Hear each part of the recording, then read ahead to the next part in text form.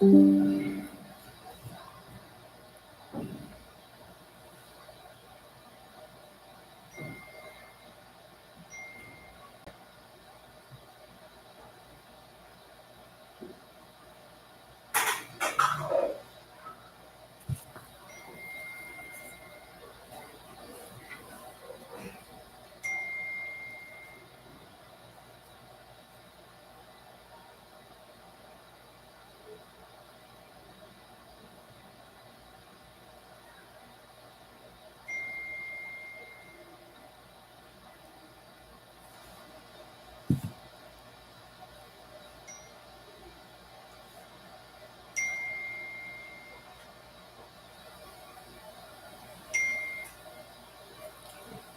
me the tablet from upstairs, please. Give me the tablet from upstairs.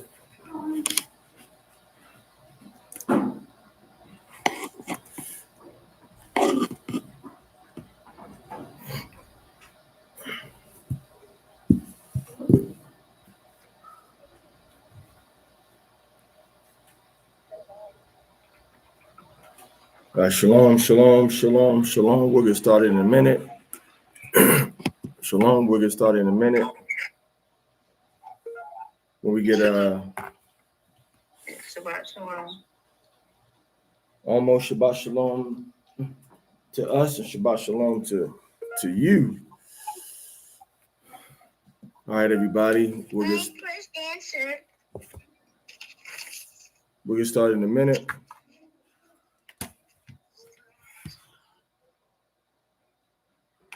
Okay.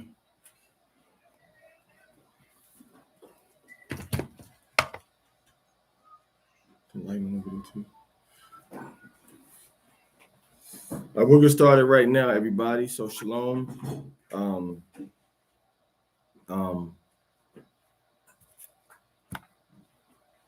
So Shabbat Yom Shishi Chag Sukkoth, peaceful day number 6 of the Feast of Tabernacles. All right, I'm excited about these laws that we're going to be reading today. I hope you are too. We're going to get a good understanding, and we're going to apply these laws to our lives. Once the lessons are over, we're going to take these and bring them back into our households, to our families, our family members, and we're going to do our best to live according to them. All right. We're going to do our best to walk uprightly. We're going to do our best to do the right thing. I need some help in here real quick, please. All right. Let's get those to everything. All right. So, man, we 3 minutes in, and we're ready to get started. All right. So let's just wait a minute. Music. All right. So we left off last night with Deuteronomy chapter 18, verse 14. All right, so tonight we're picking up from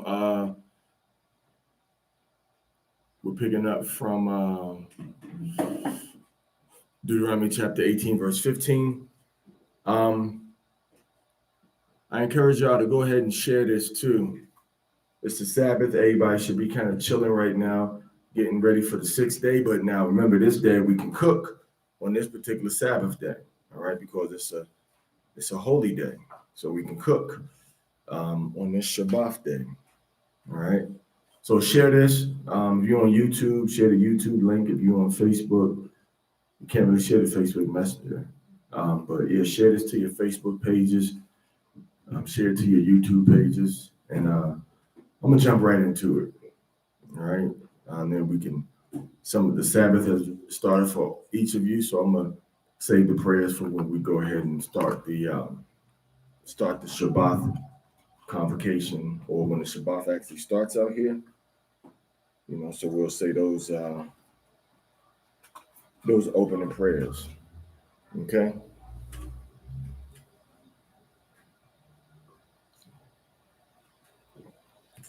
All right, so Deuteronomy chapter 18, verse 15.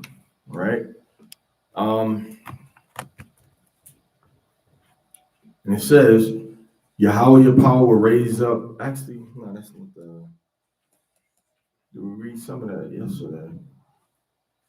All right, we went into some of that yesterday, y'all.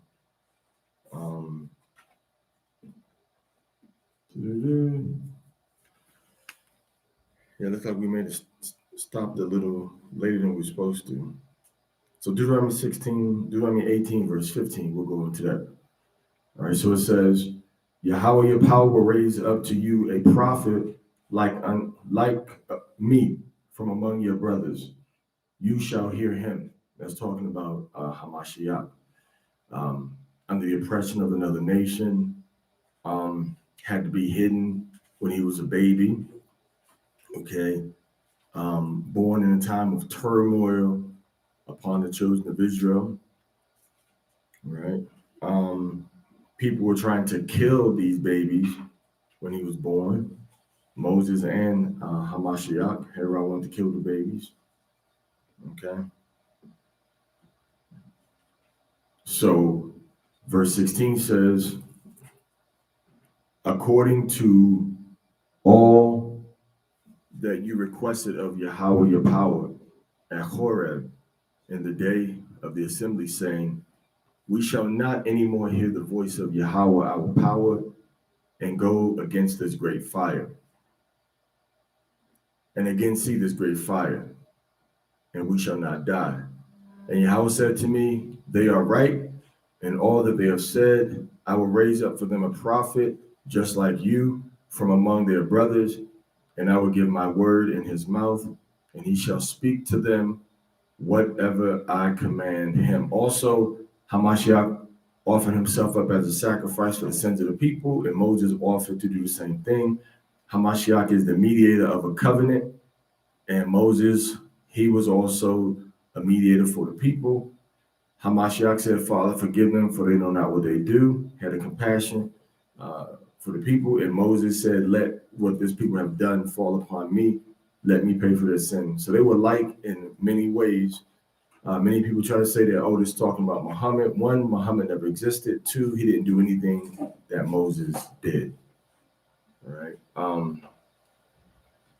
I open my word in his mouth, and he shall speak to them whatsoever I command. And the person who does not hear his words, whatever the prophet may speak in my name, I will exact vengeance from him.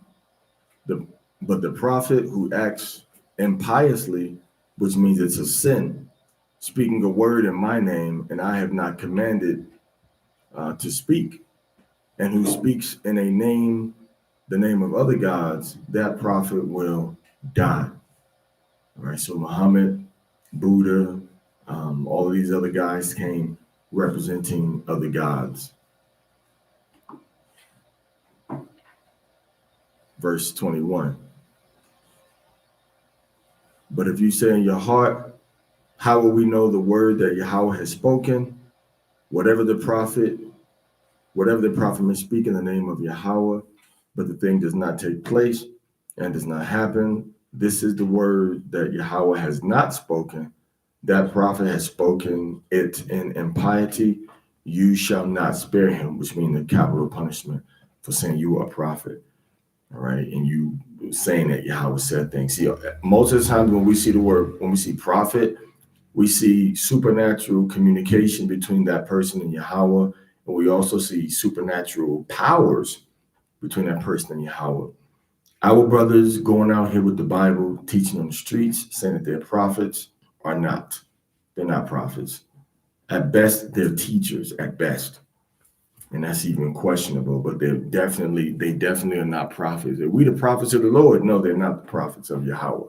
Yahweh has not told them to go and do anything, and has not confirmed his power to them in their life. And their power has not been confirmed in the sight of the people, and they are not pulling the people toward obedience of Yahweh. Kalashwa Daba Yahweh Nasha, when Ashami, all that Yahweh said, what we do and hear. So now we move into Deuteronomy chapter 19. Now we're going to read the chapter 23, verse 17. And trust me, It's going to go like a breeze today. Now, if Yahweh your power annihilates the nations whose land Yahweh is giving you to dispossess them and live in their cities and in their houses, you shall set apart 3 cities for yourselves in the midst of your land that Yahweh your power is giving you. Calculate for yourself the distance, and you shall divide into 3 regions the land that Yahweh your power apportions you. And there shall be a refuge for every murderer. Murderer talking about somebody who killed somebody and they did it on accident or on purpose. Once we figure out what happened, then we have the secondary judgment, which is to stay in the city or to get executed for a capital crime. Now, this is the ordinance of a murderer who flees there and shall live. He who strikes his neighbor unintentionally, accidental homicide, and did not hate him before yesterday and before the 3rd day. They didn't have no beef. And he who goes into the forest with his neighbor to gather wood, and his hand is knocked aside when he cuts the wood with the axe. The person dies from the axe. And the iron slips from the axe and happens to strike his neighbor, and he dies. This one shall flee to one of these cities and live, lest the avenger of blood pursue after the murderer, because his heart is hot, and overtake him, if the road was rather long, and he strike his soul, and he dies. And to this one there is not a death sentence, since he did not hate him before yesterday and before the 3rd day. So accidental homicide. Therefore, which we have one law that we have in here is make sure that anything deadly you have. One point of wisdom we have in here is to make sure that anything you have which can cause injury or death to people is under your control, and you examine it and check it before you use it. That's one point that we can take from this law. Also, be careful when you're playing with when you're using dangerous things that can cause death. All right. Don't play around with things that can cause death. And if somebody dies as a result of your negligence, it should be because of an accident, not because you were being stupid with something that could cause death, like shooting a gun through your door, and that gun goes through the door and kills somebody. You don't get away with something like that. All right.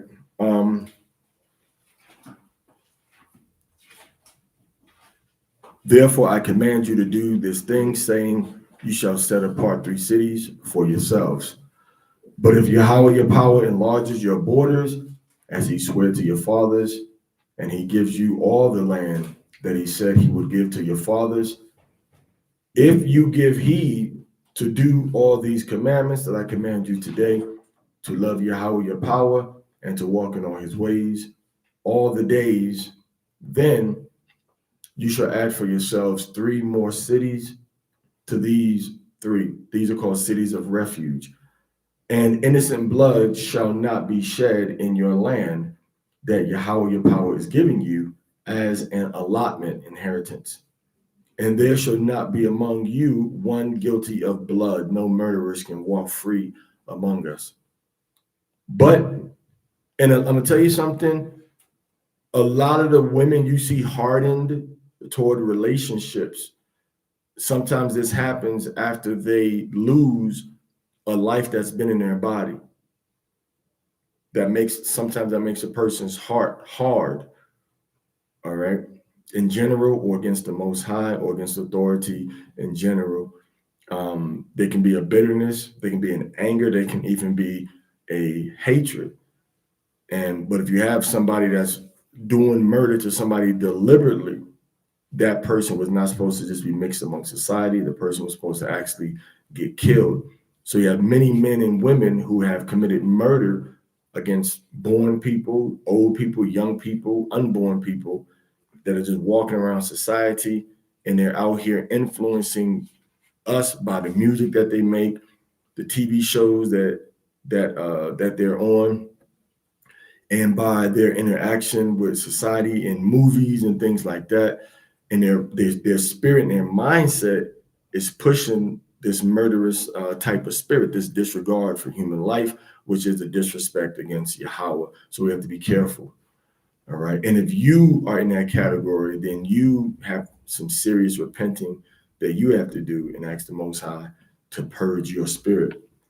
But if there be a person hating this neighbor and he lies in wait for him and attacks him and strikes his life, and he dies and flees to one of these cities, so you killed him on purpose, then the council of elders of his city shall send and take him from there and deliver him to the hand of the avenger of blood. That's the executioner, the person that's going to get justice for something that murderously happened to your people. You may want to sit up and pay attention a little bit, just for a little while. And he shall die.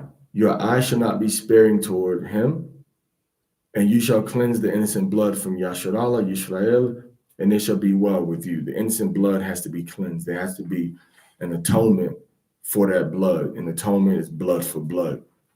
You shall not move your neighbor's boundary, which your fathers have set up on the inheritance you were allotted in the land that Yahweh, your power, is giving you to inherit. So once you have your landmarks, your boundaries set up, you're not supposed to change that. You're not supposed to try to steal somebody else's land.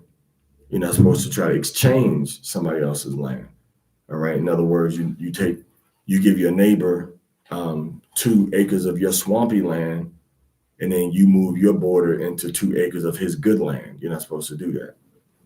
All right. Verse 15, Deuteronomy 19. One witness shall not suffice against a person in any injustice and in any wrongdoing and in any sin that he may sin. By the mouth of 2 or 3 witnesses shall any word be sustained. So you need 2 witnesses. But if an unjust witness comes forward against a person alleging impiety against him, somebody wicked comes and lies on somebody, then the 2 persons between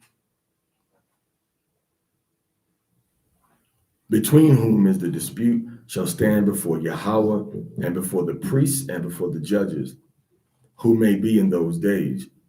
And if the judges make a thorough inquiry and look, an unjust witness has testified unjustly, he has stood up against his brother, then you shall do to him just as he conniving to do to his brother. And you shall remove the evil one from yourselves. So if you accuse me of adultery, and the penalty that I'm supposed to get in my community is to get beat 39 times, and we find out that you lied on me, I didn't commit adultery, then you're supposed to get those same 39 stripes that I was supposed to get. I get exonerated. So the Most High's law is perfect and just, and this keeps down people bearing false witness. Imagine if you're found out, that you lied on somebody and you get the penalty. So you remove the evil from among yourself. All right. And the rest, when they hear, shall be afraid and will not add to act again according to this evil thing among you. So this is more or less set up as a preventative judgment, not something that we want people to do and get this punishment, but this was something that we set up to prevent people from doing evil and wicked and lying against their brother, against their sister. Okay. The people will be afraid when they see, just like when you were a little kid, a little child, and you saw somebody getting in trouble for doing something, and you didn't like the way they got in trouble. That made you say, I'm not going to do that because I don't want that type of punishment. So it was like make an example, as they say. The Most High is making examples out of people to prevent other people and to encourage good behavior. Okay. Your eye shall not be sparing against him. soul for soul, eye for eye, tooth for tooth, hand for hand, foot for foot. So a person lies, they get the punishment. Chapter 20. And I'll say it for everybody. Kala the body, Yahweh Shawah Shemi, all that Yahweh said what we do in here. Chapter 20, verse 1. Now, if you go out to war against your enemy and see horse and rider and the people more numerous than you, you shall not be afraid of them. For Yahweh, your power is with you, who made you go up from the land of Egypt and killed the armies that were coming after us. And it shall be when you draw near for battle that the priest, when he has come forward, shall speak to the people, get a pep talk, and say to them, Hear, Israel, today you are advancing to battle against your enemies. Let your hearts be not undone. Be not afraid. Be not shattered. All right? Nor turn aside from before them. For it is Yahweh, your power, who advances with you to fight with you against your enemies, to save you. Then the scribe shall speak. The scribe, again, we talked about this yesterday, is an administrative position, but with law enforcement authority also. Then the scribe shall speak to the people, saying, This is the person, who is the person who has built a new house and did not dedicate it? Let him go and return to his house, lest he die in the battle, and another person will dedicate it. This is talking about your primary residence, okay? And who is the person who planted a vineyard and has not enjoyed and has not had enjoyment from it? Let him go and return to his vineyard. This is getting into your first vineyards that you plant. Not every year you can use that excuse. Lest he die in the battle and another person will have enjoyment from it. And who is the person who became engaged to a woman, but has not yet taken her? Let him go and return to his house, lest he die in the battle, and another person will take her. Right? It's talking about your first wife. And the scribes shall add to speak to the people and will say, Who is the person fearful and cowardly in heart, who's scared to go to fight? Let him go and return to his house, lest he cause the fear of his brother to be cowardly like his own. Fear can spread. So if you're fearful, the Most High said, go home. Moses says, go home. The leaders say, go home. We don't want your fear to spread amongst the people. And everybody try to have that fear.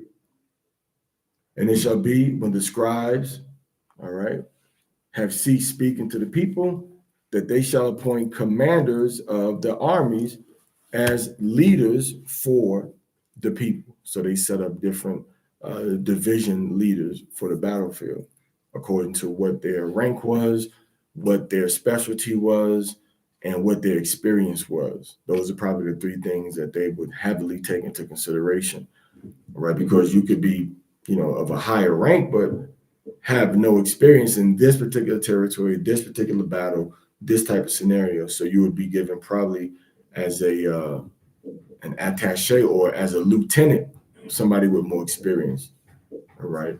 Which meant like the attendant, all right? That's what they get the word lieutenant from, lieutenant, the person that attended the left side of your body, opposite to where most people will pull out their sword from.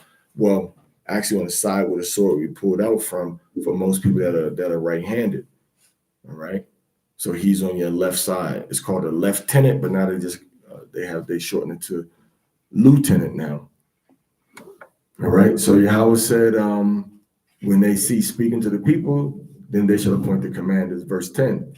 Now, if you draw near to a city to fight against it, then you shall call them out with peace.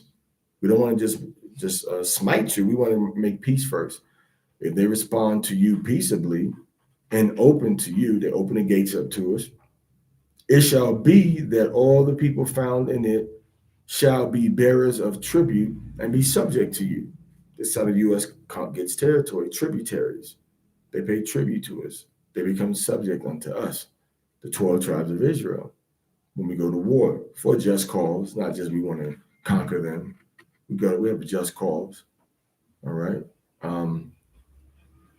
But if they do not respond to you and make war against you, then you shall besiege it, and Yahweh your power shall deliver it into your hand, and you shall strike every male in it with slaughter by dagger. Now, this doesn't seem like the mindset and mentality of our men now. All right. Our men don't have this type of mindset now. A lot of times our men can be, soft when it comes to authority and power. All right. Now we have to be gentle and soft, but look at King David as the model. I mean, he was a killer, but he was patient and he was loving. All right. His wife disrespected him because her father influenced her and he forgave her. But then the same wife disrespected him again and he never laid with her again. All right. She was forced into celibacy. All right. So, except the women, you shall strike every male in it with the dagger, except the women and the baggage, the goods and stuff, and all the livestock and all that is in the city, and all the spoils you shall take as plunder for yourselves, and you shall eat all the plunder. So the women were taken hostage. The women were either sold into captivity or brothers took them as their wife. All right. Or they just were joined unto a family as a servant. All right. Or they just became part of the household. Hey, this sister from war, she may be able to contribute toward the household, the community, the village, the neighborhood, the society. So everything wasn't all, this is a Gentile woman, so she's a dog. And no, they became integrated into our society. Just like every culture did this.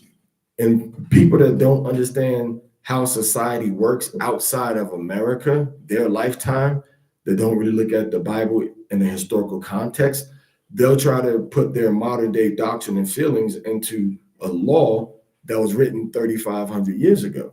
And it doesn't always stand up to the same standard that we have now.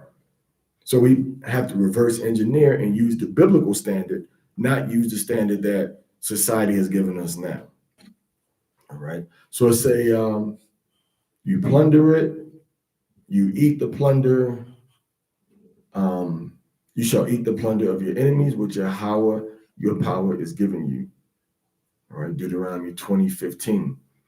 Thus you shall do to all the cities that are very far from you, which are not of the cities of these nations. So he said, these are people far from you. You got to go on a mission now because we got to straighten some stuff out. But look, of the cities of the nations that Yahweh your power is giving you to inherit the land, you shall not let anything of them that breathes remain alive. You see that? So you got to let everything get killed. The women, the men, the children, the animals. All right. And I'm gonna tell you something, because a lot of people don't read the law, they'll make statements that says that you can't use what people did in the Bible as an example of what to or not to do all the time. Okay. Because Judah laid with a woman who was his daughter-in-law, all right, and her name was Tamar. But Tamar was from a Canaanite nation. Now, these people may have pledged fealty or dedication to the children of Israel, but nonetheless, they were Canaanites. And Judah was marrying, was having babies with these Canaanite women. So did Simeon, the Dominicans. Judah, Black Americans, they married Hamite women. All right. They marry Hamite women. All right. So you see, the Most High said, don't give your children to these other people in marriage, but Israel did it anyway. Okay. But we weren't supposed to do it. Now, into verse 15, You shall do this with this. You shall do with the cities, but you don't do the same thing with the cities, the nations that are around you, only the people that are far. 2016. But look of the cities of these nations that Yahweh your power is giving you to inherit the land. You shall not let anything of them that breathes remain alive. Kill everything with breath. Let everything that have breath meet death. All right. But with anathema, you shall anathemize them. That means that you considered everything to be cursed. Everything is deplorable. Okay. The Hittite, the Amorite, and the Canaanite, and the Perizzite, and the Hivite, and the Yebusite, and the Gergesite, as Yahweh your power has commanded you, thus you shall do to all their abominations that they do for their gods, and you sin,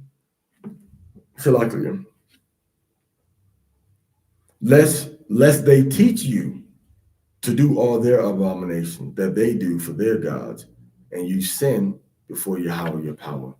So we learned wickedness from them, and we imitated them, and we started to practice these strange cultures and customs, and we weren't supposed to do that.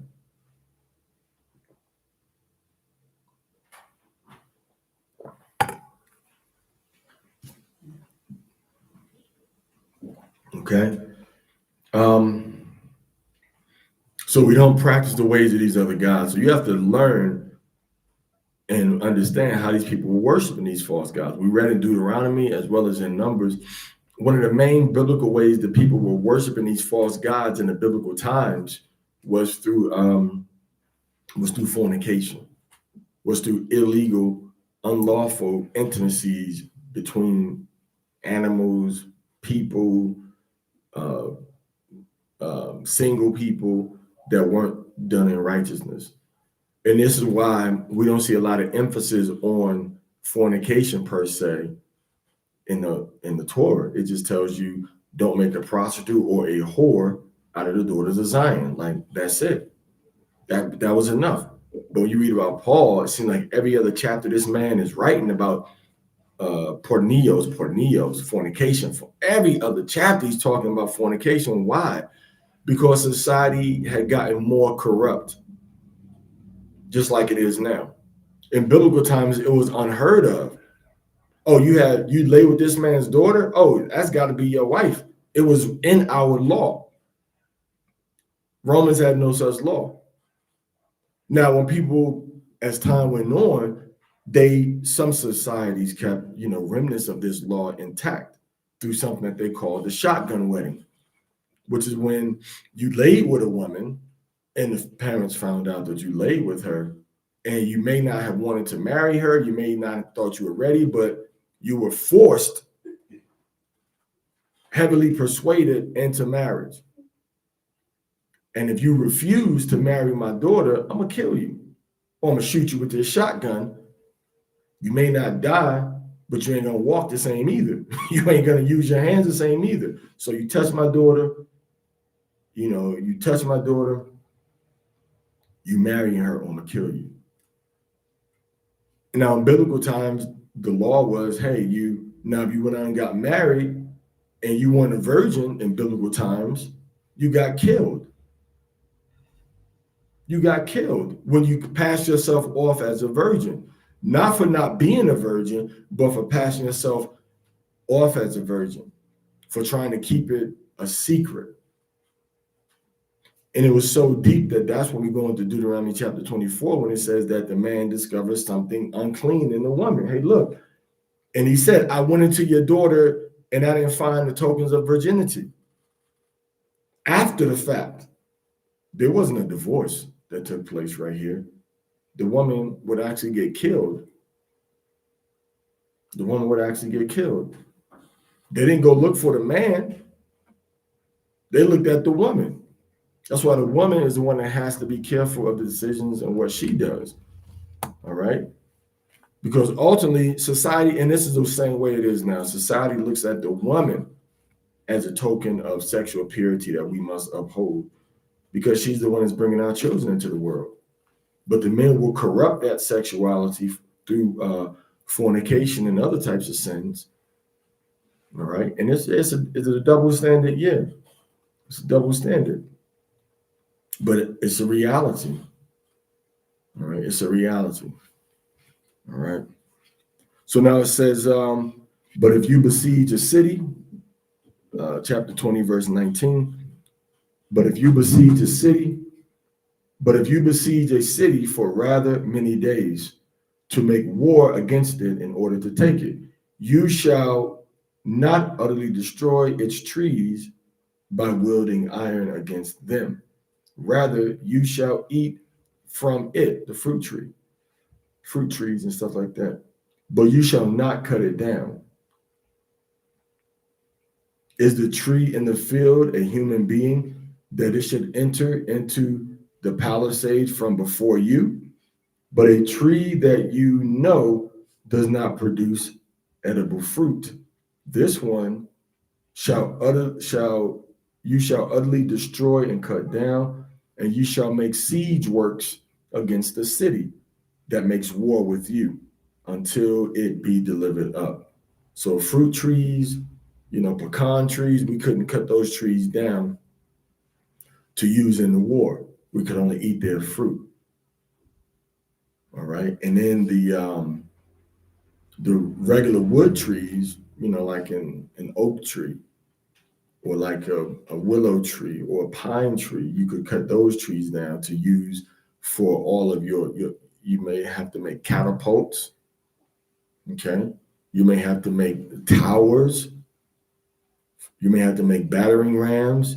You may have to make shields for archers. You may have to make a lot of things with this wood, but you can't use the fruit trees. Okay. Kalashra the Banya Yasharahla, all that Yahweh said what we do. And here, chapter 21. Now, if the land that Yahweh is giving you to inherit, someone wounded is found, having fallen on a plain, and they do not know who struck him down. So somebody dies of a wound. The council of elders and the judges shall come out and measure out to the cities that surround the wounded, and they shall be the city nearest the wounded. And the council of the elders of that city shall take a heifer from the cows that has not been worked and which has not pulled a yoke. So a cow that was for a special purpose that hadn't been worked yet. All right.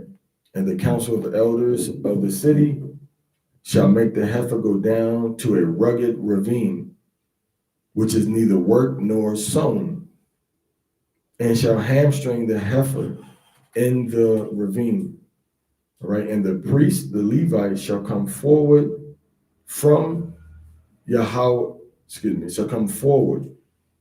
For Yahweh your power has chosen them to stand by him and to bless in his name, and by their mouth every dispute and every assault shall be. And the entire council of elders of that city, those nearest the wounded, shall wash their hands over the head of the heifer that was hamstrung. All right, so the heifer was ultimately had to get killed, and shall reply. And in reply, they shall say, so they have a special ritual, but you have to do a ritual when a murder took place or somebody died and you didn't know who happened, who did it. So you had to make inquiry, investigate, and then if the investigation didn't turn up anything, then the leaders of the city, all right, had special rituals, elders of the city. Okay. Deuteronomy 21:7. Our hands did not shed this blood, and our eyes have not seen it. Be merciful to your people, Yisrael, whom you redeemed, O Yahweh, so that innocent blood may not be among your people, Yisrael. Notice that the Most High, spiritual things happen that you don't understand when innocent blood is shed. Okay. We look at places like Central Park in America. There's a lot of places that used to be home to Gadites, Judites. Central Park used to be, I think it was Seneca Village, if I'm not mistaken. It used to be a place where Gadites, where Judites lived at. It was a black village. All right, so you can understand. Central Park in New York City. And you have other places in America that, where black people used to live at. All right. But they were murdered and then they built over top of the city. And sometimes they even murdered the people, and flooded the area just so they could have water or, a reservoir. But they would take the city, murder the people, and then fill it with water. All right. So Yahweh said, so that, oh Yahweh, so that innocent blood may not be among your people Israel. And the blood will be propitiated for them. Propitiation is like the sacrifice of the atonement for the right, make it right. All right. But you shall remove innocent blood from yourselves if you do what is pleasing and good in the sight of Yahweh, your power. All right. So you're not held accountable for this innocent blood once you do what pleases Yahweh, which is obedience to him. Okay. Now, if you go to war against your enemy and Yahweh, your power, delivers them into your hands, and you take as plunder their booty. Booty, we're talking about different and various goods. All right, their booty. And you see among the booty a woman, beautiful in appearance. So you go to war with this Gentile nation and you see a Goyim woman, or you see a Goya, a woman. All right, you may go to, let's see, I don't know, let's say you go to war with the, Eritrea. Let's say you go to war with the Cushites and somebody sees a beautiful Eritrean Eritrean woman, which we can agree that Eritrean women, can be, mostly beautiful. All right. Or you may see a woman from, let's say a certain family of Ishmael. All right, a certain family of Ishmael, or you may have went to war with somebody with Moab. All right, Moab women used to look like beautiful black women with as we say with Chinese eyes. All right, so let's say you just go to war and you see we go to war with a certain nation and you see a woman, beautiful woman, and it says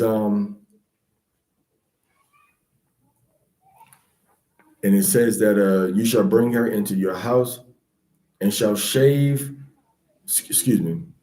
a woman beautiful in appearance, and you desire her to take her to yourself as wife. Now you in war now. You're in war.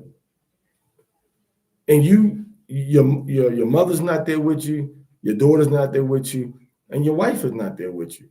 So clearly you can make this decision, and your father probably is not there with you. So clearly you can make this decision without anyone else's consent. All right. So it said you would take her to yourself as wife, then you shall bring her inside your house, and you shall shave her head and pare her nails. Somebody look up in the Greek and see what this word pare is, because even the Hebrew word is kind of up for dispute. Let's see, and you shall remove her clothes of captivity from her. Meaning what? She had to put on clothes that were representative of the culture that you come from. All right. If she was coming from India, she had to take off her sari, because that's what they wear. All right. So she had to take off the clothes that she had on. And she shall settle in your house and mourn for her father and for her mother a whole month. All right. So she came to your house and you had the fortitude not to consummate the marriage, but she's in your house. All right. And after that, you shall go in to her, meaning to consummate the marriage, go into the woman and live together with her. So now you lived with her. It wasn't just a, wham bam, thank you, ma'am. And live with her, and she shall be your wife. So this Gentile woman now became your wife from you taking her in the war.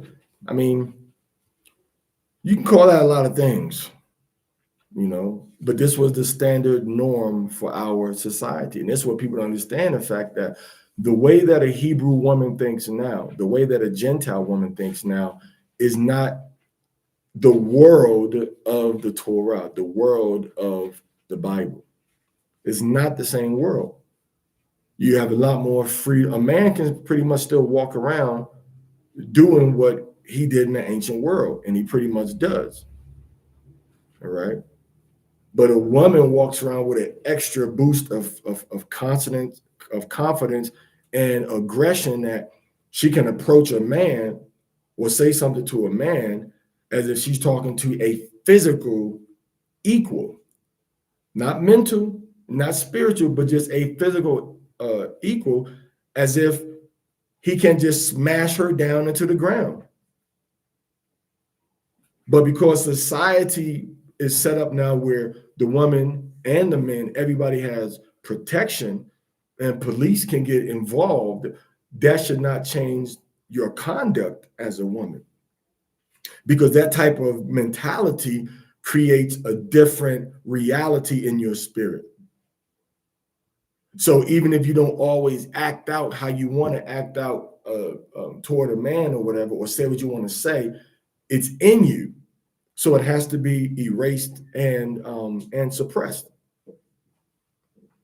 It has to be erased and suppressed, because that a lot of sisters, out of necessity, develop a very masculine, defensive, and sometimes even offensive posture to stress and confrontation. And it has to be controlled. It has to be really erased until it comes down to it. In other words, know how to defend yourself, but don't put yourself in a position where you need to defend, yourself or attack anybody. Stay neutral. So this woman, basically, if I want to use a modern term, this woman was kidnapped. She was taken against her will. Her family was killed, and she was forced into a marriage that, but again, she didn't resist it, because that was the reality of society at that time. And that's what my point is. All societies, all of these villages and tribal groups you read about, practice this. Whether you're talking about Igbo, or whether you're talking about Lua, or whether you're talking about Siberians or the Turks or the Mongols, everybody practiced this, including the Israelites. So the safety of the modern world it's really an illusion that creates a whole different personality other than what you would have.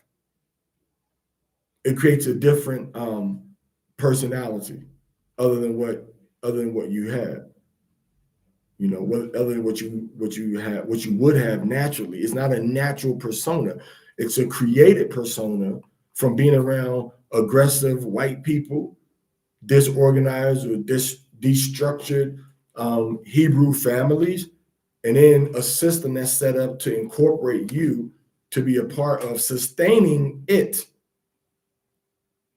not to develop your own. And all of these instincts that we've learned have to be reset and retargeted toward our own society, our own way of being Hebrews, with our own Hebrew women. We don't have to go out and get a Gentile woman that we went to war for, or we went to war to get, and bring her and try to make her into a Hebrew mindset or mentality or household. We have enough Hebrew women to do that. Okay. We have 12 tribes. You know, you can call it 12 varieties or 12 flavors of men, 12 varieties and flavors of women. And in those varieties, you got variations also. All right. Meaning you can find a Haitian that looks like they're supposed to live in. You can find a Haitian that looks like they're, you know, in that looks like they're Latino, and you can find a Dominican that looks Negroid. You know, you can find a Jamaican. We come in all different varieties, is my point. So even though we did go to war and we did take a Gentile woman, that was not the standard. That was the exception to the rule. All right. So deal with Hebrew women, build our society, our families, our culture, make Hebrew families great again, make Hebrew marriages great again. All right. It says she becomes your wife. She mourns for her family for a month. And it shall be, if you do not want her, now she don't have the same rules. If you do not want her, you shall send her away free. So now, man, I can't do this. I can't live with this Gentile woman. All right. And by a sale, you can't sell her. She shall not be sold for money. But, Salakli, you shall not break faith with her, since you have humbled her. So meaning you're still supposed to try to keep that union together, because you humbled her. And what does that mean? That means that she gave her whole self to you. And what happens in society now is that the woman gets humbled, but the man that breaks faith with her. And this creates tension in her spirit, animosity, distrust, aggression, and it creates anger, all right, frustration toward men in general. All right. But the man is straight because he's the dominant. He's cool. He's like, whatever. He's dominant. So he's like, you know, the woman's not humbling him. He's humbling the woman. So he doesn't bear as many scars that the woman bears once the woman has been humbled by the man. All right. Now, if a man have two wives, the one loved and the other hated. So here's a provision: if a man has two wives and he loves one woman, he loves one woman and he hates the other for whatever reason. All right. You shouldn't hate anybody, but this man, he loves a woman and he hates another woman. Is that okay? He loves a woman and he hates a woman. His wife, he has two wives. So he loves one wife and he hates the other one. Not a good idea, but it's a reality sometimes. All right. You should love your neighbor. You're supposed to love your neighbor as you love yourself. And if both the loved and the hated bear him children, and the firstborn son is of the one who is hated. So the one that's supposed to inherit everything comes from the woman that he don't like. It shall be on the day when he wills his possessions to his sons, he shall not be able to treat the son of the loved as the firstborn by ignoring the son of the hated, who is the firstborn. So the firstborn is still supposed to receive his inheritance, no matter what the relationship is with his mother. On the contrary, he shall acknowledge the firstborn son of the one who is hated by giving him a double portion. So he gets 2 times as much of all things which he is found to have. So he's supposed to get twice as much as anybody else gets, at least that amount. Okay.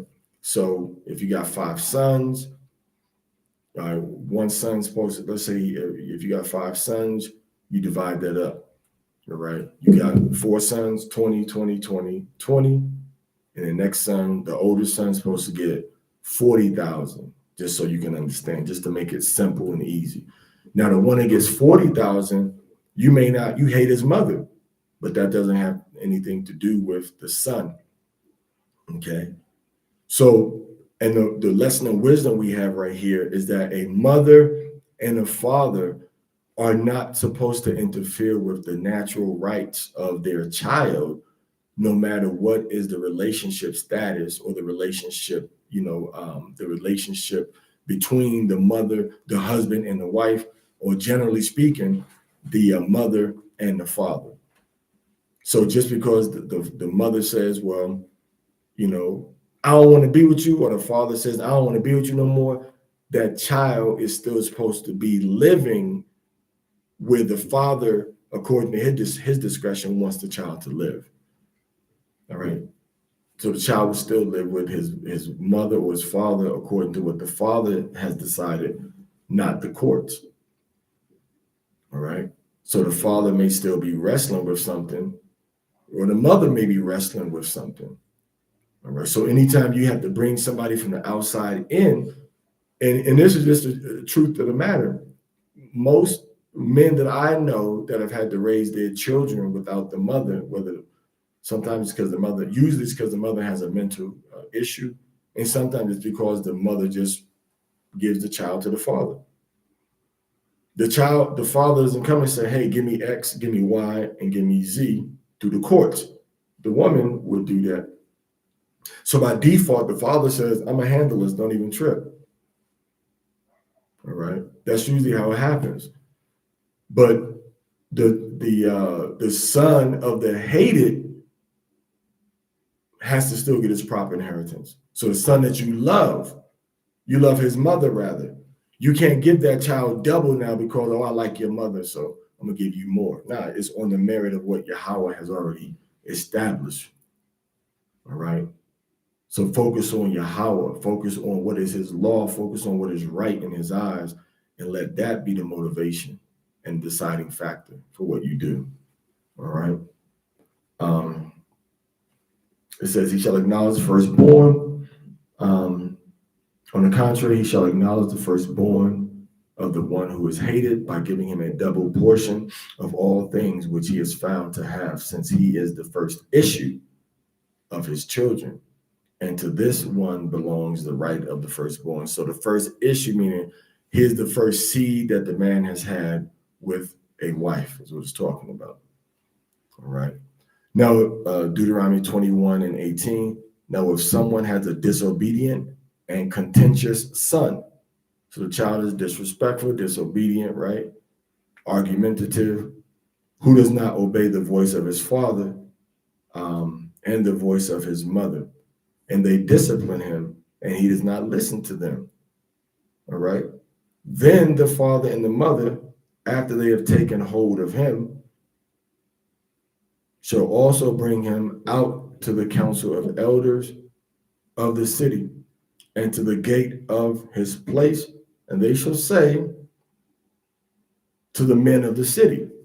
So ultimately, yes, other men do have authority over your family. You're not the only one with authority over your family. Other men in your city have authority over your family. See, our people will respect the white man coming saying something in the school system or child enforcement or children protection services, because they got an army and police to back them up. But you have to also respect what Yahweh has said in the community structure of what the leadership says is supposed to happen with the children also. Because we're here to prevent problems, to save and spare lives, to protect lives. We have the Yahweh's law, as the best interest, not what a Gentile judge decides. All right. So it says, get to the city. This son of ours is disobedient, contentious. He does not obey our voice. Being disposed to feasting, he is a drunkard. So we can get from this that a child who does not understand and respect discipline, self-control, and who overindulges in things will lead to a child that is contentious and disobedient. So the child has to understand to stay away from these substances. These things go hand in hand. Disobedient, contentious, All right, you're not in your right state of mind. You're not. The child is not sober minded. What is their consumption? What are they consuming? And this is like an older man. This ain't like no 5 or 6 year old boy. All right. So, but if he don't want to listen, he got killed. And the men of the city shall stone him with stones, and he shall die. And you shall remove the evil one from yourselves, and the others, when they hear, shall be afraid. Notice everybody's hearing about this judgment, and that's making them get more fearful and also more respectful. Okay. Now, if there is in someone a sin, a judgment of death, and he dies, and you hang him on a tree, his body shall not sleep upon the tree, but with burial you shall bury him the same day. For anyone hanging on a tree is cursed by Yahweh. All right, so you got to take him. He don't sleep on that tree. What does this show you also? This shows you that when do you sleep? At nighttime, right?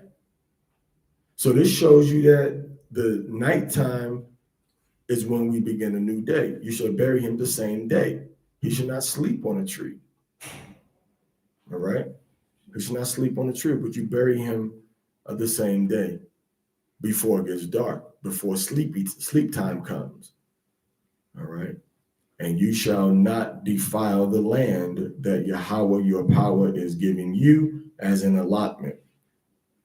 Kalashra de Banya Yasharahla, all the Yahweh, Kalashra de Banya Yasharahla Nashami, all the Yahweh said what we do and hear. Deuteronomy chapter 22, verse 1. When you see your brother's bull calf or his sheep straying away on the road, see somebody's animal going the wrong way, or look like they need help, do not overlook them.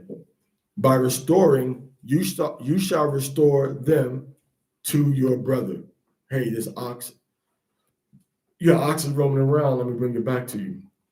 Now, if your brother is not near you, or you do not know him, you shall bring them inside in your house, and they shall be with you until your brother seeks them. Then you shall give them back to him. No matter if it has a brand on it or not, you know it's not yours, you know it belongs to somebody else. You got to keep it for the owner. So you shall treat his donkey, and so you shall treat his garment, his clothes, and so you shall treat, so likely, and so you shall act in every loss of your brother.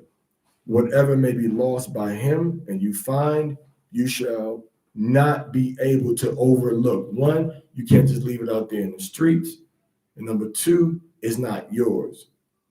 And you got to protect it and keep it until he goes, come back to get it. So no finder, keepers, loser, weepers. You had to report it most likely too, so that people knew, hey, this guy found this. So you had to go to the scribes, to the officers, and tell them. And then when somebody came looking for it, they would say, okay, yeah, Mitzvah has it. Her son found it. And then you go to Mitzvah and you say, hey, is this yours? All right, this yours? And then she says, yeah, it's not mine. I found it. Or, and then you just start talking. You say, burro, and then you hear he haw, and the burro starts jumping up and down. You're like, yep, that must be yours. Or people can testify, yep, that's his. Okay. You shall not see your brother's donkey or his bull calf fallen on the road. You shall not overlook them. You shall raise them up with him. That's the ox in the ditch right there. All right. There shall not be the equipment of a man upon a woman. The man here is talking about a soldier or a warrior, how warriors dressed, the clothes that they had on, which is talking about, it's not talking about pants. It's talking about the length of what's over the pants or what's covering your legs. All right. Nor shall a man put on a woman's garment, because anyone doing these things is an abomination to Yahweh your power. So the woman's clothes came down to like her ankle. The man's garment came to his ankle, or it could come to his knee, or it could come to his thigh. When I say ankle, what I'm really saying is like between the ankle and the calf, not right to the ankle, but between the ankle and the calf. All right. And when you go into other books of the Bible, it shows you that it calls a woman showing like above her calf area or around that calf area. The Hebrew word used for there, they translate it to mean like nakedness, like she exposed herself. So we were very strict in biblical times on how we dress. But relaxing those standards, it gets more and more lascivious every year. Until now, people are dressing up their children, mainly mothers dressing up their daughters like women and putting them on parade, having them dance in front of little girls, dancing in front of grown women, grown men, and other children, in attire that's not appropriate for little children to be wearing. But because every year the standards get relaxed, people don't set the standard and keep that standard. So we have to understand the standard and apply the standard, not just for little girls, but for grown women too. The biblical standard has to be upheld, because you're inviting spirits. You're inviting spirits.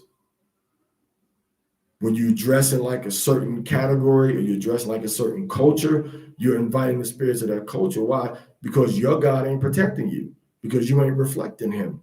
You're reflecting a whole nother deity. And we become kind of neutral to it, or kind of numb to it, because women dress like men and it's normal.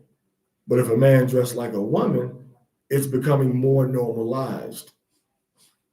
But it's still wrong for a man to be out there dressing like a woman, wearing the type of clothes and the makeup and the jewelry that a woman wears.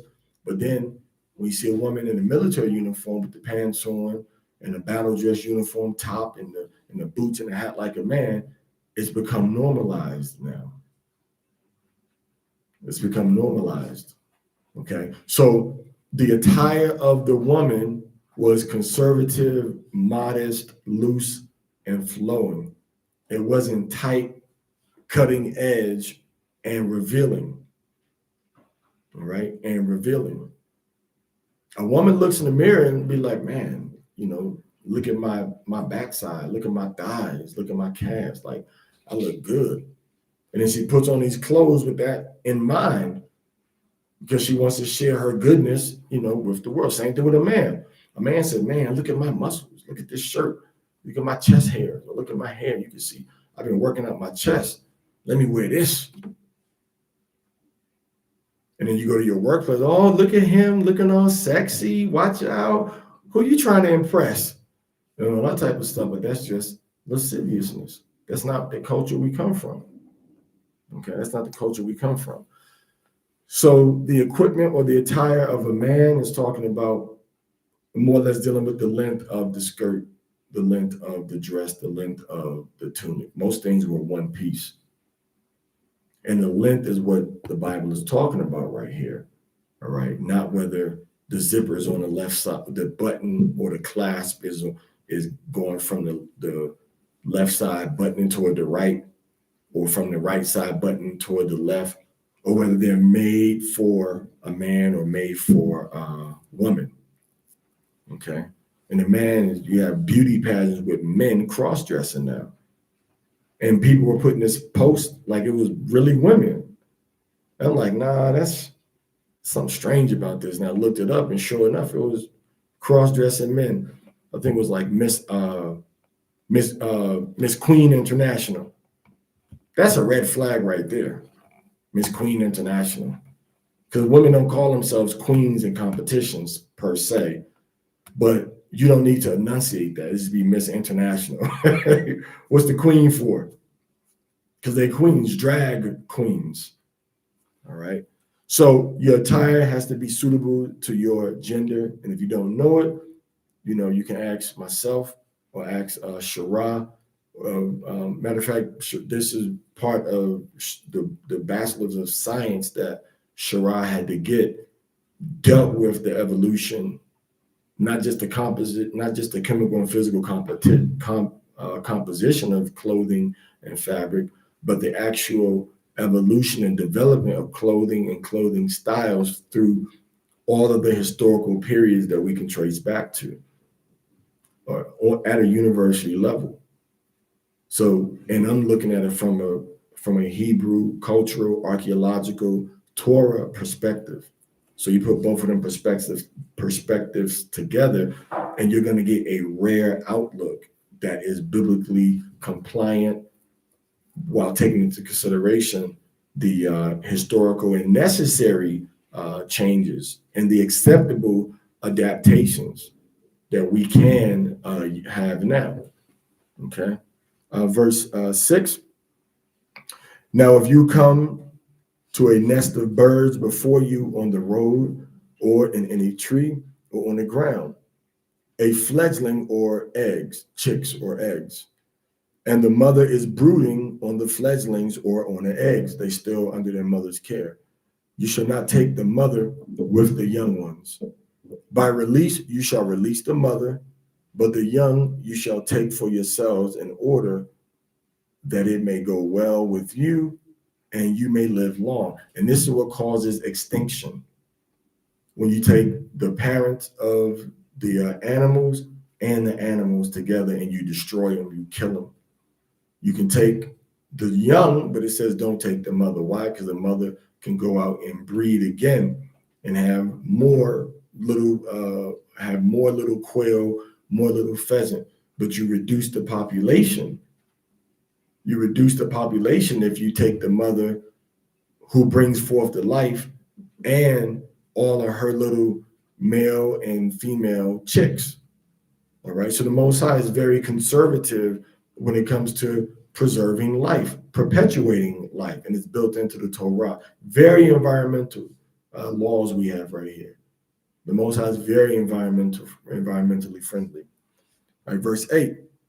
Now, if you build a house, you shall make a parapet, a protective wall for your building, and you shall not do murder, and you will not do murder in your house. So if somebody falls off the roof, you'd be seen as a murderer if you don't got that protection around your roof. If one who falls should fall from it, you should not sow your vineyard different in kind, lest the produce and the seed be sanctified, meaning be unusable. That's what it means. They translate the wrong word probably.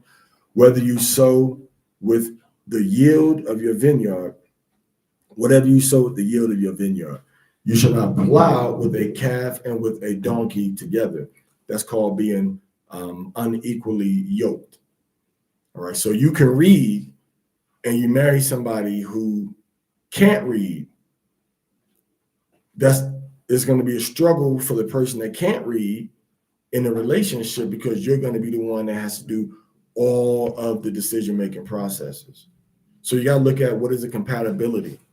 And this is why you see in the ancient world, you married by class. You married by class. All right. You married by class.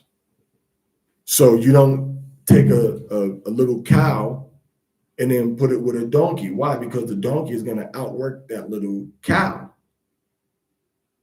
Okay. And then when that calf, gets stronger, eventually it's going to be able to outwork the donkey, right? Because it's a bigger, stronger animal, right?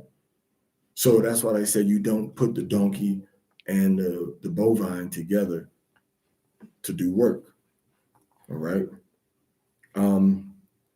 You should not wear something adulterated, wool and linen combined. So the mixed fibers applies to the wool and the linen. Doesn't apply to all mixed fibers. All right. And what makes it so bad is that they had a specific garment that was worn by slave. All right. It was called like linsey woolsey or woolsey linsey, one of the two. But it was linen and wool mixed together. And that's one of the most popular garments that the slaves would wear mixed together. All right. Because remember, America used to produce a lot of linen back in the day. Ohio was a major producer of linen, some other states too, but linen was grown in America. All right. You shall make tassels for yourselves on the four corners of your garments, those in which you may wrap yourselves. It's not talking about pants. All right. You don't wrap yourself in the pants. You don't cover your whole body with pants. This is talking about something that covers you and has four corners. All right. And then you put the fringes, the little strings on each of the four corners. All right. Now, if anyone takes a woman and cohabitates with her, that means sleeps with her, and hates her, and places her upon specific charges, and brings upon her an evil name, saying, I have taken this woman, but when I had approached her, I failed to find proof of her virginity. So the man was disappointed when he went into this woman and she wasn't a virgin. Now the father of the girl and her mother, so she got married young enough for her parents to still be involved. She wasn't out doing independent living, on her own with Regine and Queen Latifah. All right. Then the father of the girl and her mother, having taken them, the tokens of virginity, which is often sheets that had become evidenced that the girl was a virgin. All right. Shall bring the proof of the girl's virginity to the council of elders at the gate, which was usually a cloth that was put into the bedchamber, and the cloth came out, and the cloth was red, all right, when a woman's virginity was lost. And the father of the girl shall say to the council of elders, I gave my daughter to this man for a wife. I gave her to this man. She didn't go out and say, I want to be your husband, let's go elope. It was proper, it was formal, it was very righteous. But hating her, he is now placing special charges against her, saying, I failed to find in your daughter proof of virginity. But these are the proofs of my daughter's virginity. Maybe he thought that he can get away with it, but he was wrong. He lied on the woman that was a virgin, the wife that was a virgin. And they shall spread out the garment, see, the cloth, before the council of elders of the city. You said we got three different garments, 3 or 4. All right. We got 4 different garments here. We got the garment of the woman in verse 5. Then we got the garment in verse 11 of mixed fibers. And then you have the garment that has the fringes on it in verse 12. And then we have the garment right here, the fiber. There's a lot of fiber references in this chapter, and all of them have to ultimately be related some kind of way to the marriage. Verse 5 shows you the masculinity of the woman is not there. She's feminine. She has no traces of masculinity in her dealing with society. That's number one. You can't wear something that's adulterated. Wool and linen, adulterated. So the woman's mind is as her father and her husband and her working together with both of them for direction and guidance, not another man coming and another songwriter putting thoughts into her head about what they think, but it's her family, which is her father and his family, and then her husband and his family in righteousness. All right. So now when you have the woman would get married, right? A lot of times they would get married under the cloth, all right, the tali. They would eventually that developed into a custom, married under the tali. representing she's coming into the covering of her husband's family. All right. And then it talks about wearing this particular garment. So she has the tokens and she has the representation that she's spoken for from the household of another man. And she's fully under this, where they get the term a covering. So she's under his covering. All right. So she's fully integrated into his household, and she understands her role. There's no mixture of this is the animal wool and this is the linen from the soil, but there's a full understanding of what role she's playing, and whether it's wool or linen, her desire is going to be to what her husband, her man, wants. Now, this does not eliminate free thinking, intellectual thinking. This does not restrict her operation in society as a woman, doing business, all right, doing real estate, dealing with fibers, dealing with garments. And we see both of these things in Proverbs chapter 31 with the virtuous woman. But what you have to understand is that the virtuous woman is a woman that could take orders like a soldier. Why do we say that? Because it's the same exact three words as we see for the word soldier, Khayil. It's the same three words. So she was structured. She was working in order and decently. And she could exercise authority, but that authority was yielded and understood within the context, or wielded within the context of her husband having the ultimate authority. And she could teach and lead and guide and also take correction, because the last letter of a virtuous woman is a lamed, which stands for instruction and guidance, but also correction, being able to take correction. And the hand represents the power and authority and the strength to operate and to move. And the first letter, chet, represents the letter of the Hebrew alphabet, which stands for, like, it's made like a ladder, but it represents a fence, division, all right, distinction, categories. What is my lane? And these are the same things that you expect from a woman, you would expect on the masculine side from a soldier. And we have the same three letters being used. And this is why I often say that a man will try to impress upon his woman to submit to him, but the same Bible, the same author, Paul, tells the man to also submit and obey those that are in authority or rulership under him or over him. But the man sees himself as this free agent that can do what he wants to do in a nation.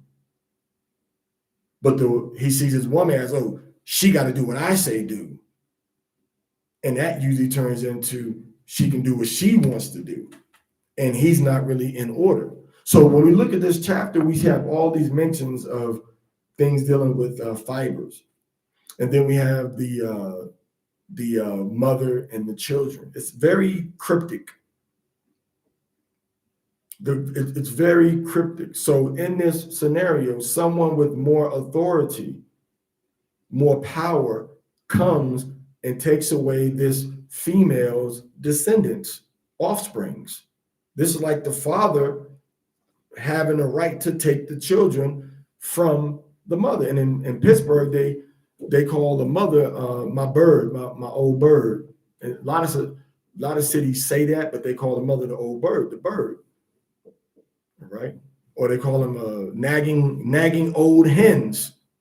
So here we have a biblical reference to the bird, and then we got the little chicks that can be taken away from somebody that has the power and authority to take them away, which also go to show that the man that the woman is having children with can say, my children are going to live with me. If you want to go out and do something else, go ahead, but my children are going to stay with me. All right? So very cryptic social indicators in Deuteronomy chapter 22. All right, so now if we go back, now the father is involved again. Who's coming to the rescue and the aid of this wronged, this daughter who's being done wrong? Her father. Her father got back up. He's the man, and he raised her, and she's early enough where he can, speak up and be heard for this injustice that's being done against his daughter. So now the chapter now culminates in the main figure, the father, being the one to say, look, this is wrong. You're trying to play my daughter. It's not right. And then he brings the courts into the situation. If he's not there, he can't do it. A lot of times when it comes to these legal type of matters like this, the woman's going to be thinking from a different angle than the man. Okay. So now it says the council of elders of the city shall take that man that lied. So take that man, all right, and fine him 100 shekels, and they shall give them to the young woman's father, because he cast an evil name on an Israelite virgin, and she shall be his wife. He shall not be able to send her away for all time. All right. So they discipline the man and they fine him. All right. So now, what do you think is going to be what is a man going to? And the discipline is talking about you beat him, because that's exactly what a man is going to do to when another man calls his daughter a hoe. So the discipline wasn't community service. And the subconscious programming was done to us by the star of Are We There Yet? Ice Cube, O'Shea Jackson. In that song that he had, when he said, Mr. Before I let you go, I'm here to let you know your little daughter is a hoe. Give it up, boy, is she bad. Get her by herself and out come the knee pads. And we listening to this, getting programmed subconsciously to disrespect and to advocate fornication in the Israelite community amongst our people. All right? This is the programming. And now these people are put before us as stars. All right. I don't really care what Snoop has to say. I don't care what Birdman has to say. What Master, all these guys that push drug addiction and fornication into the Black community are now being held up as some type of superstars. And the next generation of entertainers after them are also pushing the same wickedness, and ain't none of them saying nothing. They don't care. All right. So the man was beaten for calling this other man's daughter a non-virgin when I got married to her. He was beaten if he was lying. All right. Now, in verse 20, Deuteronomy 22:20, it says, but if this charge be true and the evidence of the young woman's virginity was not found, then they shall bring the young woman out of her father's doors. So the minute the man wasn't sure about this marriage, he sent her back to her father's house. He didn't keep her around and exploit her and lay with her until they figured it out. He said, nah, go back to your father's house. So this is how we see a default setting. Domestic situations, go back to your father's or your family's house. Go back to your family's house until we figure this mess out. And the men of the city shall stone her with stones, and she will die. Where's the man? We don't know. We don't know where the man is. The man isn't even mentioned here. It was the daughter's responsibility to say, hey, I'm not a virgin, Pops. I'm not a virgin, Moms. I lay with this man. Well, where is he? Well, he went to Thessalonica. What's his name? Well, this is his name. Well, let's see what we can do. Well, it was just kept a secret because it's your body. It's your responsibility to make sure your father and your mother know what's going on with your body. And if they're not around, that your big brother knows what's going on with your body. In the ancient Israelite society, as well as in modern societies. Because brothers are protective over their sisters, but sisters are not protective over their brothers. Because a man innately is a defender of his family. The woman does not have that same outlook all the time. It could be the little brother.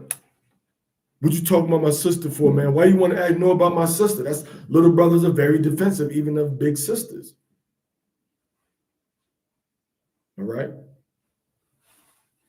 But if a big girl asks a little girl, like, hey, where's your brother? She can be, oh, he's in the house or he's at the park.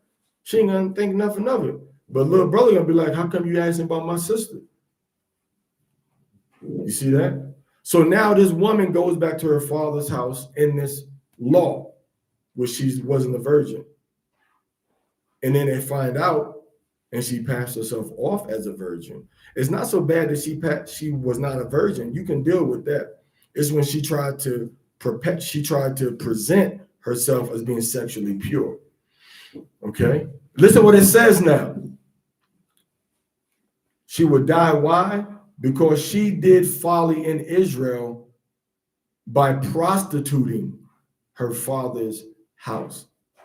Having sexual relationships with no commitment was a high offense, and you brought shame upon your father's whole house. It says she prostituted her father's house.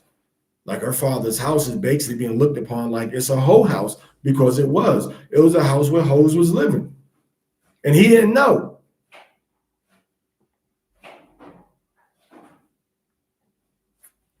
He didn't know.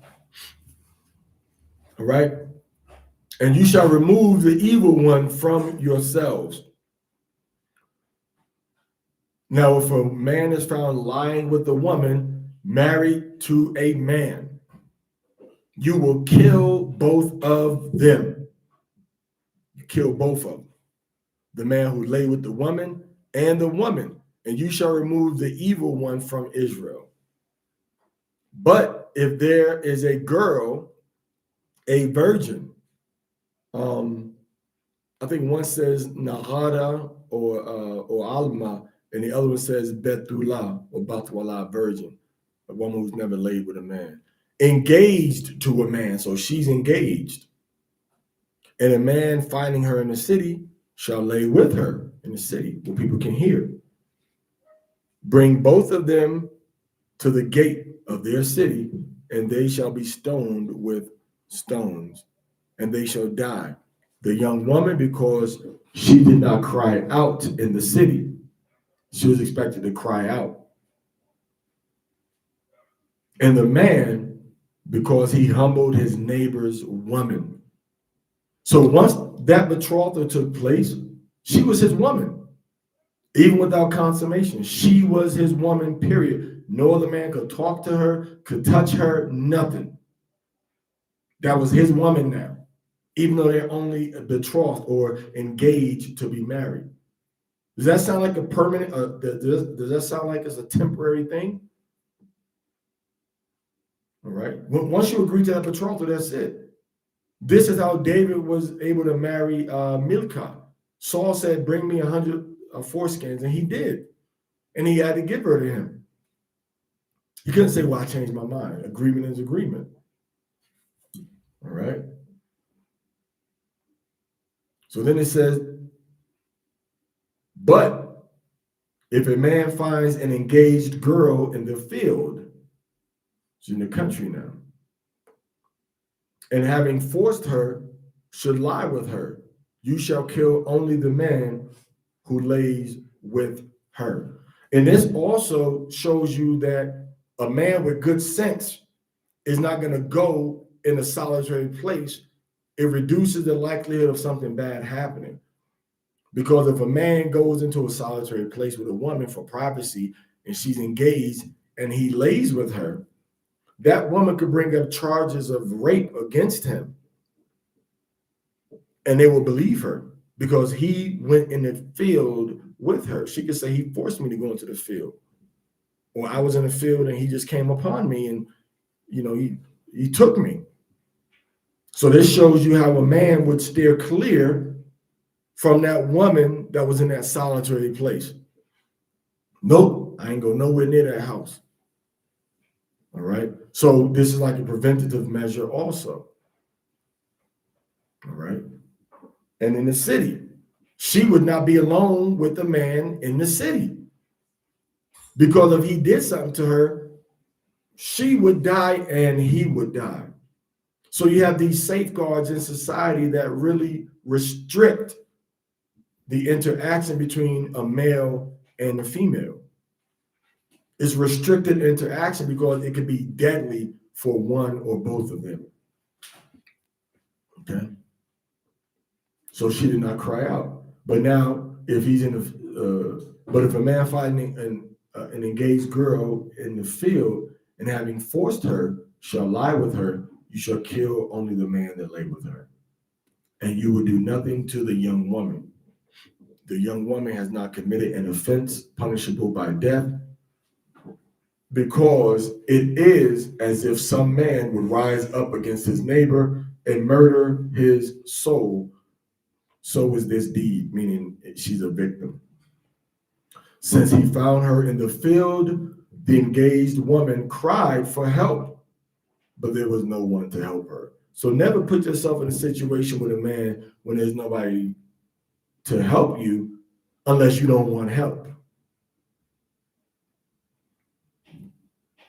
But if someone finds the girl, the virgin, who is not engaged, and after he forces her, gotta look at the Greek on this one, lies with her, and he is discovered, the man who lay with her shall give 50 drachmas to the young woman's father, and she shall become his wife. Now, this is a law in ancient Spain and in Europe. Whether you took a woman that was single by force or willingly, that woman had to become your wife.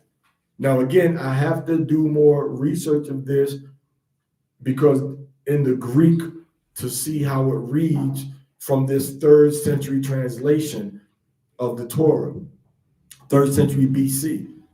And then we can backtrack and get more clarity on this particular verse. I was looking at other verses today. I didn't have time to dig into and look into to this one. I have the understanding of it in the Hebrew. The Hebrew doesn't insinuate. The Hebrew says take. Like you take a woman to be your wife. It uses the same language when there is no force. But here the Greek uses a word that means force. So I have to recalibrate the halakha of this particular verse based on the Greek, not based on the Hebrew. Because a lot of times you'll take something for granted when you see it in the Hebrew, but then in the Greek you'll see something that's different.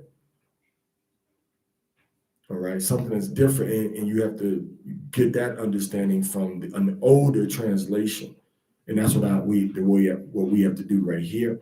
I'll give the update, and then I'll go ahead and put it in the community group, and that'll give us a new point of something to counsel about. All right, I may do it in the dialogue group, so look out for the dialogue group for this clarity, unless this is what somebody can do to really help me out. Somebody can go into, I know Hannah's sitting back taking notes on what she can do to help. Someone can say, what does the Vaticanus say for Deuteronomy 22, 22 verse 28? Does it say force? Or is there a more passive word used? Somebody look up that real quick. You can ask any AI interface, and it'll tell you. So look at what does it say in the Greek for this verse, Deuteronomy 22 and 28. Okay, what does it say? When it says forces her in the Greek, the Vaticanus. And then when you get that answer, put it into the YouTube so I can see it, please. All right. And he forces her, lie with her, and discover. So now that woman becomes that man's wife. The man shall not take his father's wife, and he shall not uncover his father's cover, which means that if his father is married, he's not supposed to deal with his father's wife at all. Judah did this. I'm not Judah, but Reuben did this, as well as the man that Paul wrote about in Corinth. All right. Kalashra Banya Yasharahla. All the Yahweh said what we do and hear. So now we go into chapter 23, and we're going to go from chapter verse 1 to 17. A castrated male and one made a eunuch shall not enter the assembly of Yahweh. One from a prostitute shall not enter the assembly of Yahweh. No Ammonite or Moabite shall enter the assembly of Yahweh, even to the 10th generation. So 10 generations from when they convert and live among us, and they prove themselves for 10 generations, then they can come and their descendants can come and live among us. I mean, can come not live among us, but can come and worship at the temple among us. He shall not enter the assembly of Yahweh even forever. So that means that this is the perpetual statute, what it means forever.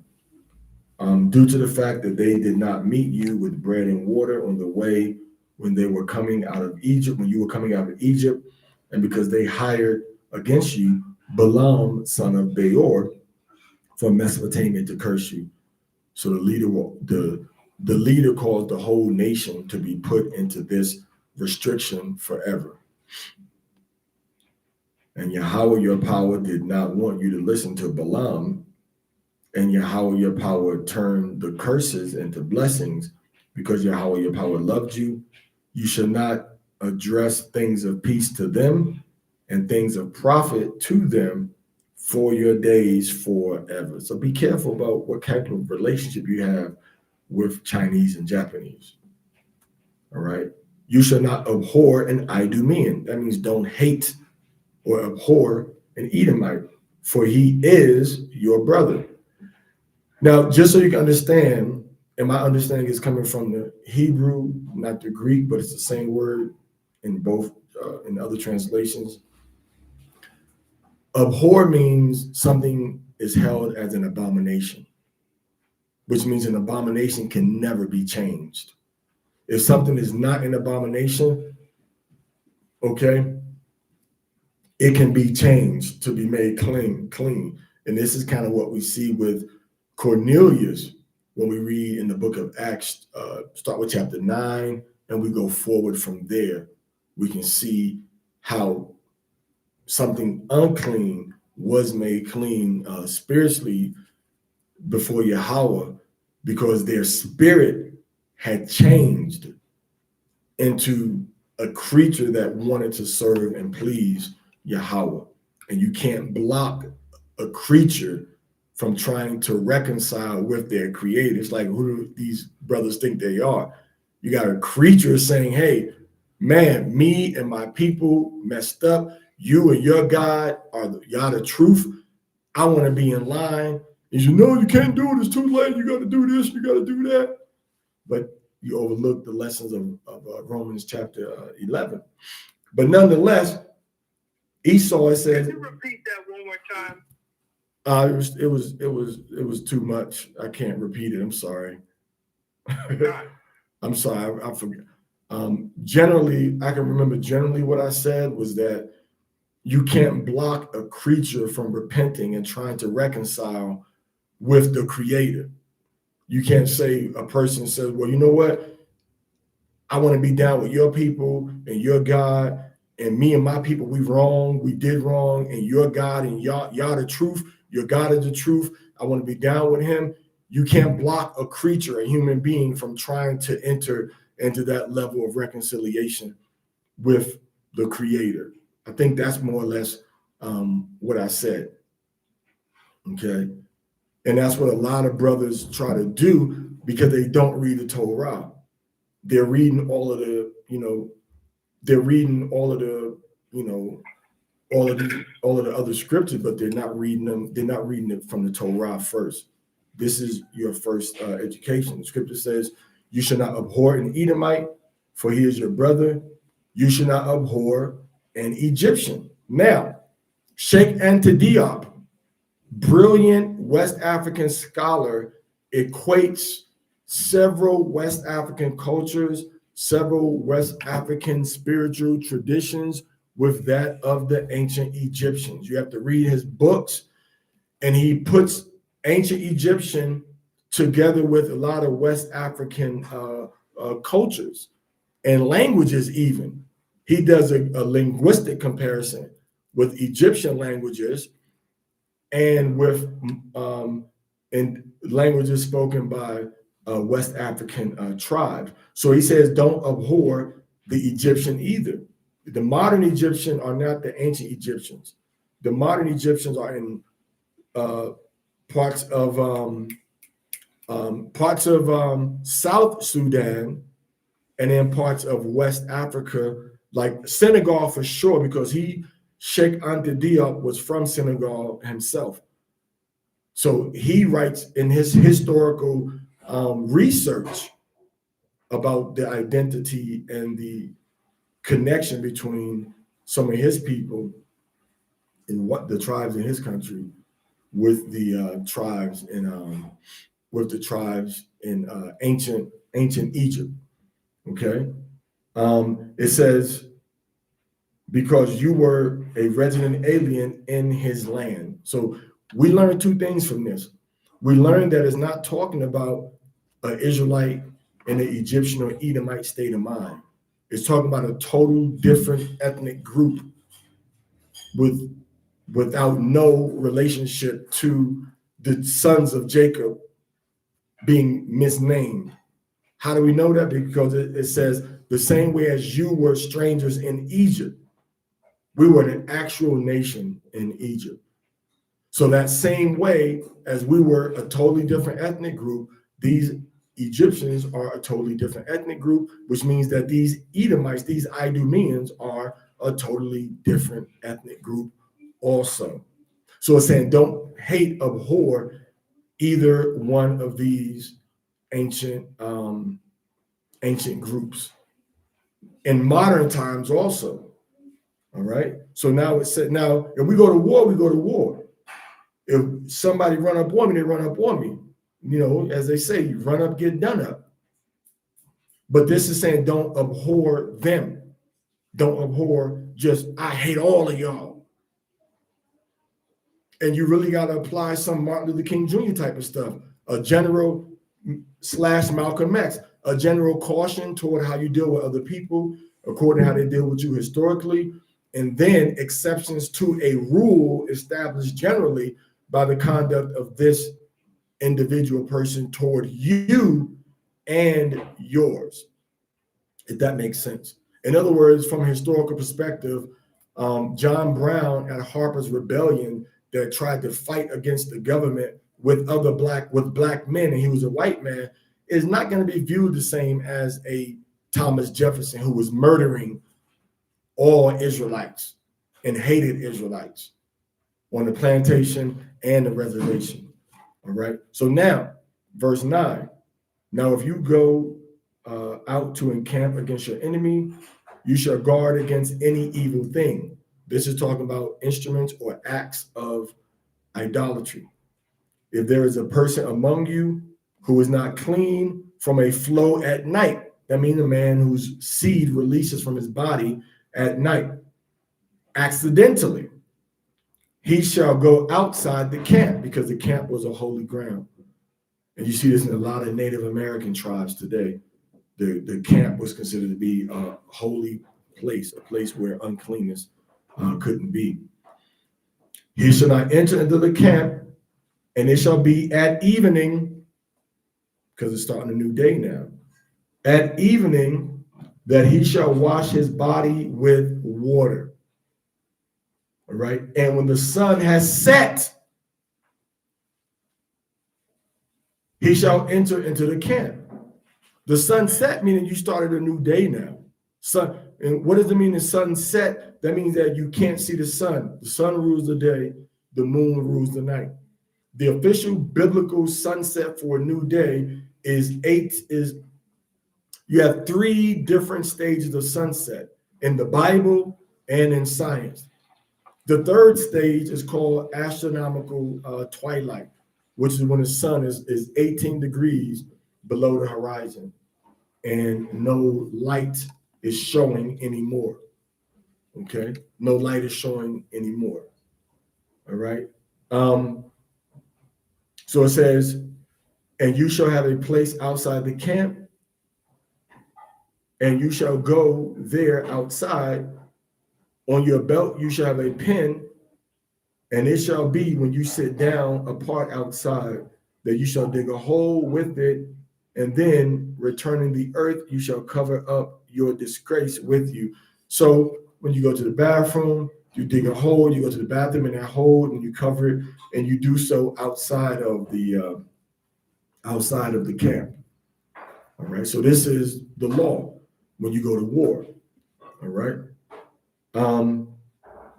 Verse 14, because Yahweh your power walks about in your camp to deliver you and to hand over your enemy before you, and your camp shall be holy, and there shall not be seen a disgrace of a matter among you, and he shall turn away from you. So if Yahweh sees something disgraceful, he's going to turn away from us, and the whole army is going to suffer. Same thing with leadership. If he sees something disgraceful among the leadership and everybody's overlooking it, acting like it doesn't exist, he's turning away from us. So we have to have everything and everybody orderly, decently, and in order. Okay. Verse 15, you shall not hand over to an owner a servant who has been added to you from his owner. He shall reside with you. Among you he shall live. In every place wheresoever he may please you, you shall not oppress him. So somebody comes to you from a master and they come among you, you can't oppress that person. And this is the mindset that a lot of Israelites have. Now, this servant, of course, we're not talking about Israelites because we already know that we can't oppress Israelites. So Moses is not even mentioning that. We see that in Leviticus chapter 23. So this is a Gentile coming to you, fleeing from oppression from a master who's being, evil toward him or comes among you. He can live where he wants to live at. And the scripture says that you cannot oppress him. Our people, and they sound real good doing it. I mean, they sound real good saying, but they honestly, our people do not have the mentality collectively to oppress people because they know what it feels like to be oppressed. They can talk that talk when they're making these videos and saying what they want to say, and I'm gonna do this and I'm gonna do that. But when they confronted with the option to oppress people, we are always fair. We're usually fair. Even when we got all of the Amadous and the Bubakars that came to us from Guinea and from Senegal, in a college or university setting, we treat them with, oh man, you from a different culture, you look like me, let me understand. That's how most of us acted when we went to university, and we got people from Uganda, Rwanda, Ethiopia, Zimbabwe, and that's in the eastern side. And then you have Senegal, Cote d'Ivoire. You don't have too much Ghana. We don't have too much Ghana, but Cote d'Ivoire, Ivory Coast, and mainly Senegal. Getting scholarships to go to school. So don't oppress that person that ran among you for refuge, the Bible is saying. Now, verse 17, there shall not be a prostitute of the daughters of Israel. There shall not be one that practices prostitution among the sons of Israel. Okay. So now when you look at this son and his daughter for prostitution, the Hebrew word is the same word that's used for holy, the same 3 words, except for a man is feminine, is masculine. The Hebrew word is zanah. That's when a woman enters into a relationship with a man, and that man doesn't become her husband. That's you're going into zanah right now. The female that's entering into temple prostitution is called a kedeshah, and the man is called kadesh, not kadosh, and that's why it does make a difference between Hebrew with and without a vowel pronunciation, because a lot of people don't know that. When you see the word sodomite in Deuteronomy 23:17, it's the same 3 letters. It's the same 3 letters that make up the word for holy. And that's what people don't understand, that say, well, no, we didn't have no vowels. So the woman is called the Kodashah, and that's the same thing you would call a woman in our Hebrew dialect, that you want to say, oh, she's holy, Kodashah, holy daughter. You would say, but not Kodasha. So you can't just everything all the time. Sometimes you can, sometimes you can't. So you have to understand the grammatical background of these words and of the Hebrew. For a man, like I say, it was something that was similar to Kodash, but it was Kadesh or Kadesh. Kadesh, from how it was written. But it's the same 3 letters for holy. So how do you make that distinction? You got different vowel sounds that are tied into that word. Now, a note, a cautionary note. You have to remember that fornication was not common in the ancient world, in ancient Egypt, nor in the land of Canaan. When we originally had left from Canaan, it was there, but it wasn't as prominent. Now, look at from the time of Judah to the time of Moses. What did Tamar do? Tamar said, I'm going to have sex with my father-in-law. And Moses is told by Yahweh in Leviticus chapter 18, the man cannot lay with his daughter-in-law, because the nations where you're going do these things. So over, a 200-year period, they still had that same wicked practice of a woman thinking it's okay to lay with her father-in-law. Shoot, I've seen movies from West Africa of fathers laying with their daughter-in-law. I've seen movies. They say this is something that still goes on in certain cultures, and it's an indication of their ancient identities. Okay, it's an indication of their ancient identities. Okay, so the fornication was not really prevalent. All right. Now, when people did do fornication, we see it in the context of a Numbers chapter 25, which was to worship other gods. That's how we see it. We don't see it in the context of, I'm just go out and commit fornication. So that's why it's not really addressed by Moses. What's addressed is your daughter being a prostitute or a zanah, being a whore. You should not make a whore out of the daughters of Zion, or being a prostitute. All right, meaning you see Kedesha and you see Zanah, a temple prostitution, and just general a general single act, all right, of promiscuity that we see addressed in this chapter, the previous chapter, Deuteronomy chapter 22.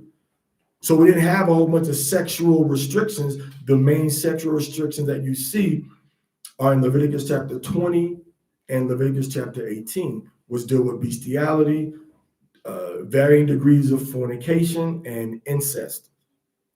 But we see bestiality, adultery, and incest primarily addressed in these chapters.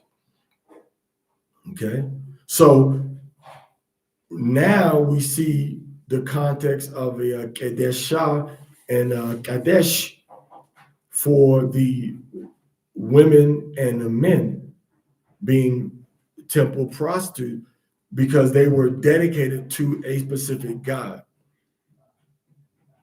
And their job was to get men or women to lay with them, get men and women to have sex with them as part of worshiping this deity. And that's what I mean when I said a few days ago that our sons and daughters, men and women, are entering into agreements with deities and demons that they don't know about just by fornicating, just by going to a club, just by having sex with a man or a woman that you're not making your husband or your wife. Okay? So we have to be very careful about what we do. So it says there should not be an initiate among the daughters of Israel, and there should not be anyone initiated among the sons of Israel. That means no son or daughter is supposed to be out there doing things that initiate themselves into worshiping these different gods. And we see the main initiation ritual. We reviewed it in Numbers chapter 25, verse 5, when it says, each of you kill his family member who has been initiated into Baal Fegor, which was the god, which was the Lord or the master or owner of openings. Okay, which means the opening of the woman's private areas, uterus, all right, to go in and not fertilize. And we went into how the silphium was used.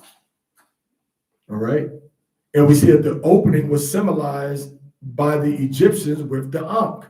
That was the generative force of the man and the woman coming together, and it's used by the Masons with the compass and the square, with the G inside of it that stands for three things: God, geometry, and generative, which means to generate, genesis, to create.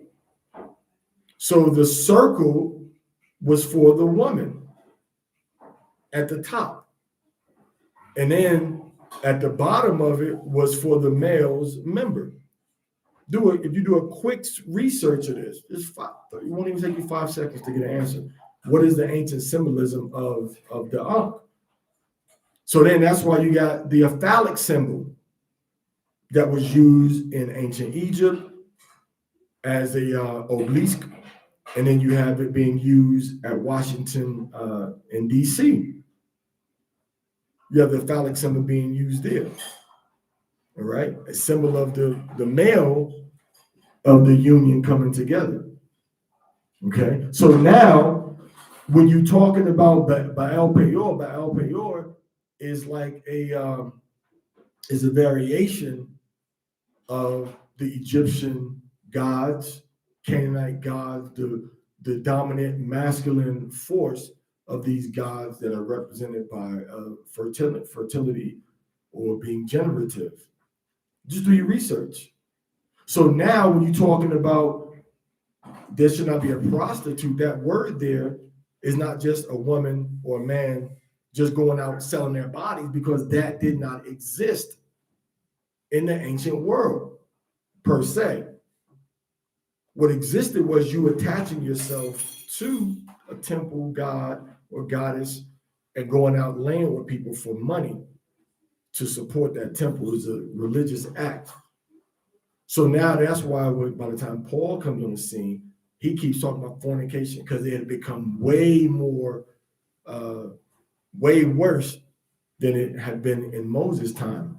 Because remember, from Paul to Moses, you're talking about 1,400 years of wickedness multiplying. 1,400 years. Shoot, by the time Alexander came into power, you're talking about 1,100 years of wickedness multiplying, right? Wickedness multiplying over all these years, and now the Greeks and the Romans, and here Israel is, we still trying to do the right thing. But we have started to enter into a lot of these cults also. And then the even Chemosh, giving our children in sacrifice to different gods. All right. Mainly Chemosh. So now these same principles apply now. A woman and a man are not supposed to have recreational or casual sex. That's it. There's no experimenting. The woman and the man that you lay with is supposed to be yours for life, period. That's it. And this is what Hamashiach comes to reiterate when he says, if you put away your wife, it can only be for fornication if you expect to be able to marry again. All right, so that's on the negative tip. Going back to Deuteronomy chapter 22, verse 28, Kalea shared with us that in the Greek Septuagint, as found in the manuscripts of the Codex Vaticanus, the word translated force in Deuteronomy 22:28 corresponds to the Greek participle blas sephaios from the Greek verb blazo. The root blazo, blazo means to force, to use force, to apply violence, or take by violence. Various lexicons, this word is linked to violent action, applying oneself forcibly against resistance. In some contexts, it means press, crowd oneself into, or more generally, use power over someone or something. And this is why instinctively fathers are so protective over their daughters more so than their sons. All right, because the son can pick something up and hit them upside their head, and he's biologically stronger. Okay, but he's biologically stronger. Okay, a woman is not supposed to be around gallivanting up and down society alone. She's supposed to be under the protection of a community with men, whether it's in her household or whether it's within the village. She's supposed to be safe. Okay, so it says that if a man finds a woman, a virgin, who is not engaged, and it keeps putting emphasis on the state of the woman, it indicates that this woman doesn't have no type of experiences. All right, so she's a virgin who is not betrothed. I believe that the etymology of the word virgin is something that means hidden. All right. So this woman is not, this woman is a virgin, and the scripture says she is not engaged. Okay. And it says, and after he forces her. So the man forces himself upon this woman. Sad occurrence. All right. A tragic event. And it tells you he lays with her, and then it says that people know that he did this. He's discovered, which means the girl or him told somebody. It says the man has to pay 50 silver didrachmas. So 50 shekels of silver get paid to her father, and it says that she shall become his wife. Harsh reality of this is a not a harsh reality, but this is a wake-up call for the harsh realities of life in ancient Israel.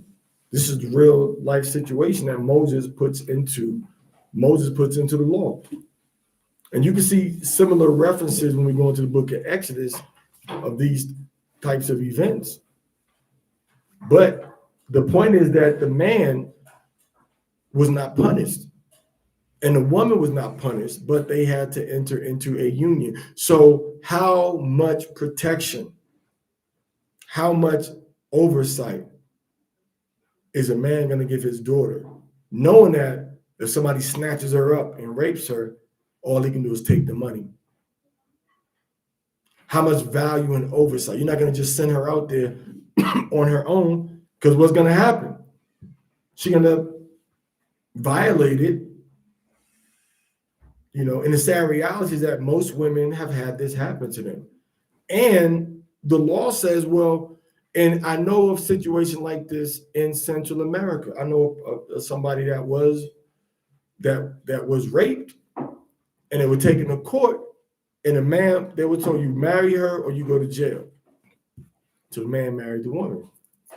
Why? Because let's say now the woman is pregnant. Number one, and number two, she can just go get with another man. And it shows you how we are expected to preserve the integrity and to protect the integrity of the daughters of Zion. And we see the contrast in the next verse where it says, you can't have your daughter out there doing whatever with whomever. And we see we can't even have our daughter just out there, in general, just out there walking around. Because in ancient Israel, in ancient times, the woman could be snatched up and violated. How much more now? It's still happening now. So we have all of these, protective barriers. And a lot of them focus and center around family. Yeah, he raped her, but now you got to be with her and make a family with her now. It's not just, we're going to put him in jail. That's the white man's problem solution to everything. Put him in jail, put him in jail, put him in jail. And he got a whole system where he's making money, working the people that are in jail, making products for the people in jail. And we see the same thing happening, in the antebellum South, where they would have the Jim Crow laws passed, on some old 13th Amendment type stuff where, you can get put in jail and then you end up working for free. So this is actually telling the man, the brother, man, you better watch over your sisters and your daughters. Watch over them. And it's telling the woman, ain't nothing soft and sweet out here. You need to follow the direction and guidance that your brothers are giving you and your father is giving you, your uncles are giving you. Stay out the way. Stay out of men's faces. Don't confront or argue with no man, period, ever. And this is the mindset that you have, because there are very few incidents of women in the media, I should say, that have an ancient Hebrew type of mindset, somebody messing with them. And one of the standard practices that we should be observing is the woman should not be out in the streets in the dark at nighttime. A lot of this stuff doesn't happen in the daytime, it happens at night. All right. So these are just, precautions. A lot of scriptures dealing with women. Chapter 21, all right, dealt with women. Chapter 22 dealt with women. Chapter 23 dealt with, had women in it also. A lot of scriptures dealing with women. So there's a lot of expectations, and there's a lot of societal norms that we have to learn, as Hebrew men and as Hebrew women. All right, so it's 7:44 Mountain Time. It's 6:44 p.m. Pacific Time, and it's 9:44 p.m. Eastern and Atlantic Time. Does anyone have any questions, not comments at this point, regarding any of the verses that we read? Any of the verses that we read, is there anyone that needs clarity or that does not understand something that we read? Please unmute yourself and ask the question, please.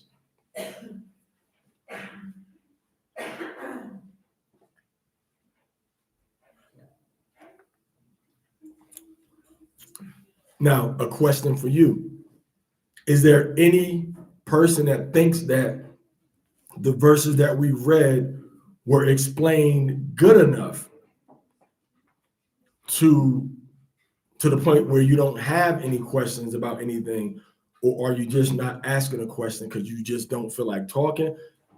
But do you feel like it was explained thoroughly or good enough for you and your understanding of every verse that we read? Was it clear to you? Was every verse that we read clear enough to you to give you the understanding of what that particular law is, generally speaking? Can you give me a yes or a no? God, all praise to the Most High. This is Robert Kwame. You're a very good explainer, Hebrew, and you're really gifted in that regard. I do need to review some areas because I did have some correlating, I think, questions about my own life. So I need to go back and review those things because I'm now in a state of weaker communication right now. I don't want to mess it up for everybody. All praise. Okay, all praise to the Most High.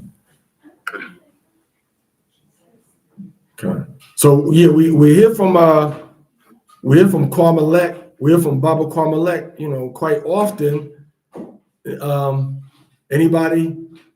So he brings he brings a jolt of life, all right, to the table with these discussions and conversations and readings, which I'm very fond of the readings and the. And I thank you for that response. That it was a good explainer. I thank you for that. It's encouraging, to hear that. There may be, and you said there may be some things that you may need to look at again. Fortunately, this is only a 2-hour class, so you may be able to go back and get some insight to put to your own, to jog your memory to come again. Any of the brothers, well, I don't know what brothers are around. Anybody else have any questions about anything that we read, or was it clear to you?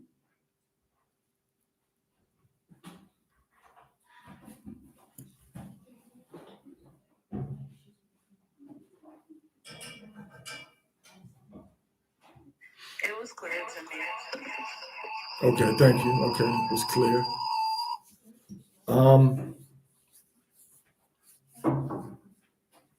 Okay.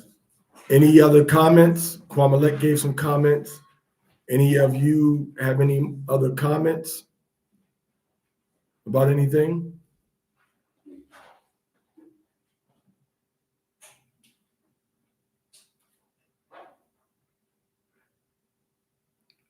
A question was asked, is the 3-year tithe supposed to be enjoyed in the homes of the tribes of Israel? And what prevents us from doing that today? It's a question asked by Nazarenos Israelitas. I'm sorry. I'll go and look at it. So specifically, you're talking about the 3-year tithe. Those can be applied in principle in a community setting, but it's not obligatory to do it exactly as written. Because ain't nobody going to Jerusalem anyway, and ain't nobody growing no crops anyway. So ain't nobody in a position to observe the first, second, or the 3rd-year tithe. Everybody's really doing the 3rd-year tithe, like you enjoying it in your own gates with your own brothers and sisters, and the widows And the orphans, a lot of our people in general are living way outside the bounds of the Torah. But if you want to give it to them like we did during the common days of the feast, we give out food and stuff. But the third year tithe, we really aren't able to do that now. Now, if we had land, we would do it as a we would do it symbolically, but not because the Torah demands that we do it in the lands of our captivity. So you can't take 10% and say every third year. I'm gonna make sure that the Haitians around me, the fatherless and the widows around me, have this food to remember. It was supposed to be used to celebrate at the feast, right? And if I got a man that's a male prostitute and I got a woman that's a witch, they're not coming to the first day of the holy feast, even if they are a widow or orphan or a Levite or a stranger. But I can give some stuff to them at them days in between the feast that aren't holy days, all right? That aren't holy days, yeah. So what prevents us from doing it now is, one, having a righteous community. Two, the determination of the third year. Everybody's third year is going to be off, and nobody has the power to say this is the third year for all Israel around the world. Now, we may say historically, this is how we can apply the 7-year cycle and how we can apply the third year tithe. But we should establish that it be done if you can do it within your own community, even generally speaking. All right, generally speaking, you're growing fruits and vegetables, bring people in so that they can participate in the feast. Also, in a community setting, it's easier. It's much easier. When we were living in a place like when I was living in Belize, even when we were in Israel, it's much easier because things are more open. They're more grassroots. People are walking back and forth than it is in the city. City is much more harder because you're not on a thoroughfare. You're far from a thoroughfare. In the rural areas, the thoroughfares are closer. The people in the villages, they know each other. All right. I think. have a question. Okay. So as far as betrothals go, now do we need witnesses and people to know in the community for the betrothal to be official? Like, do you have to announce your betrothal to the community of people? And also, for the betrothal process, you need to be in the midst of 2 or more witnesses, because I realized that you need 2 or more witnesses when it comes to, like, somebody stating your wrongdoing. There can't just be one witness or no witness and somebody you something. So does it say, like, does it apply that you need 2 or more witnesses to and do you have to announce to the community? We're not really giving any framework for the betrothal. We have something that was established over the years, but in the Torah, it more or less comes under like a Numbers chapter 30 type of situation, where a person, 2 people know that they said something, so they are the witnesses. So those are the 2 parties that would be the witnesses that we said and agreed to this. Oftentimes what happened is Yahweh says, I swear by myself. All right. So he calls himself in, or heaven and earth, as a witness. So if you have something where 2 people are saying this, then there you have the 2 witnesses that would be required by the law for some. In other words, this guy came and spit on me, and my brother saw him spit on me. Those are the 2 witnesses. I and my brother know that he spit on me. or we enter into a contract that I'm going to sell you this land. Okay, I say I'm going to sell this land, I sign it, and then you say, okay, I'm going to buy this land from him. So those are the witnesses, are the documentation of the validity of what's being stated. And the party, and one of the parties is a witness to the validity of what the other person is agreeing to. So both parties end up being a witness to themselves. That's why the two people in the dispute, they would go to the judges. When we read yesterday, if there's a dispute over the validity of an agreement or of somebody being accused of something, then the judges would come in because there's disagreement between the two parties. But if one party can say, well, look, here's the agreement that we had. You know, he said yes, and I said yes to this agreement. Then the judge is going to say, well, you made this agreement, so you have two witnesses. But if I'm saying that this woman, you know, is not my betrothed, and then a woman says, I am your betrothed, you said I was your betrothed, and we don't have no witnesses or documentation, that will be a problem in a betrothal type of situation. Because notice that the man and the woman are disagreeing. The woman is saying that, you know, presenting herself as a virgin, and then the man is saying, no, she's not a virgin. So when you have that disagreement, the father and mother, or the father comes into the scene and says, no, she was a virgin. Here's the token of her virginity. When we read about the betrothal, the engagement in chapter 22, the betrothal or the engagement comes into play, or the validity of it comes into play when there's an offense that has happened. And some kind of way, this man does not see this documentation necessarily when he's laying with this woman. So there usually had to be an indicator, to get into the other part of your question, that this woman, you know, was engaged, either whether she said it herself or whether there was a physical token or sign that that she was engaged, that she was married or promised to be married to this man. All right. So oftentimes there was no reason, and you have families involved also.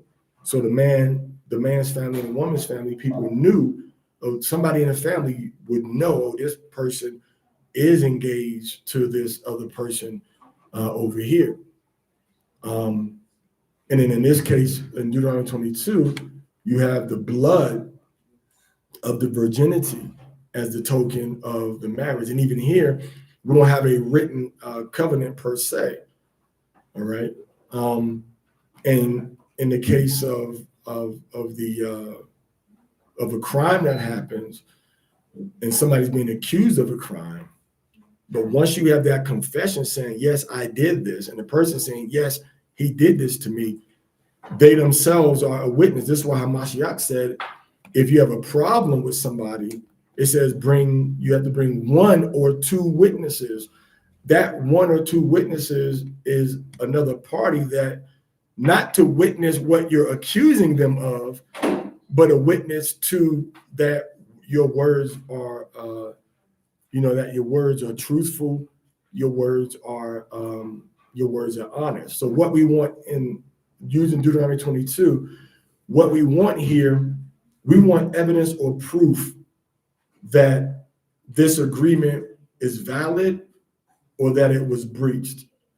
And if we begin with Deuteronomy and we talk about the man accusing the woman, what is the documentation and the proof, that she was or wasn't a virgin? Because the parents or him are saying she was or that she wasn't. They bring out that sheet. So we got two parties, we have a dispute, and then we have a token of evidence. Now, if the token of evidence is absent, it's one person's word against another person's word. If there's no sheet, then it has to go into further legislation.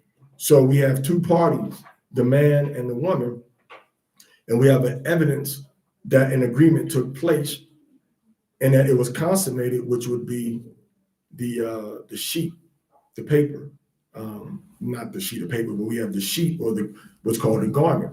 All right, and then the father is the one that comes and says, "Hey, he wasn't there, but he's saying, hey, here is the sheet, the documentation that they consummated." So he presents the evidence. He wasn't there as a witness. The man and woman was there. So the witness is like, here's the sheet from the man and the woman laying together. So the same way, you got two parties, the man and the woman, and a written documentation is presented as a witness in the case of a dispute. So these are the similes. Or remember, we're looking at this, and the whole time we've been looking at this, I've been saying, for example, this is the wisdom that we get, from this law. And the wisdom is inform and have documentation, have evidence or proof of whatever the agreement is. Particularly in what we do personally on all of our agreements that we have, those two parties call Yahweh as a witness to whatever they're agreeing to also. So Yahweh himself is called in as a witness in most of the ketubah forms that we have. Yahweh is called in as a witness. It's a good idea to get a second or third party involved, but ultimately, sometimes it's just the integrity of the person, what we say amongst ourselves. Because remember, once that woman gives her word to the Most High, and she knows she gave her word to the Most High, when her father found out about it, he was the one that would come and say, no, you can't do this. So even if there was or wasn't a witness, that word stood unless he broke it when she was still living in her father's house under his rules. So we have different sets of circumstances that would dictate whether or not that woman's word stands on her own, because now it says if she don't have a husband or if her father's not around, that agreement still, would be able to, that agreement would still stand if the husband passed away or if she was divorced. Whatever he agreed or disagreed to would still stand even in that man's absence. But there is no set formula for this is pretty much the chapter where, we see that, this is the, an example of betrothal, even an example of, most High forbid, an example of rape, as well as examples of contested virginity, of contested marriages. All right. But we don't have any biblical formula to say this is how you get married, or this is how you get betrothed. Anything we have now, the witnesses come in again when we have an accusation and a denial with no, because remember, once they make their investigation, there has to be something to present to support whatever case is being made. And when we talked about the witnesses, what chapter did we read about the witnesses today? I'm saying like this, these books are not arranged in one witness shall not suffice against a person in any injustice. All right. So we have to have somebody being accused of an injustice. An injustice would be something that is against the law. What unlawful action took place for you to require a witness to be brought forward? But if, for example, let's say, for example, let's say we make an agreement and we say, well, you know what? They got a text message between me and you. All right. And the text message says, yeah, we're going to go out and rob such and such time, and such date, and this is what we're going to wear. And I say, cool, we're going to do that. And then they see such and such happens, and they have me and you saying like, yeah, man, we got away with that robbery. We are witnesses against ourselves. They don't need no third party. We confessing amongst ourselves in this written agreement and documentation of a crime that we did. They don't need nobody else. We are the evidence against ourselves. Now, if it's just me writing to you, like, yeah, we're going to commit this robbery, all right? And then you're silent. And then after the robbery, we're writing again saying, yeah, we committed that robbery and we got away with everything. And then one of us responds like, yeah, we sure did. Boom. Now I'm still a witness against myself. But if there's a contract with one signature, or a betrothal with one signature, there's no other human being saying, yes, this person signed this paper or documentation agreeing to XYZ. So now this is for wrongdoing. But then they say by the mouth, listen what it says, by the mouth or by the agreement, all right, of 2 or 3 witnesses, all right, 2 or 3 witnesses shall any word be sustained. So it doesn't call, the word, that it doesn't call the word being sustained, the word of or not of one of the parties. It just says by the mouth of 2 witnesses shall any word be sustained. All right. So if you got 2 people saying, yeah, I'm going to marry you, those are 2 people sustaining that word to each other. And that's all we need, because this is what it says. We need 2 witnesses not witnesses to what somebody else said per se, because both parties are saying that they said it, and they're witnessing the body of whatever the agreement is. So we need 2 or 3 witnesses, and then law enforcement or the judicial process comes into play when somebody says, nope, I didn't say that. She forged my signature. I didn't want to be with her. I didn't do that. I didn't want to enter into this agreement. I didn't have conversations, with her. And then the courts are going to go back and be like, well, hold up, brother. Like, we see all of these conversations with you saying, you my woman, and she saying, you my man, and y'all are agreeing to this. And whoa, what is this? Oh, we're not going to enter this into the record, but yeah, okay. Nah, it seemed like y'all were pretty set on being betrothed, unless y'all were fornicating. Are you a fornicator? Did you have discussion about fornication? You had discussion about marriages? Yeah. Okay, well, did y'all agree to this betrothal? Yeah. So then the judge gonna be like, well, the betrothal stands. Why? Because y'all made this agreement. You don't need a third party. But it would do good though. The Hebrew stands differently.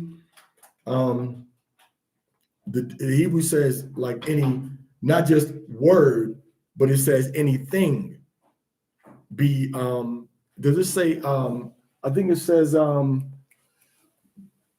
by the mouth of 2 or 3 shall any word be, the Hebrew word says like stood, okay? You know what I mean?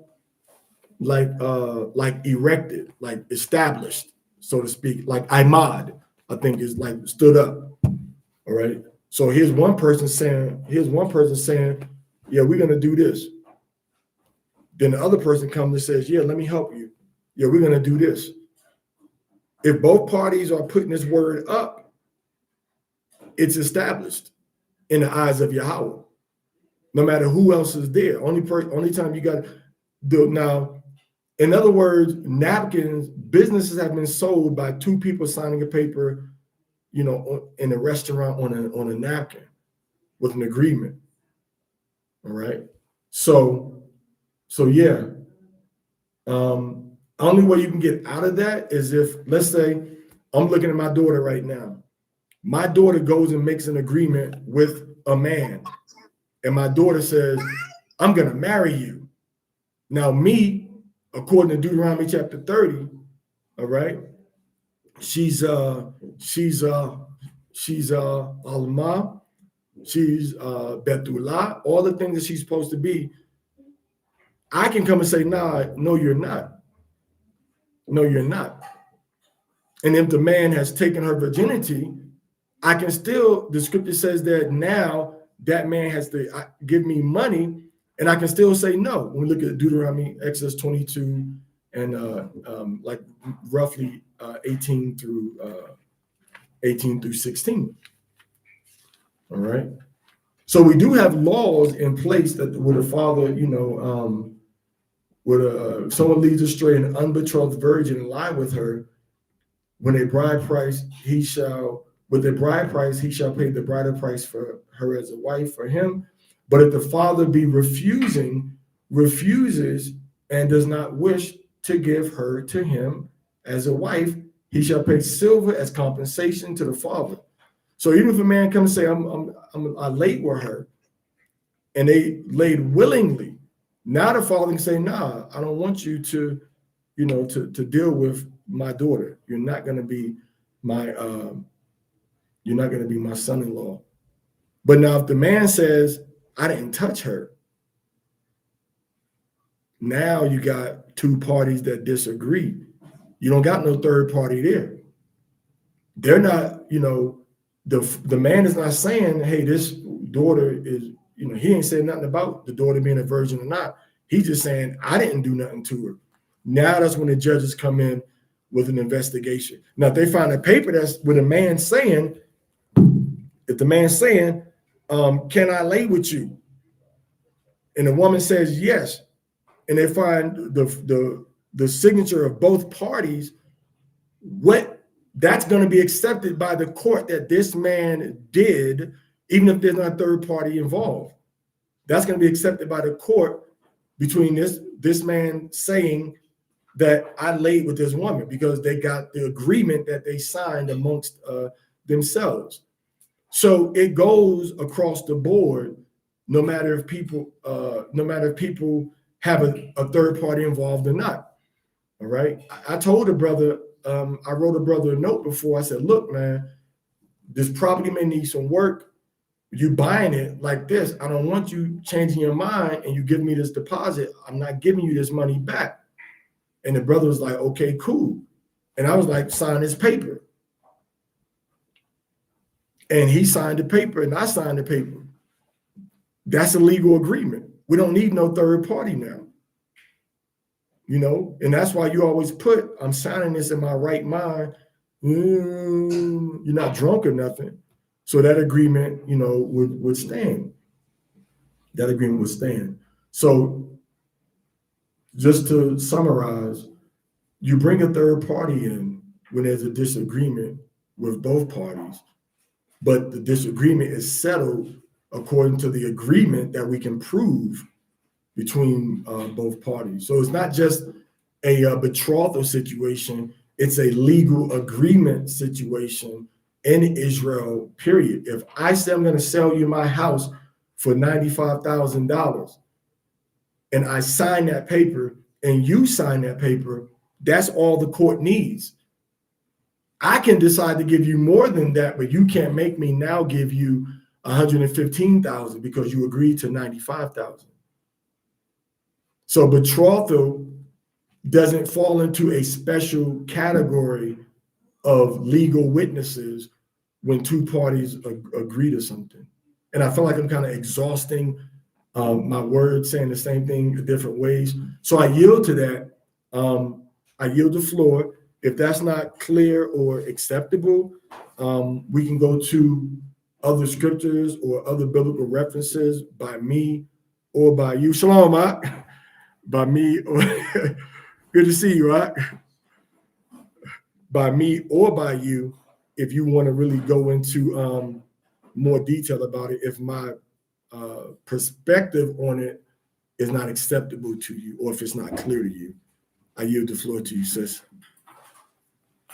Okay, I understand. So in like a setting where like how we're like a community online and how we're trying to build our own community together in person, do you think it's important that we announce betrothals to the community so people know who is planned to be married? Like, do you think that that's something? I think it's important to ask the woman, are you spoken for? Are you betrothed? I think that's important, but I don't think it's obligatory because it's a question of the man maybe looking at a woman. Because sometimes when you do stuff like that, people can get targeted. I've seen situations where people get targeted, if when you do stuff like that, like in my experiences. So it's not obligatory. It's a good idea that the woman herself be able to tell any interested parties or callers, Now we did talk about, years ago, myself, Taquana Thanyala, and some more brothers, we did talk about having a database that the leadership would have access to see who was married and who was engaged to who as a safeguard, and for the leadership, people to talk to their leadership, and then the leadership would go and just access that. So we did talk about that, but we didn't talk about just a general publicly accessible database of everybody that's married to whom and engaged to whom. We did talk about transitioning into that, but we never even completed step one. Personally, do I think it's a good idea? Yes.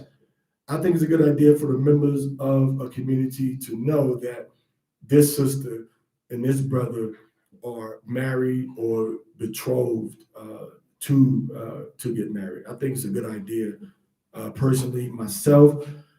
But I was kind of outvoted by Zaquana Daniela and two other brothers that said, well, no, we shouldn't really put that in the public eye yet because it could be misused by somebody. And I think Kwamalek was a witness and party to that conversation also about putting a database together like that. So it had, and this was like 2-3 years ago, and Kwamalek, because of his database prowess, and Daniela, because of his access to people and his knowledge of databases and different aspects of programming, were a part of that conversation also.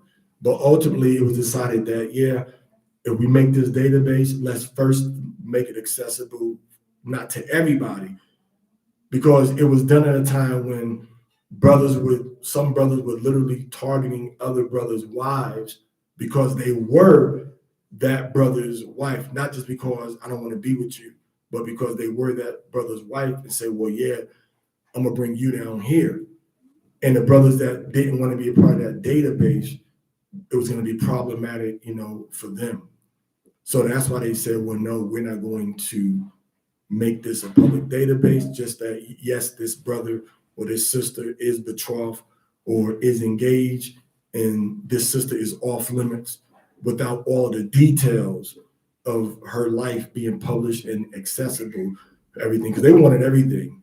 Is this, the sheet that was put out there was, Nathaniel had a very thorough premarital checklist, and it was very personal. It went into details about forced cohabitation, It went into details about the status of the woman, if she was a Bethula, if she was a virgin, because she falls under a different category. So it wasn't just, hey, they're engaged, but he went into a very thorough, and I got it in a date. I have it myself still, and I use part of it. I don't use all of it because it was, I don't want to say it was invasive, but it was maybe short of an adjective being invasive, so he had the last decision, on that. But it's a good idea. I personally think it's a good idea. Like, hey, this sister is betrothed to this brother. And one of the reasons he kind of backed off from that was the understanding of the fickleness of the people. That people are fickle and it could cause embarrassment for the brother or for the sister, because at that time Israelites were very fickle. And there was a sister that was married to a brother, and the sister, and this is an actual case. It was a sister that had just married a brother, and the brother wrote the sister a message saying, like, we should, like, let that we should, let people know that we're married now, something to that effect. And the sister misread the message saying that we shouldn't let people know that we're married right now. So the brother saying, yeah, we're gonna let people know we're married and then make an announcement, so on and so forth. But he wanted to do it a certain kind of way. He's saying, yeah, we should let people know, da, da, da, da. He wasn't like, let everybody, just don't tell nobody. He was like, no, we should let people know. So what the sister did, because she said that we should not let people know, she went and spitefully put announcements like, this brother is married to me now, and he's trying to keep it a secret. He's trying to act like we're not married, da, da, da. But her spitefulness was an embarrassment to her and to him, because she gave him a bad name by saying that he wanted to do something, was trying to do something that he wasn't trying to do. So because that was one of the situation that caused Zaquan and Banya Yasharahla to be like, nah, we need to figure out how to put this database together and how to make these announcements. And as an onset, we need to make it accessible to just trusted leadership of the Israelites, trusted leadership. And what a lot of women did, then they said, well, I'm not an Israelite no more. Because now they said, well, I'm not an Israelite no more.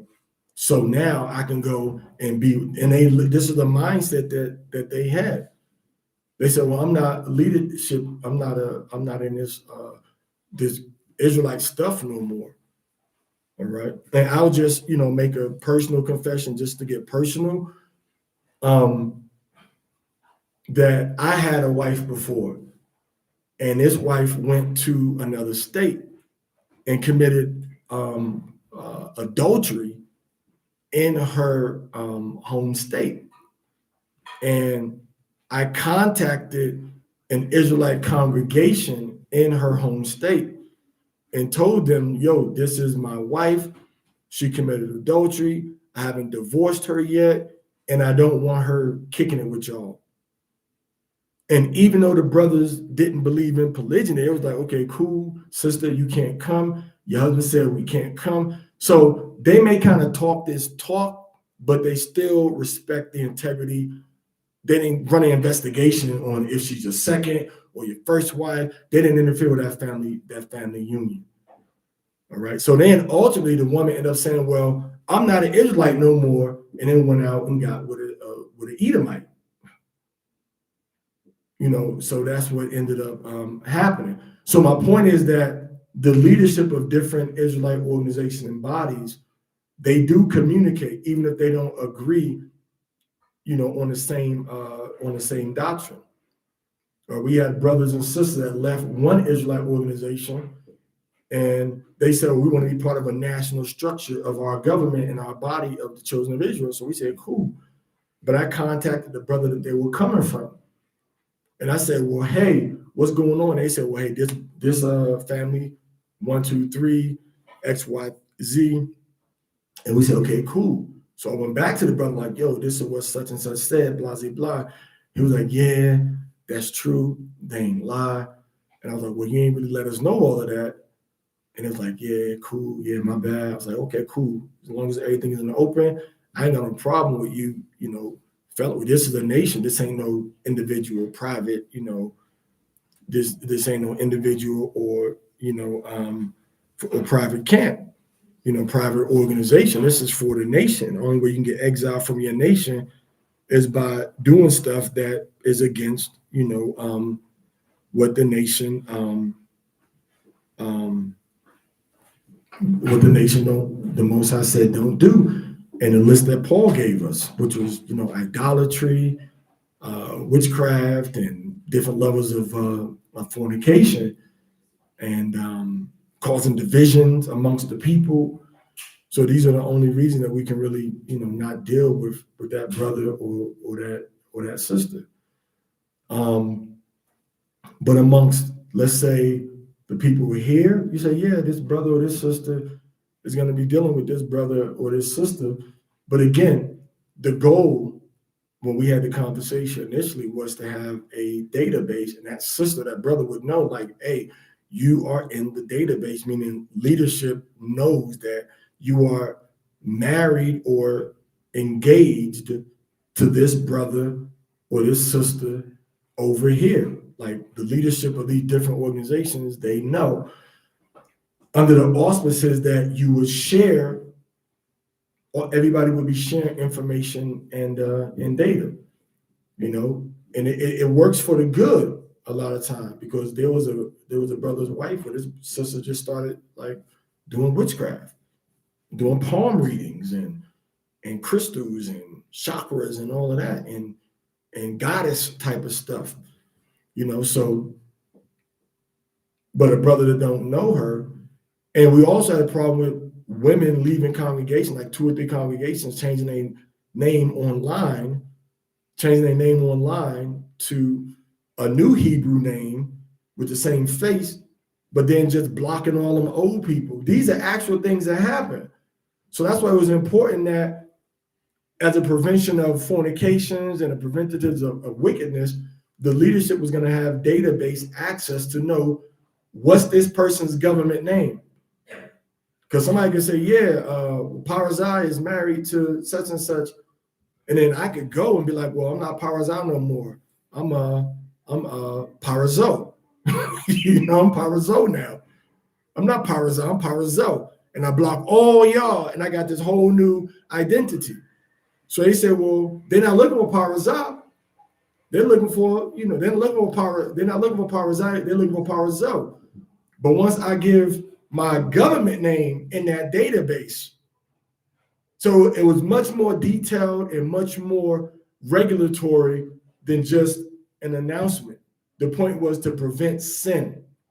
And Israelite sister, and there's one Israelite sister in particular where I've seen a sister change her Hebrew name online like about 4 times, like no lie, like government name, then a Hebrew name, then a Hebrew name, and now she's on her 4th Facebook profile name.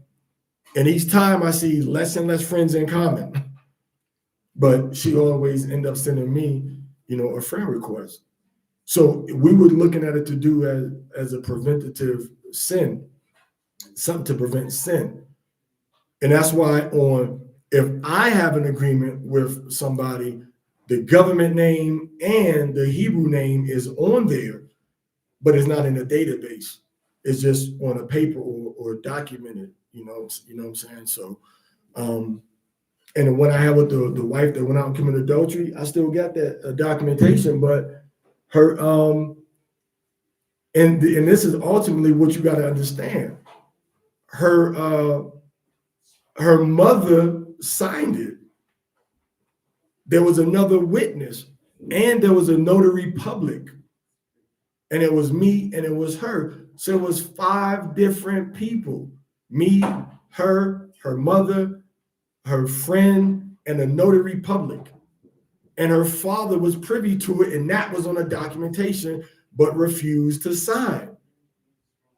So there were six people whose acknowledgement of the agreement was documented on the agreement, and yet still the woman still went out and committed adultery with another man. You see, and it's documented, but again, it has to be put into a database, and that will prevent a lot of problems. That will prevent a lot of mishaps. But again, you can understand too, like once somebody decides, I'm not dealing with the Most High, I'm not dealing with the Bible, I'm not dealing with the Torah, none of that means nothing. It only means something, if you have legally enforceable parameters that you can take to the white man's court, because people don't respect the agreement that they make with Israelites. Only if it's enforceable in the white man's court. They walk all over the Torah. Right? They walk all over the Torah. Now, with that being said, if somebody asks me about somebody that I know is engaged or betrothed or married, I'll be like, this sister is off limits, without putting all her business out there like that. This sister is off limits. If they ask me about another sister, I'll be like, I don't know. Ask her. You gotta ask her, bro. I don't know. If I don't know. But then I would say, well, hold up. But I'm gonna still be like, well, so-and-so asked about so-and-so. I'm not saying so-and-so is interested, but they asking me about such and such. So, and I don't really know what's going on, or I just kind of blew it off or whatever. But they asked me about so-and-so, like let's say if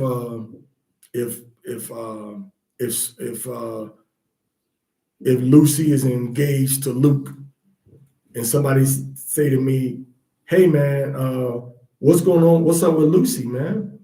I'd be like, oh, Lucy is spoken for. Well, who's she spoken for about? I'd be like, well, you need to ask Lucy that, man. But I don't know if you need to be in her inbox, because Lucy is already spoken for, like I said. So it really don't matter who, but she's spoken for. You shouldn't be in Lucy inbox asking Lucy who she's spoken for by. You know what I'm saying? Now, you may be able to ask Lucy's elder, and then Lucy's elder could talk to Luke and Lucy about, hey, do y'all want Bob to know what's going on with y'all? Because they may still be trying to go through they may still be trying to work out some rough patches.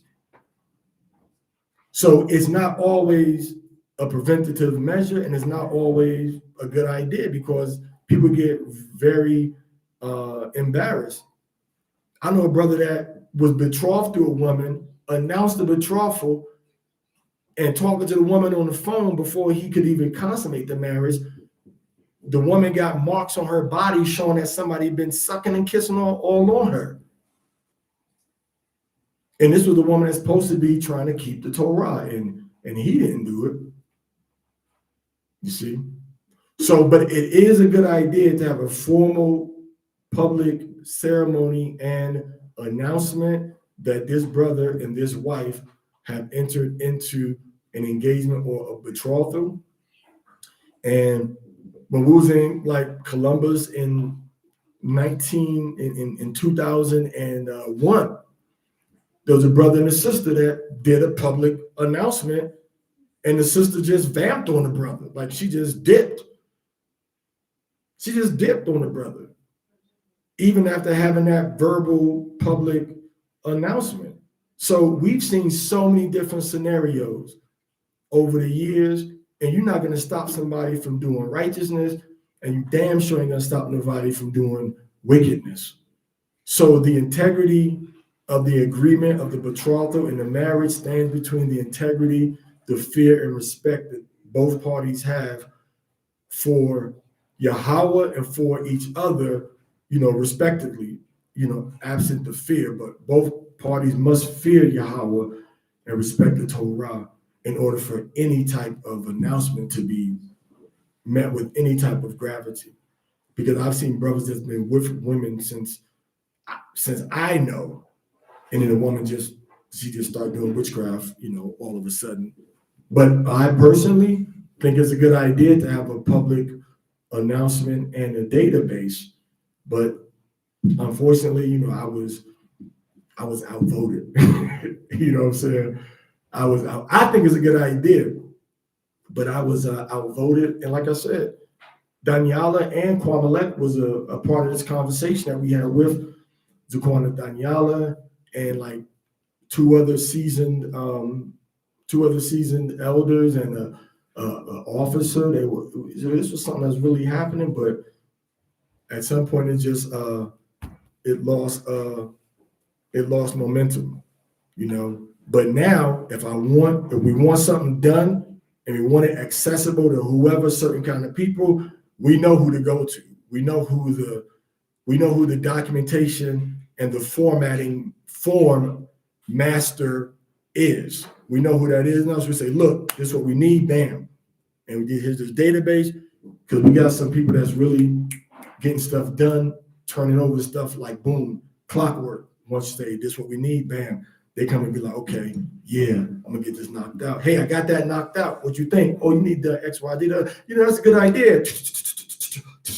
And just drop a whole nother, version of the documentation that they just finished. You know what I'm saying?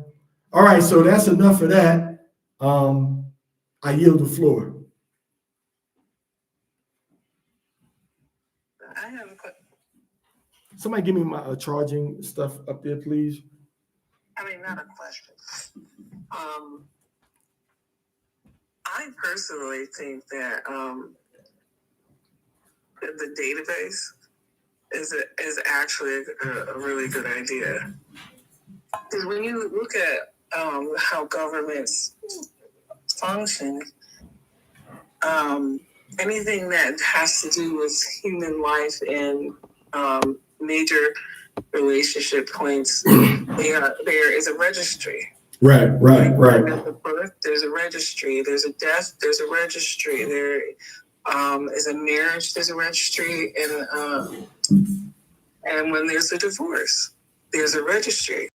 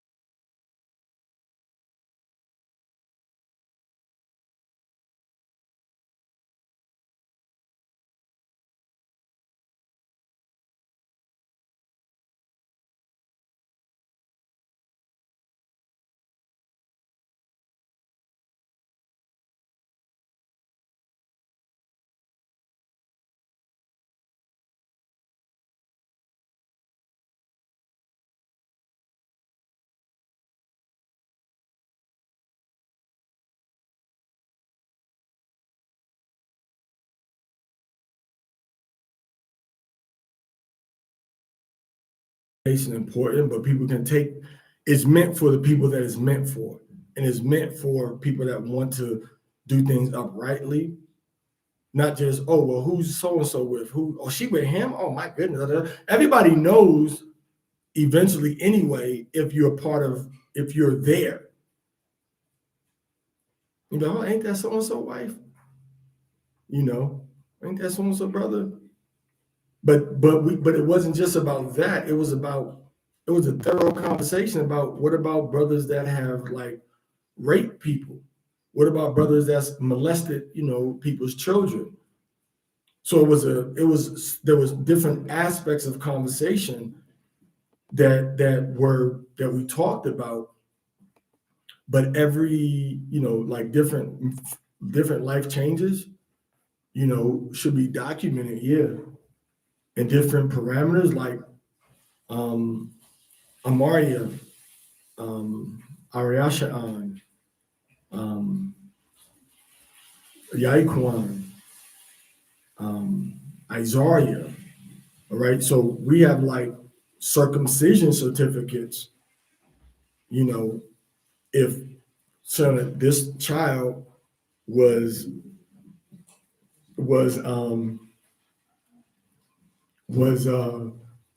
circumcised on the 8th day by a Jewish mole that does circumcisions in Columbus, Ohio, Dotan Herzog. So he circumcised my sons and other brothers' sons also, until I end up circumcising my last son, which was Zayatan. He ended up getting circumcised by me on the 8th day. So we have a record, of this, and those are the types of, but it's not in the database per se, but they go somewhere. I'm circumcised on the 8th day, and Abrahamic covenant, and Isaac and Jacob, they got that. But again, the database is only as useful if a woman and a man are going to do wickedly. It doesn't matter what's documented where. And this is what we've learned. Like, people spit in your face and in the Most High's face and tread upon the blood of Hamashiach to get what they want. So ultimately, like I said, it's only useful amongst people that are trying to do righteously. And it may be an incentive for a man or a woman. I've had documented marriages preserved or restored because there was a documentation, not because it was on file with somebody else, but because the man and woman sat back and be like, hey, hold up. If I said, man, I'm leaving her, she get on my nerves, and she talked too much, and she always fussing and arguing and blah, blah, blah. I'm like, well, and we like, well, what are you doing, brother? What's going on with you? And they end up getting some type of counseling. But ultimately, we pulled out the documentation and we say, well, brother, you signed it, she signed it, Mosai is your witness.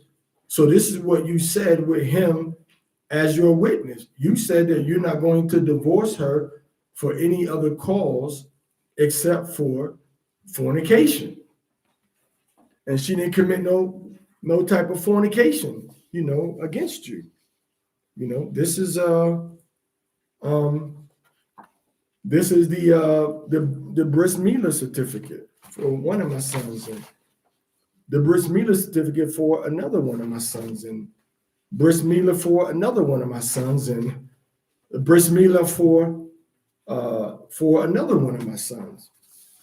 But this certificate didn't make now one of them say, I'm gonna keep the commandments, I'm gonna walk in obedience. So it helps them if they're in a world or submitting to the terms of this agreement of entering into the covenant. May this covenant be fulfilled by him, in him, by devotion to the law of truth and righteousness, by a marriage worthy of thy blessing, and by a life enriched with good deeds.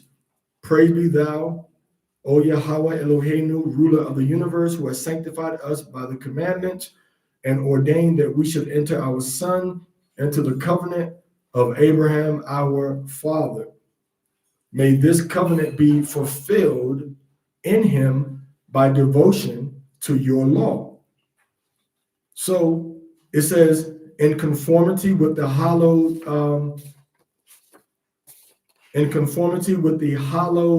observance of the Jewish faith, Ariashaan Matathia Raim Latash, all right, son of Parazah, son of Shirah, was brought into the covenant of Abraham and given the Hebrew name Ariashaan Matathia Raim Latash ben Parazah ve Shirah at Gahanna, Ohio.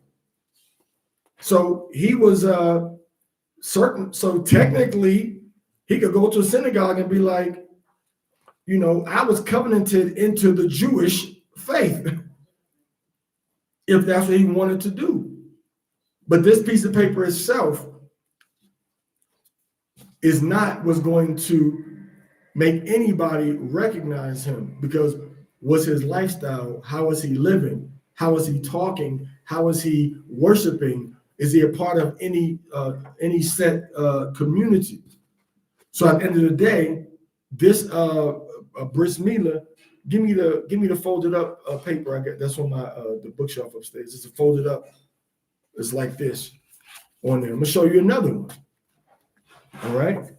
So ultimately, me as an individual, I don't have no bris milah certificate. I'm circumcised, but I have 30 years of devotion to Yahweh, illustrated by my friends, family, and community, in Cleveland, Ohio, in Columbus, Ohio, in New York City, at the school from 1994, when I first went to the school in the summertime, in Belize, so it's just a community recognition, like, yeah, his brother, from what we know, has been living a Torah-based lifestyle, from what we know about him. But this documentation of marriage, right? That was signed on the 14th of May on the 29th of January in 2013. All right, it says, binding and immutable permanent marriage covenant witnessed by the Most High God of Abraham and Isaac and his Abraham, Isaac and Jacob, and his son, the anointed Savior, the Son of Almighty God. This binding and immutable. So the top of the covenant says that this is being witnessed by the God of Abraham, Isaac, and Jacob. And then it has a primary signature for her and for me. And then by a first and a second witness and a notary with the notary stamp. And at the bottom, again, it says, witnessed by the Most High God of Abraham, Isaac, and Jacob, and his son, the Almighty Savior, the Son of God Almighty. Amen. And it has two notary sides, and the notaries on both sides of the document. But that did not stop this woman from going out committing adultery. It didn't stop her from committing adultery. And there is nothing punitive on here or any legally enforceable aspects of this documentation. So now that's why when we form a lot of documentation now, we have legal parameters, and we have arbitration measures also. And we have a compliance with the state, especially there's a Federal Arbitration Act where you, in whatever state you're in, have to enter into arbitration under federal parameters, which the states must respect and recognize if you have a dissolution of a marriage for property, for your children, for custody, for support issues that are regulated under arbitration. And you have lines of defense under the Universal Court of Israel, all right, under Universal Court of Israel, under the Beit Din, which is the Jewish court system of America that Israelites and Gentiles can enter into, and then under Masharah Yasharahla. So you have three measurements, and the three religious are going to be first before any of the secular ones are used. So those arbitration options have to be respected and agreed to by all of the parties that sign that marriage and mediation agreement and covenant. Because now if you have children, can a woman be like, well, I'm going to take the child and take it off and take your children from you if you're trying to keep the Torah. You enter into a marriage by the state only, so your marriage is only governed by the state. But once you have the state marriage, and now you have an external religious arbitration agreement, you protect the longevity of the legacy of your sons and your daughters. If one of the parties decide that they no longer believe or worship the God of Abraham, Isaac, and Jacob, the party that does is the party that gets custody of that child. And the other party that doesn't get custody of the child is going to be on a losing end. But it has to be done within either specific to that state or federal arbitration agreements and acts. So this same energy is what we need to put into betrothal or put into marriage agreements, but you can't make nobody legally, bound to a marriage. But what we did do is we said that if the man divorces, which means cuts off this woman forever for a cause other than, it's almost like a prenuptial. And I forget what the amount is, but it's a specific amount that if the man tells the woman, I'm not married to you no more, and kick her to the curb for no righteous reason, then he owes her monetary compensation that's enforceable in the courts. So now that she feels extra protection, but I don't remember whether or not it was reciprocal. And I know that the woman for sure, the man had to pay her if he violated the agreement of the marriage that they entered. In other words, you with me for life. Oh, I don't like you. Go away. So he had to pay a certain amount. It was like the water. It was like a lump sum alimony amount that he had to pay to her if he dismissed her unrighteously. And they were still married according to the agreement, though. And he couldn't remarry according to the agreement, but she couldn't remarry also. She couldn't remarry either because that's the agreement. The courts cannot enforce the religious aspects of it, but the Gentile courts can enforce the punitive measures of it. That's how Janet Jackson, she married a prince from Saudi Arabia or Kuwait, and she was married to him for 5 years. And the marriage agreement was that if she's married to him for 5 years and gives him a son, she would receive $30 million. So in the 5th year, she had already had a baby and she divorced him. And the man gave her $30 million. And the courts had to respect and enforce that agreement. You understand what I'm saying?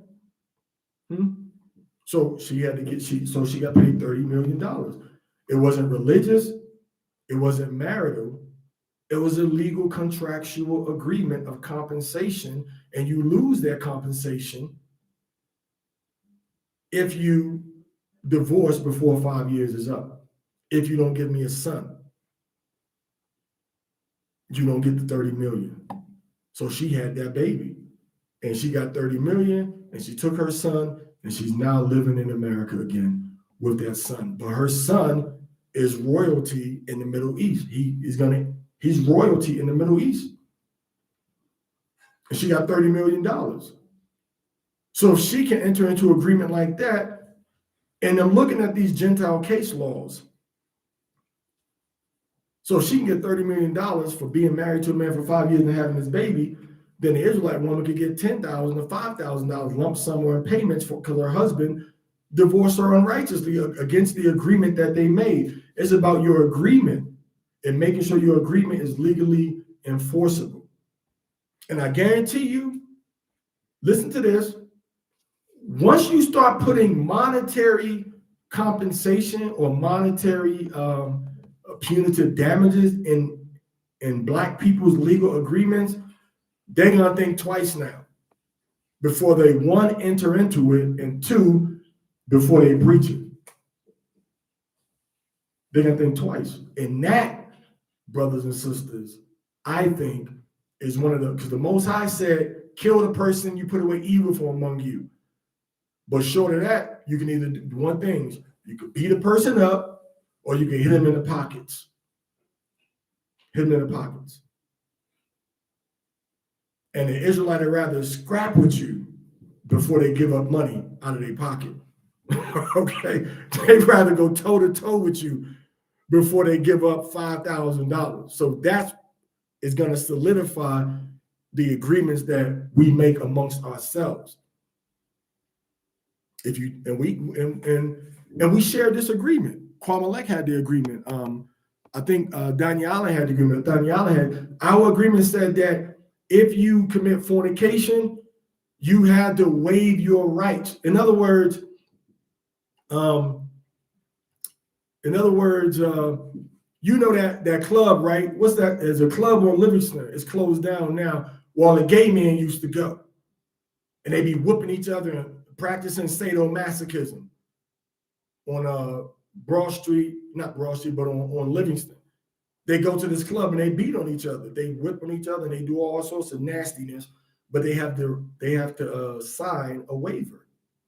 They sign a waiver, and they get away with it. You put your kids in Catholic school, you got to sign a waiver. Your kids can get whooped if they do wrong things.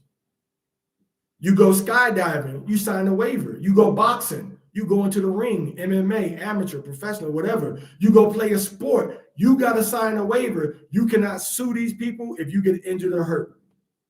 So if the white man can let you have a S&M agreement that's enforceable in court, why can't you have an agreement to be, and your children can have an agreement to be whooped in a public school or a private school if they do wrong? That means that you as a man can have a private agreement that say, if our court system agrees that I committed fornication, I committed adultery, I molested a child, I raped a child, or did whatever wicked thing, that I can get my butt whipped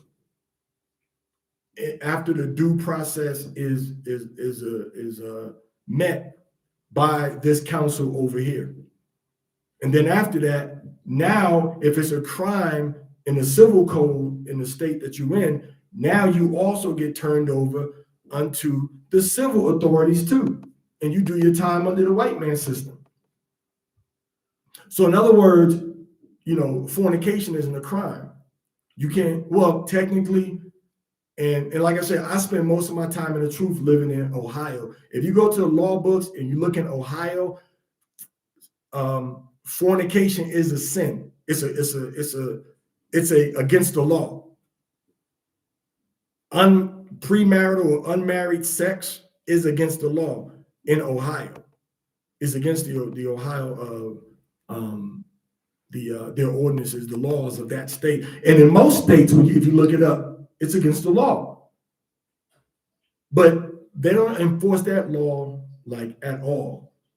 So technically, all you can do is say this person committed fornication, they had sex with this person, and they refused to marry this person, and now we're gonna beat them, we're gonna beat you, and now we demand that the court impose this sentence because this is the agreement that they want the sentence imposed and want it to be heard before a judge. And then that's the process that you got to go through. So now, if you got men that's a part of that community, now you know that, oh, we safe. Everybody's safe now. Because now if you mess up, we're going to whoop your butt. And then you even may have to pay a penalty too, on top of that. So it's not just slap on the wrist and go. Nah, you're going to get a public whooping because that's what you agreed to. And if you don't agree to that, you don't need to come around us. So this whole thing about the betrothal and the public acknowledgement of it, it was part of a general scope of preventative measures to encourage righteousness, amongst our people. And it was a due process that you would have to go to, it was a due process that you would have to go to, but you would have to sign, in leadership at least, leadership would have to sign that waiver. If you didn't sign that waiver, you couldn't be in leadership. because now you coming and going as the wind. And then if you say, well, I'm gonna dip off, I don't like y'all no more. Nah, you agreed to this. We put trust in you. We let you in. Now you saying, well, I think that the rabbit is the God we supposed to worship. Nah, you on some crazy stuff now. Nah, bro, you ain't gonna embarrass us. You need to pay a separation fee now. So you have all these things in motion only for when people act like they ain't got good sense. It ain't to make money. Just like the Most High said, you do this to this person, you put away evil from among your people. But how many times you read in the Bible about a man getting killed for sleeping with another man, or a man even getting killed for adultery? A lot of this stuff didn't happen. Sometimes it did, and when everybody was doing it, then the enforcement is what was lacking. You know what I'm saying?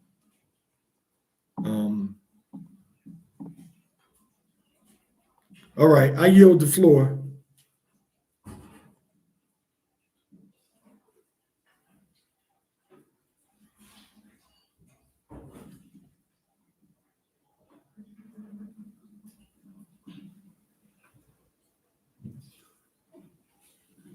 The water for that insight and wisdom. Well, I forgot the question was, so you're welcome. I just was suggesting that having a database was a good idea. Now, let me ask you a question. Do you think that a database like that should be accessible to, who should be able to access this database? Don't do what your brother do, man. You're going to break your neck, boy. Go ahead. I'm not sure if I guess you make it as accessible as other public documents are. Like if something is part of a public record or not. Because I think when things are made of a part, like there's always going to be somebody who has dissension about something. But it has to, if it meets the needs of the greater good, then that's what's best for the people. Somebody's always going to be up against something that's good for the group. So in my mind, I guess you make it as accessible as any other public record, you know, in the setting of if someone, for example, for marriage, if someone wanted to betroth a sister not knowing, or if a sister gets betrothed not knowing whether he's already, does he have other wives that he's not wanting to tell me about, or is this sister married already and she's not being honest? Because we've all heard of, women who get away from one man and go to a congregation and get with another man, and then that doesn't work out, and then she goes somewhere else, and trying to chase her idea of what love is or something, So I think for that, I think that it is important to keep people from sin, and it kind of meets the same standard or the function, like when you are brought up in front of the congregation and when you are consistently or habitual with your sinning or behavior, you brought out in front of the congregation, the fear of that would keep people from, that's like the fear of, you keep it up, and when your daddy gets home, he gonna tear you behind it. This the fear of being humiliated, being publicly flogged, or being beaten, or whatever it is. The fear of trouble will keep people from doing or committing certain behaviors or acts. So, I guess people who are in seats of authority and leadership would have to weigh the common good or not of having that as a public record or not, which I think it should be as public as I'm not quite sure how it goes here in Connecticut, but you may have to pay for said records. I'm not sure. Like if you wanted somebody, like they may let you look at somebody's death certificate or their marriage certificate, and I've never really searched for something like that. Right. So I'm really not sure. But I know there are certain records that are public, and you may or may not have to pay for that. And all of those things, I guess, when you're trying to build the structure of a government or structure of a mass of people in general, for example, creating a co-op or a communal situation that grows to the size of a village, that's a pretty sizable amount of people. You need governance. You need that to keep people in the structure and integrity of the community intact.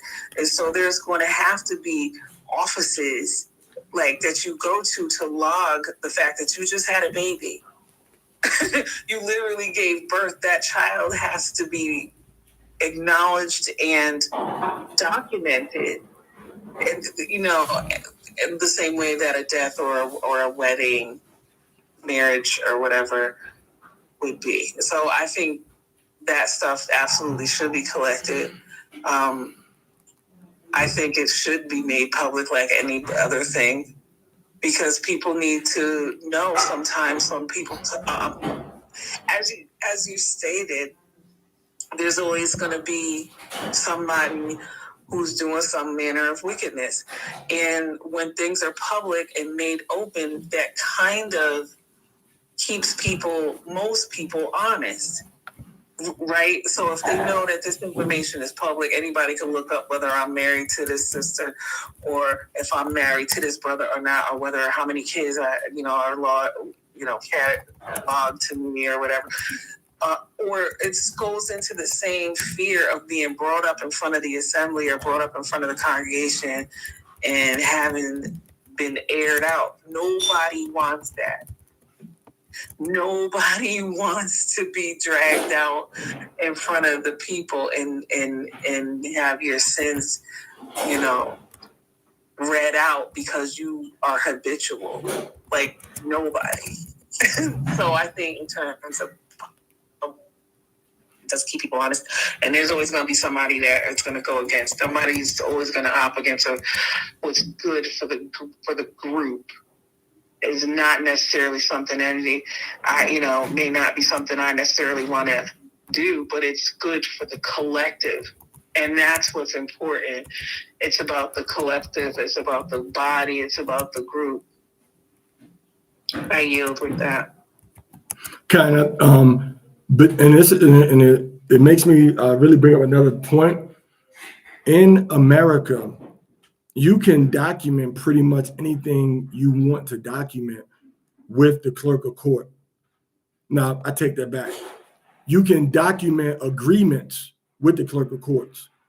You can document certain types of liens or agreements that you have with somebody for property, with the clerk of court also.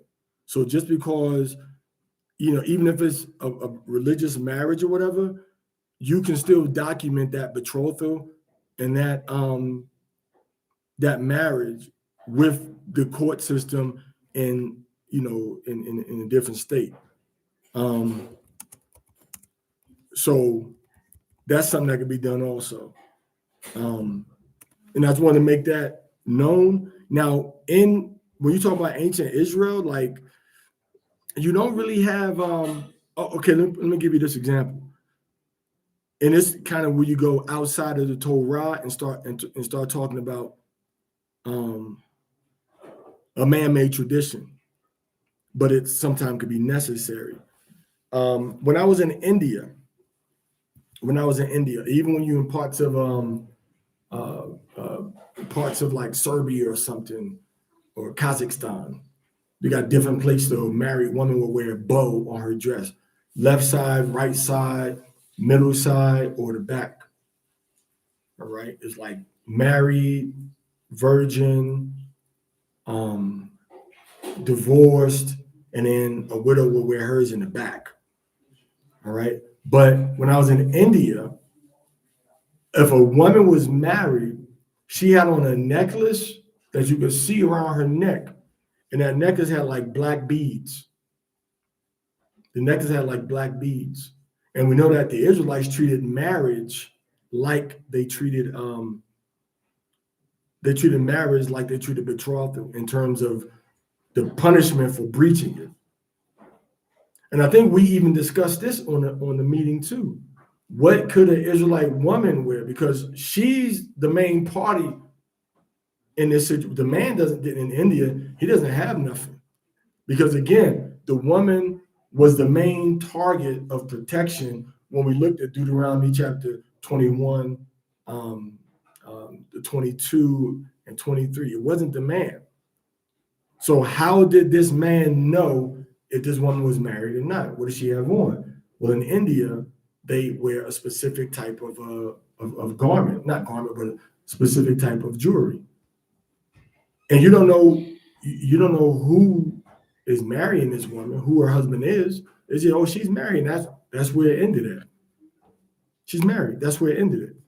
Other than that, if she don't got that necklace on, you can be, he and ha ha and kiki and chuckle with her all night long, respectfully.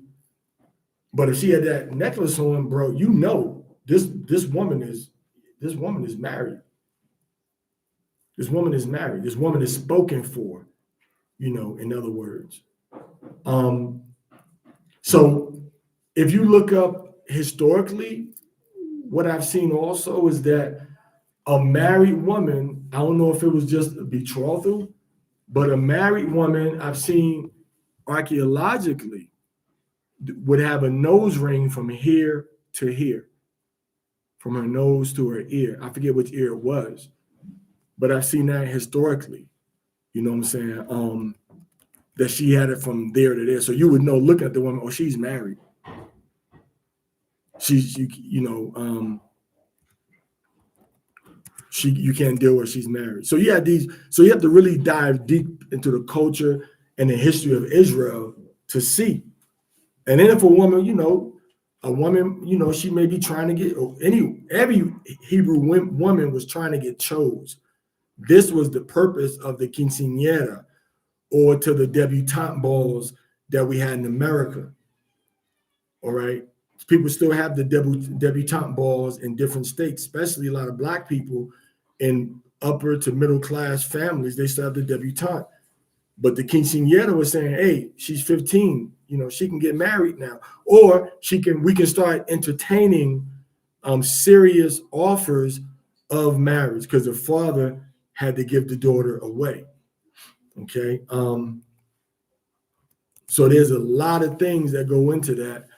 And we kind of find ourselves in situations that, because of the wickedness of the society that we grew up in, we're having conversations like this. If this was, Palestine, if this was like India, you wouldn't be having this conversation. If this was Turkey, you wouldn't be having this conversation. If it was, a lot of other countries. But because of our society and what we learned from being in the Americas, we have to have these type of conversations, because like you say, the community structure is not there. I can't just go out and find a little tzotzil or zeltal woman here, and a woman that's not married, and lay with her and just kick her to the curb. Now her family, her father and them gonna come looking for, like, yo, you slept at our daughter, man. You need to, what's up? But we don't have that. See, our independence is one of our greatest downfalls as a community, as a nation. So then, because you don't have those men, women around your sons and daughters that are righteous, giving them examples, direction, and guidance, all they got is TV and whatever the world is offering them, and oftentimes schools. So yeah, but again, that token was like, I believe it was like the ear to the nose. It was a chain. I think that women should be identifiably married. If you're married, I think that's one of the things that I didn't really like when the camp setting. You don't know who's married to who. Yeah, so that was but you have to look historically, so you're not necessarily like, looking at, trying to like make a new thing, So when you look historically, you see, well, look, this is what they did. You check Josephus, you check Philo, you check all of the first century BC and first century AD records, and be like, well, how did you identify a Hebrew woman? Do a research, do a study on it. I think there may be some information out there, but again, we see society, and this is the problem I have. Like, Israelite organizations see themselves as a camp, as a body, as a nation, and I mean, not as a nation, and that's it. So they could go from here to there. And because they didn't do nothing against the Bible, you can't really ban that person. And because you ain't keeping the Torah, you don't have no power to ban them anyway, because you are the line. But certain things got to be agreeable across the board. If they do this, then this is going to be the consequence for X amount of time. So, we spend a lot of time on this topic. It's 9:15 here. It's 11:15 on the East Coast, Eastern time rather, and it's 8:30, 8:15. We can kind of go around the board, the table. If anybody have any comments that they want to quickly jump in. If you want to give a detailed commentary, wait for everybody else to go that give a shorter commentary. I know Kwame, he gives detailed commentaries. Hannah, she gives detailed commentaries. If there's anybody else that does not have, if there's YouTube, wait for last. Okay. So if there's anybody other than Hannah or Kwame have a commentary or question or input, go ahead and unmute yourself and go ahead and interject. We want to hear what you got to say. Shalom, Sukkoth, man. I want to jump off. I just want to say, man, keep doing the work, man. We rocking, man. Appreciate you. Got love for you for life, man. Right, appreciate your input, man. Appreciate the kind words, man. All praise to the Most High. And if anybody trying to play in the European League, that's the brother to holler at. He got the link up for the for the Europe. Anybody want to play for Italy, France? Holler at the brother. He'll plug you in where you need to be put in. So the water for the kind words, man. Is all love and respect from me to you always too, man. Shalom. All right, shalom, man. Yeah, I remember before the brother went to play for the European League, we had a nice long conversation. So if somebody that want to play in the European League, he's the brother to link up to. Anybody else besides our male and female co-host that want to give any commentary, questions or anything? Ayla, Yawadaya, Kalaya, Rapaya Allah. Where he at? Anybody else? Daniela.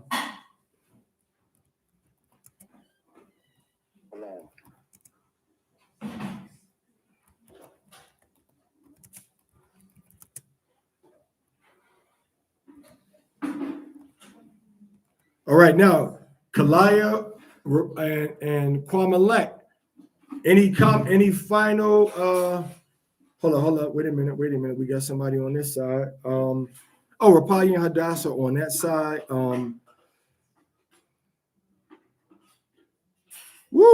This sister said that she went to a Catholic school most of her life, and they did whip us with a board called Lucille. Is given inspiration for The Walking Dead, because Lucille was what Negan used to use to knock people's heads off. Also said things change when there is an enforcement behind the legally binding document. Definitely true. So you have to have something legally binding, and also said that I can tell everyone CYA, cover your behind. And sometimes when you CYA, you still get hurt. Because I used to I used to CY my A when my A was getting whooped, and my hand still got hit. so yeah. All right, Rapaya Allah Hadassah, any commentary or question regarding anything before we yield to our co-anchors?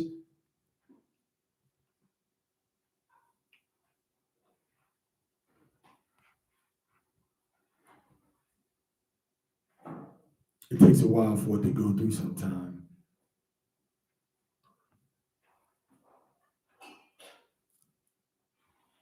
Not at the moment. Okay. Hannah and Kwamalek, what you got for us? What you got for us, Kwamalek? I know you got something for us. Come on, bring it out. Unmute. Don't act like you can't hit that mute button now.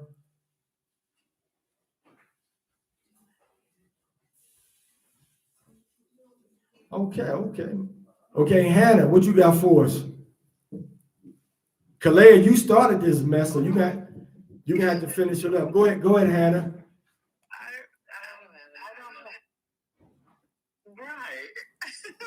Right. What she said? I don't know. She caused the echo.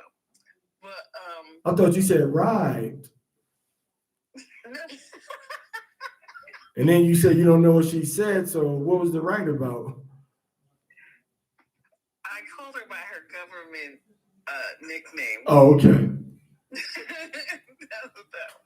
Okay, so yeah, what else can you add to this? I don't think I think it was pretty. But you hear that? But yeah, you hear that unspoken but. No, I don't have anything to add. But if I were to summarize, what I will is really fast is summarize what we've been discussing over the past few days of this Sukkoth is community.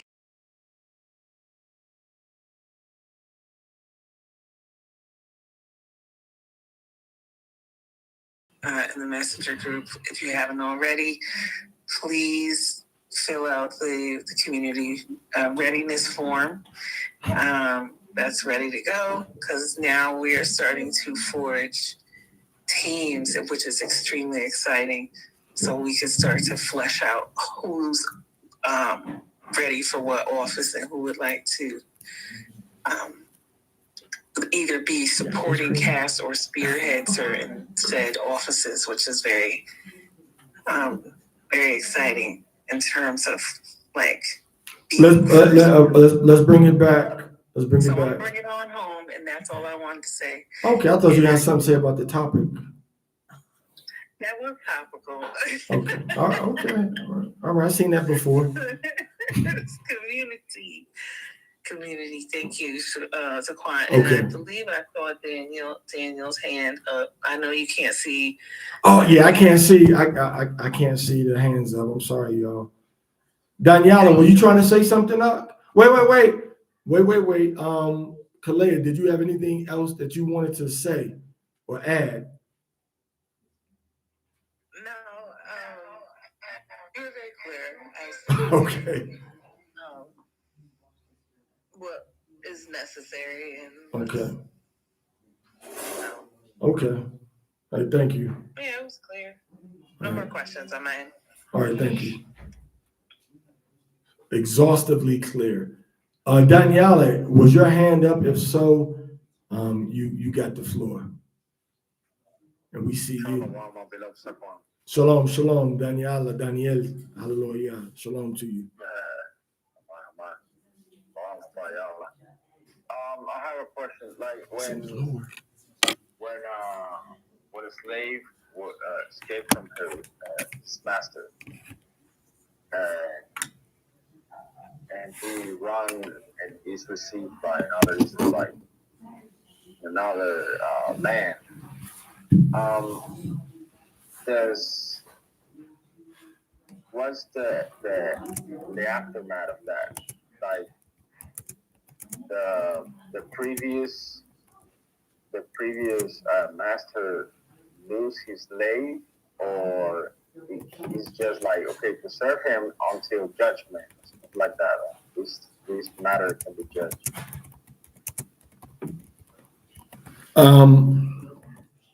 I think we can assume in the scriptures that he wasn't fleeing from justice. That he wasn't fleeing from justice. So we would have to put it in context that something just happened between those two that was, hold up, this ain't that was problematic for the slave. You know, but it wasn't against the law for him to run. All right. So he would be able to seek refuge. And this script has always stood out to me because it's the exact opposite of not only what America teaches, but it's the exact opposite of what the other nations around us taught. All right, the Hammurabi Code and the code that the Hittites had and the Babylonians. If a slave ran away, there was no returning nothing. In America, if a slave ran away, there was no refuge, nothing. In America, if a slave ran away, there was no returning nothing. There was no refuge given to that slave. In Dominican Republic, where you live, if a slave ran away, he was returned to the master. Haiti, same thing.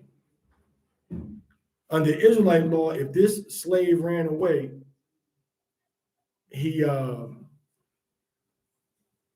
wasn't returned, because our law tells us to treat our slave like a brother. Our slave tells us to treat our slave like a brother.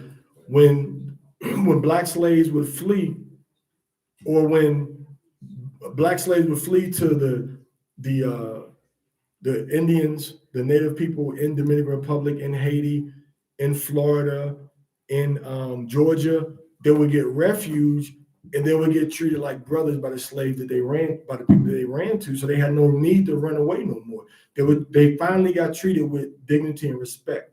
So if you as an owner violated that dignity and respect towards your slave and he ran away, then he was given refuge. But now if your slave stole, if your slave violated the Torah, if your slave was rebellious and wicked and you beat him for that purpose, the law said that the law, commands us, to give discipline. Wisdom commands us to give discipline. So it couldn't be nothing like that. It is implied in the law that there was some sort of mistreatment that took place. When we look at the law in its totality, because the law says you beat your slave and your slave died, then nothing happened to you. If he continued for 2 or 3 days, if he lost his tooth, you had to let him go free. So if you beat the slave and he lost his tooth and Yahweh said, let him go free, how much more abuse did you put upon the slave when he ran and he couldn't be returned to you?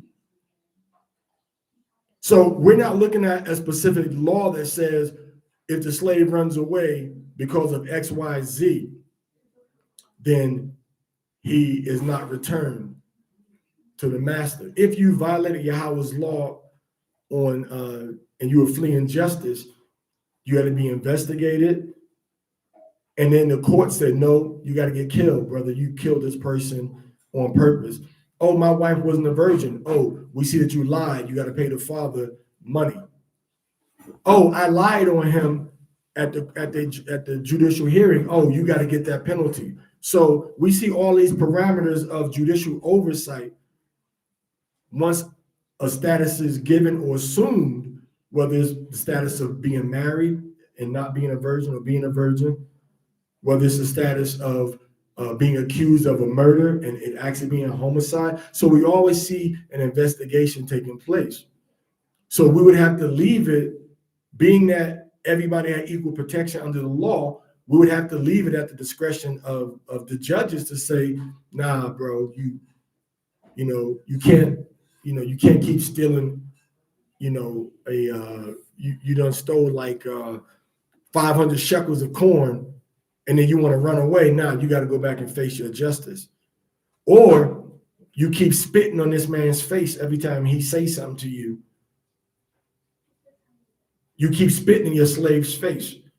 You chopping off your slave's body parts. The stuff that the white man did to us, we would be free in someplace else. All right. So you couldn't just arbitrarily say, because remember, this was your money. Remember, the scripture says that he is your money. If you beat him and you didn't mean to beat him to death, but he stayed on his bed for 2 or 3 more days, the scripture says he is your money and you're not guilty of no crime because you just beat him too hard, but you paid $50,000, $70,000 for him or whatever. So we see that the slave's life didn't have as much value as the life of a free man, but they still had, certain rights. So why did I beat? What did this man do? He could have been just negligent, deliberately negligent, and I beat him. So we're looking at everything in the context of the law without going into all of the specific. The scripture says that if your slave is rebellious, it says, beat him on the sides, just like your children. Just like your children. And once you buy that person and they are your money and you own them, why are they running away? If they're running away for a frivolous reason, most likely the elders of the city, the judges would say, nah, go back. But if you are engaging in unlawful activity where you disrespectfully are dealing with this slave, then most likely you just gave them their freedom because Yahweh is fair. He said you got one law. And remember what happened in Deuteronomy chapter 25. If you committed this offense as worthy of being beaten, you could be beaten. So you couldn't just arbitrarily beat anybody for anything that they did. It had to be a determination and an understanding that these things are going to produce this type of result because the Most High and our system operate decently in order. You weren't just tiptoeing around like, oh, I can't do this, can't do that. And they had to be fair because you yourself were governed by the judges and the officers and the elders of your city. So it wasn't like America. It wasn't like under the British, under the Spanish, under the French, under the Portuguese, where whatever you do to your slaves, we don't care. Just keep paying your taxes. Just keep producing this sugar cane, this coffee, these bananas, this tobacco, this watermelon. Just keep producing this stuff and pay your taxes and we're good. No, Yahweh took interest in the safety, protection, respect, and dignity of all human life that was within the borders of his government structure. So I know that's a long answer, but that's the everything is scriptural. There's scriptures to back up everything, but I just didn't. Believe me, it would have taken longer if I went to the verses I referenced. So you getting the abbreviated answer. Yeah, it was a brief 360 answer. Okay. A Ayanda bar. And also like, so Shara, I wanted to ask you, in your studies of women's issues, was there any token that you saw historically from a reliable source that talked about tokens or indicators of a woman being single or married? No, I didn't come across them, but I didn't do a deep dive either. Okay. You never seen about the ring between the nose and the ear? Okay. But we know that there was something. We know that there was some indicator. We don't know exactly what. Personally, when I was in India, I liked the concept of the necklace because there's no piercing, it's very visible, And a head covering, a certain type of color of head covering could be something too. That could be something because all Hebrew women cover their hair, but what type of color head do you have on?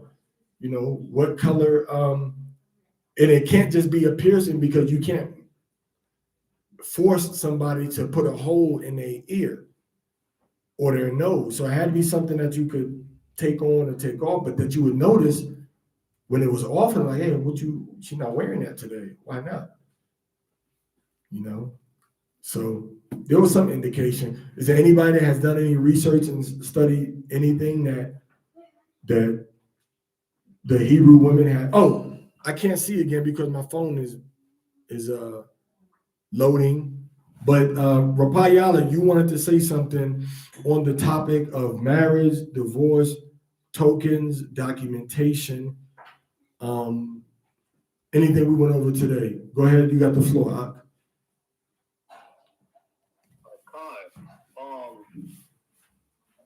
Oh goodness, my mind is like blank. Oh man, I hate when that happens. And it was there, it's cool. But then I started thinking about the slavery thing. Okay, slavery first. So in today's world, I know this question kind of far fetched, but I mean it is likely. Would we be able to have slaves today? And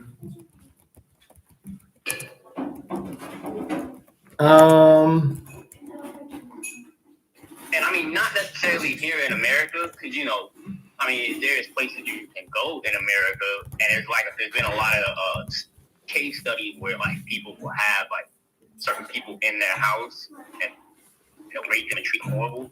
Like, I'm not talking about that. Like, they have laws for things like that. But I mean, like, if you were like, I don't know, Iraq, anywhere where we might just be able to have some type of subsistence, and then they'll call, like, for me, for instance, I'll be someplace, and then they would call me, like, Rukaya Allah the Black, because I was the only black one that had, like, slaves. You know what I mean? But because I have wealth. Something along those lines. Like, how would that fare out? In the society that we live in today, any type of involuntary servitude is illegal except as a punishment for a crime that a person's been convicted of. And that's under the 13th Amendment, which was added to actually reintroduce slavery, not to eliminate slavery, but it's added to reintroduce slavery. And they use that to say, well, this guy trespassed in my field, put him in jail, and then they go do the chain gangs. But no, in America, you got to stay away from that term. You got to stay away from any appearance of slavery. And anything that anyone does for you must 100% unequivocally and unmistakably be seen as a modern, liberal, free choice, contributory labor and participation. In other words, let me shorten it. Anything that anybody does for you has to be known and unmistakably voluntary. Once you start to compel that person to serve you under the context of a biblical system of slavery and Deuteronomy 20, Leviticus 25, you're going to jail. You're going to jail. So no. If you got a white guy to come to you and be like, hey man, I want to be your servant or slave. Nah, you can be a volunteer in the community of your own free will. That's what you are. You're not a slave. You're a volunteer in the community of your own free will. That's what you are. I understand that I'm a volunteer in the community of my own free will, and I am free to leave at any moment without any without any consequences or any prerequisites or nothing like that. Period. Sign that.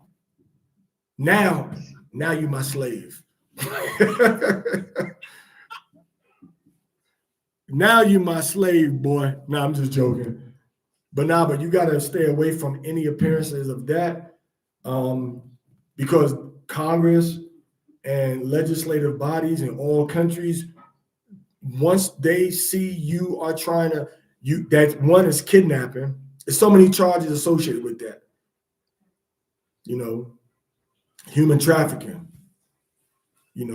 kidnapping, forced labor. Rapayala, man, they throwing a book at whoever get caught with any appearances of that. But yes, you can have somebody voluntarily agreeing to serve your community and to help you specifically as a member of your household. That's how you got to phrase it. The Bible says Abraham had this and that, but it always talks about what? Abraham's household. This person is a member of my household. They can come and go as they please. They're not my husband. They're not my wife. They're not my son, my daughter. They can come and go as they please, but they are part of the household, and we do love, respect, and honor them as a member of the household. So you can phrase your language. You can't phrase your language like that. Seaweed is clean, by the way. Good Pharaoh. So yeah, you can have workers, employees, but it's like me, I can be a white man and go to a black church and volunteer to sweep their floors, clean their parking lot, clean their bathrooms. A court can't tell me I can't do that, and you can't tell me I can't do it if I want to do it. But the church can't tell me. The church can say, if you don't do this, you fired because you're volunteering, but we need you to do it. They can't fire me. They ain't paying me. But they can't tell me, hey, you must come and do this at this time because you are our servant. So you got to be very careful, with that. And again, reading this book, or Olaudu Ekiana, which I believe you put the screenshot in there. Reading this book helps you understand the context of servitude and how Black people, you cannot go in a mindset of people working for you like how the Edomites did us in the Americas. You got to understand, well, how did the Hamites and the Hebrews deal with Hebrews in Africa? You can't use the Arabs either. You're going to be in jail for sure imitating what the Arabs did. You can't do what the Hindus did either. You got to see, okay. But even though it's a far-fetched notion, it's realistic because we have had brothers come and say, I want to be your servant. We've had people say that, and it was a brother that said that, and he ended up being in the state of Indiana. And there was a brother out there like, bro, you in Indiana, so no, you're going to get hung. You're going to get lynched out there. They will come looking for you. So you got to make sure that any language remotely similar to anything slavery oriented is not in your vocabulary, not in your mannerisms, not in your presentation. So with that, I would yield. Okay. All right. Our tokens of marriage, like I remember when we had first got married or whatever, I took her to get her nose pierced. Mm-hmm. Cause like I did a teeny little bit of research on it, but and then I was just like, yo, like other Israelites like this, I guess that's the culture. And then after a while, like I had her take that out. So as far as like tokens go now, because I know I've asked you this question before, like about the wedding rings and stuff like that. But what other tokens would we use, like in today's time for us as Israelites, because I know like the whole nose ring thing was kind of like, you know, like Elon. And then I'll see women, they'll get that hook, like they'll have nose pierced, and then I don't even know what you call that. So unkosher. Which one? You talking about the one? Talking about one in the middle, right here? Okay, that too. Yeah, that's not us. That's not us. Yeah, we didn't do that. We did this one. Like a nose ring or like a loop attached from the nostril, and then they'll have it attached to their ear. So just things like that. Is that for us? Is that something that we should embrace? Is it something that we should do? Just to show that our women are married, or because I often get asked like, "Are you two married?" But we don't wear wedding rings. That's just not what we got going on. But that's always the question. Somebody is always asking that. So I guess that's really my question.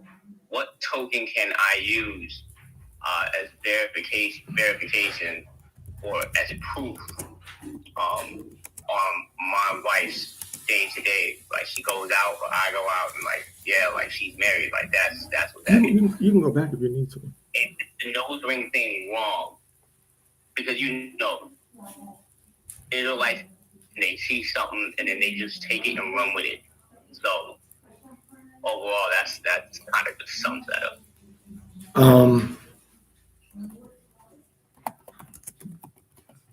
It's something interesting. If you look in, if you think back when you talk about the nose ring, because I was talking about the nose and the chain, but if you go into Genesis chapter 22, verse 24, chapter 22, you don't got to start at 24, but if you look at chapter 22, and you see that that Eleazar gave Rebecca a lot of bracelets. I mean, not 22, 24, 24. 24. He gave her bracelets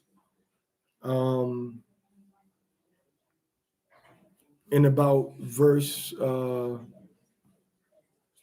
22. He gave her gold earrings, and then he gave her the bracelets on her arm. And then in verse 24 it says, I am the daughter of Bathuel, the son of Nachor, whom she bore to Nachor. And he gave her these gold earrings. So there seemed to be some relationship between this bracelet and the earrings in terms of the betrothal. So it seems to be, all right. If we go down into verse 47, it says, I put the earrings on her and her bracelets around her arm. So again, the earring and the bracelets are incorporated into the process of, I want her to marry my master, to I'm gonna marry the master. All right. You're a master. No, I'm just looking up if the earring is a nose ring. In this particular verse. Is not specific that says it's the nose ring. It's the earring, small. It was a small ring or a hoop. It was a hoop. We don't have not specifically saying it was a nose ring. But the generic use of how it's used in the context shows that it was for the nose in the Greek, all right? The Greek says krikion, which is swarming for the ear. And then it also says dactylion, which is which was just a placement for just in general, a ring in general. So looking again, I'm looking at this just on a whim, not on a whim, but just right now, not going thoroughly into it, and not really trusting etymological sources right now. Just looking at what I'm being told from definition resources that's available to me now. It tells me that this verse doesn't have there was no specific word for the nose in this context. But when we go into verse 22,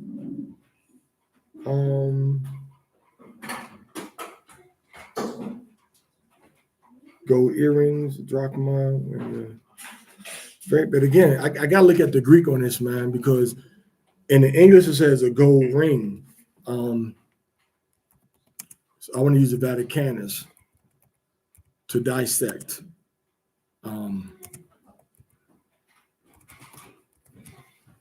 But again, I keep, because my mind keep going back to is something related to the nose.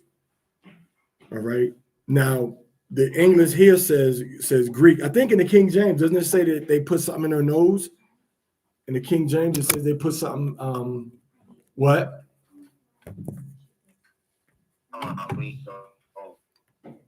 It says a nose ring.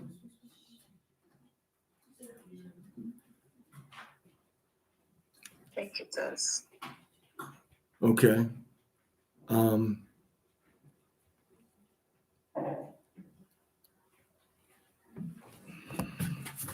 So yeah, so we have to come back to that. Go ahead. I have a question.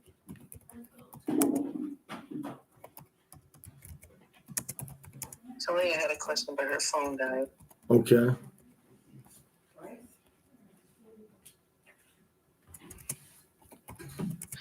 So give me a second. It's an interesting.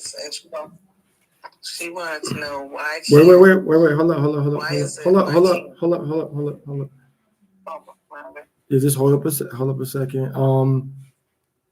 Earrings. They didn't specify the location of the ring. So the Greek wasn't clear. It says earrings or rings. They didn't say where. The servant is presented with the gold, and it doesn't say where again.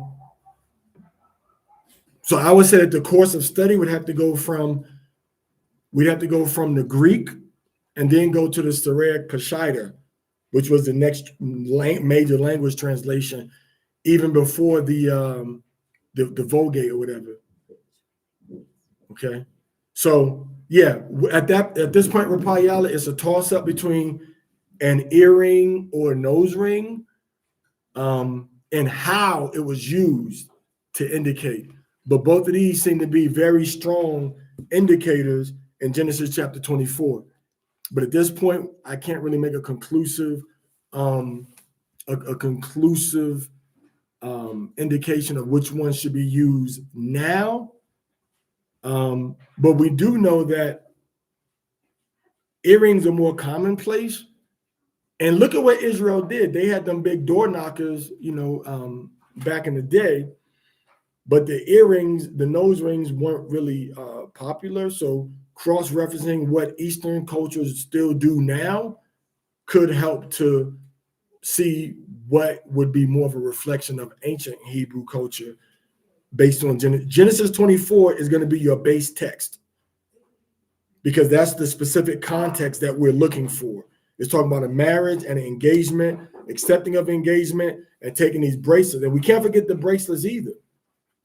Like, what were these bracelets? And was it just a bracelet like everybody else wore? Or did these bracelets on your wrist also indicate, hey, I'm spoken for? And how many were there? We know they were heavy, you know what I'm saying? But these were more like kind of like tokens of virginity, not tokens of virginity, but tokens of the agreement being accepted. And obviously the earrings, but does that mean that the woman wore these things every day? Did she wear these big gold bracelets and his earrings, you know, every day? The earrings were probably lighter in weight. And if there was a nose ring, it was probably lighter. And the earring, was it pierced, or was it just a clasp earring or clasp on her nose too? So we got all these different variables. So you can't just jump in and be like, yeah, they did this and did that. I'm not foolish enough to say, yeah, she should have a nose ring and bracelet because that's what we see her doing here. You know, and then did they pierce it? So That's exactly what we did. But I would say both of these will be cultural indicators that can be used to develop a minhag, that can be used to develop a practice that all Israelites can adopt in order for people to know that this woman is married, but other than just the ring and the finger. All right. Kalea, jump in real quick. What was your question you had about? We're gonna come back to you, Rapayala. What was you? Because Kalea, you know, she like hokey pokey, get the right foot in and the right foot out. I don't remember. I don't remember. Well, her phone died now. It's across the room charging. But she said, why can't it be that whatever the custom is in the land that we dwell in be the indicator that is used for whether a woman is married or not? Like here in our Western society, if the custom for married women is to wear a ring on your ring finger on your left hand, why do we have to kind of quibble over what indicators we should use as Hebrews if we've kind of, and now I'm kind of piggybacking on that concept too. Well, let me ask. Like if we're already, let me answer hers first. Here, it's I've kind of interwoven mine into with hers. But look at it. I mean, Go ahead. The question being, if we're already here and we've already lost our identity to a good degree, where we've lost language, we've lost food, we've lost culture, we've lost all these indicators that lets everybody know who we are for real. In the absence of that and trying to rediscover what is most important, which is our Torah roots and Hamashiach, why can't we just continue with what we understand the marriage has, at least the identifier to be, until each collective Israelite group, those who have its own headship and leadership, can determine, okay, as we start to pull away, this is what I think culturally we could do. But at the same time, we still live within the rest of the world. And you kind of want to cover your wife in that world too, so that the world of men knows that this woman is off limits. Right. Yeah, good question. Was it? I was thinking that's 5:21 Thessalonians, I think. Prove all things, hold fast to that which is good. A lot of things that we accept by default actually have idolatry, pagan origins. Actually have a lot of idolatry, pagan origins. So you'd have to know what is the origin of this practice, as opposed to, this is what this means here, but what is the origin of how they came to, to make that meaning. We've often heard I've always heard, rather, since I've been in the truth, that the ring on the finger is associated with this going up to your heart, and it's a pagan origin. And when you research, you come to find out that that's true. That it was a pagan origin. That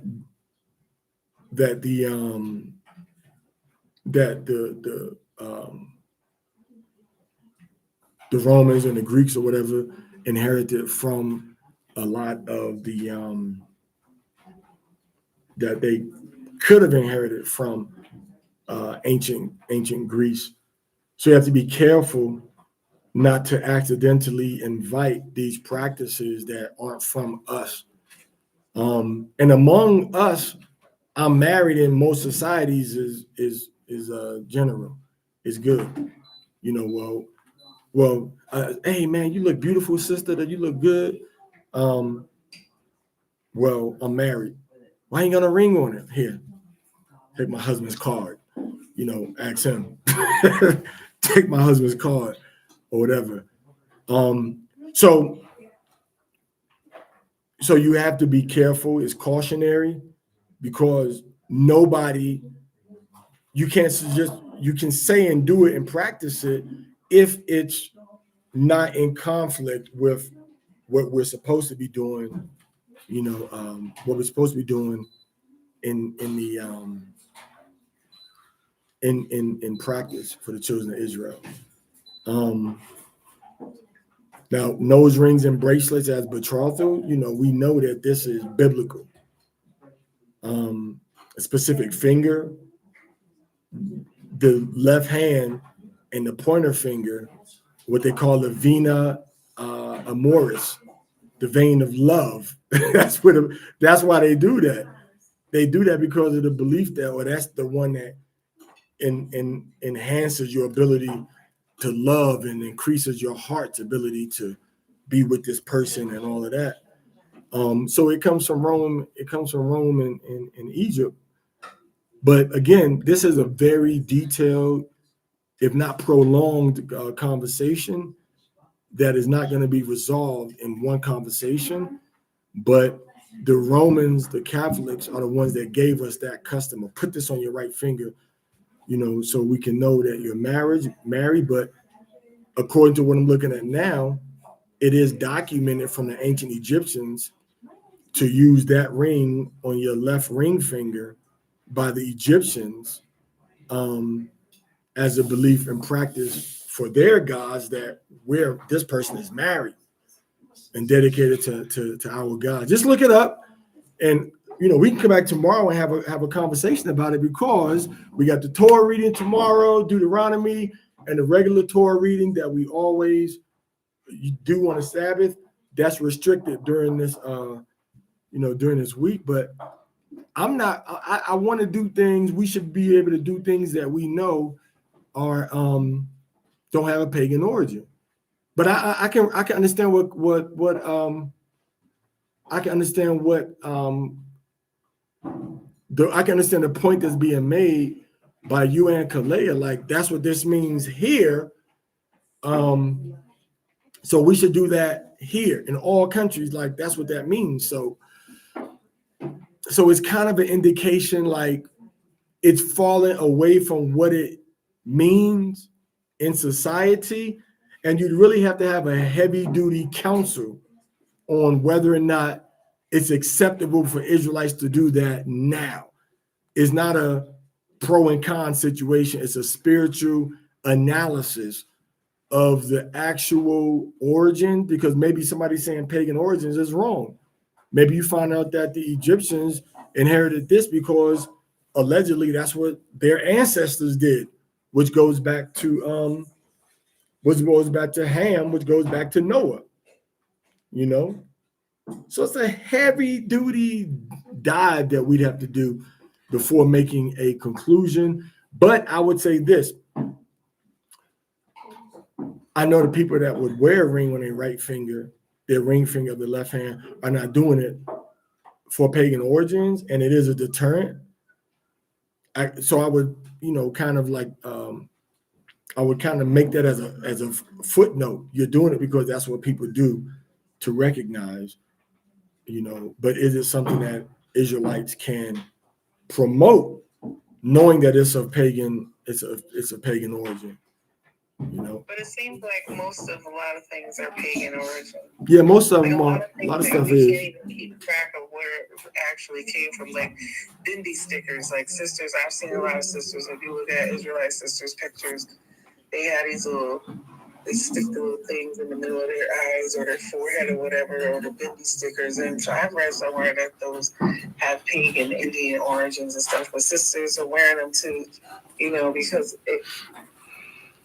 we're trying to be identifiably set apart. We're trying to harken back to times when, we were royal and whatnot, trying to find our custom in things.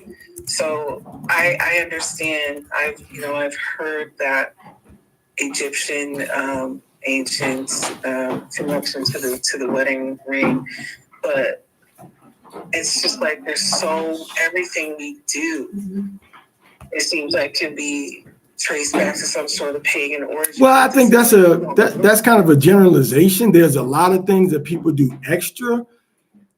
So I agree with you to a degree.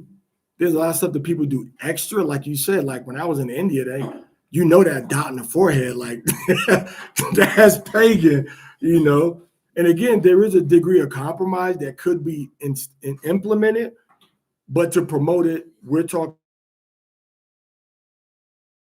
of marriage, and it has to be more research done on the matter with empirical, information that's coming forth, Hannah. You know what I mean? Because I can got in my own mind, I got pros and cons either way.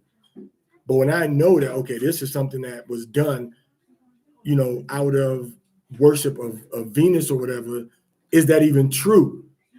What does that have anything to do with us now? And is there a practice before that? So you have to enter the conversation of pro and con with actual data in order to support. Now I got this data, Hannah. Now, because of this data, I know that XYZ, like you said, I know that they do this, which is not a commonplace thing, but the ring finger, that's common. Women wearing earrings, just in general, that's common. Women having nose rings, that's not common. Septums, that's not common. Women wearing bracelets, give or take, necklaces are very common. So once you can identify, this is it's a constant evolutionary process of getting more set apart in the holy, Hannah. And once you see that, okay, this is a practice that we can avoid, and it was done to worship, this god or goddess, and we know we didn't implement this or put it in place, Hannah, you gotta say, nah, we're not gonna do that. I see Muslim people, well, not the Muslim, but the Christians and the Hindus, they put that dot on the baby's forehead. And they say that it's to ultimately say it's to stop people from giving you the evil eye. That's one of the reasons. Because they're looking at the forehead, the dot, instead of looking at the baby's eyes, trying to give them the evil eye. They're looking at the dot on the, on the forehead, Hannah. So, not to cut you off, but you got to really go into and look at, okay, I may be wrong, everybody else may be wrong.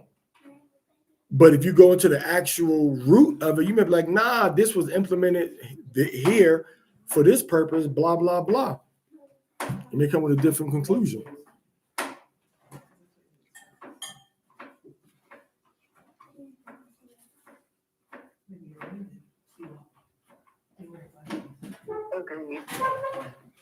Okay.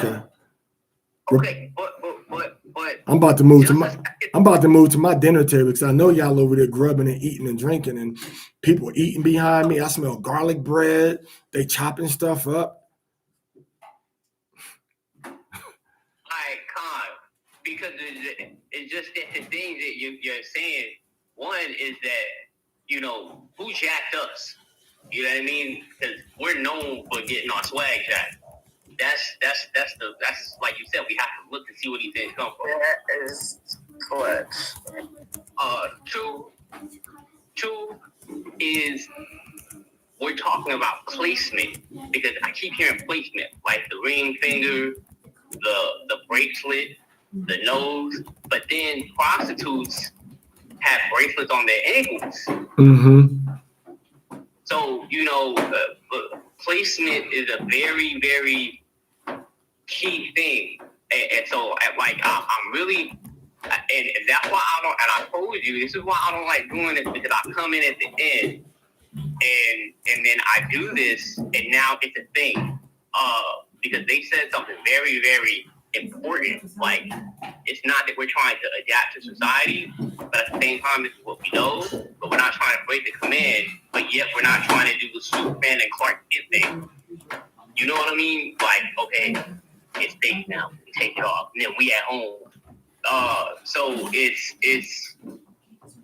because the amount of people that go up to my rib, like I just don't even. My rib is like self-defense mode. Don't touch me. Get away from me.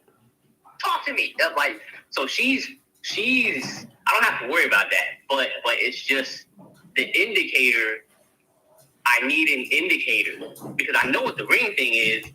That's why we didn't do rings in the first place. And then when we did, we ended up losing the rings. They just disappeared. They fall off our hands and all kinds of stuff. So I just took that as a sign. I was like, yeah, I would have want that. So we just got rid of it. So I'm going to stay up and dig into this a little bit more tonight. Make sure you rest. Make sure you rest on get your rest. I missed a lot of what was happening because that's what I was doing. I really did sleep all day. Make sure you get your Sabbath day of rest. So I don't gotta rest because I rest before the Sabbath. Nah, I don't work like that, bro. It was a nice try to reply, y'all. I was already resting, man. So I'm gonna stay up till 5 o'clock. Don't pull no Parmesan on, man.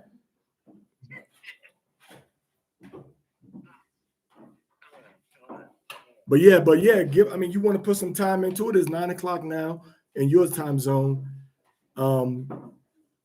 You can do that, but it seems like my sources keep telling me, and like I was talking before, that the nose ring was an indicator, but people got nose rings on the side of their nose now, and it's just jewelry, you know. But nobody wears this ring on their left finger as just jewelry because everybody knows, oh, this means you married. Everybody knows that's what that means, you know.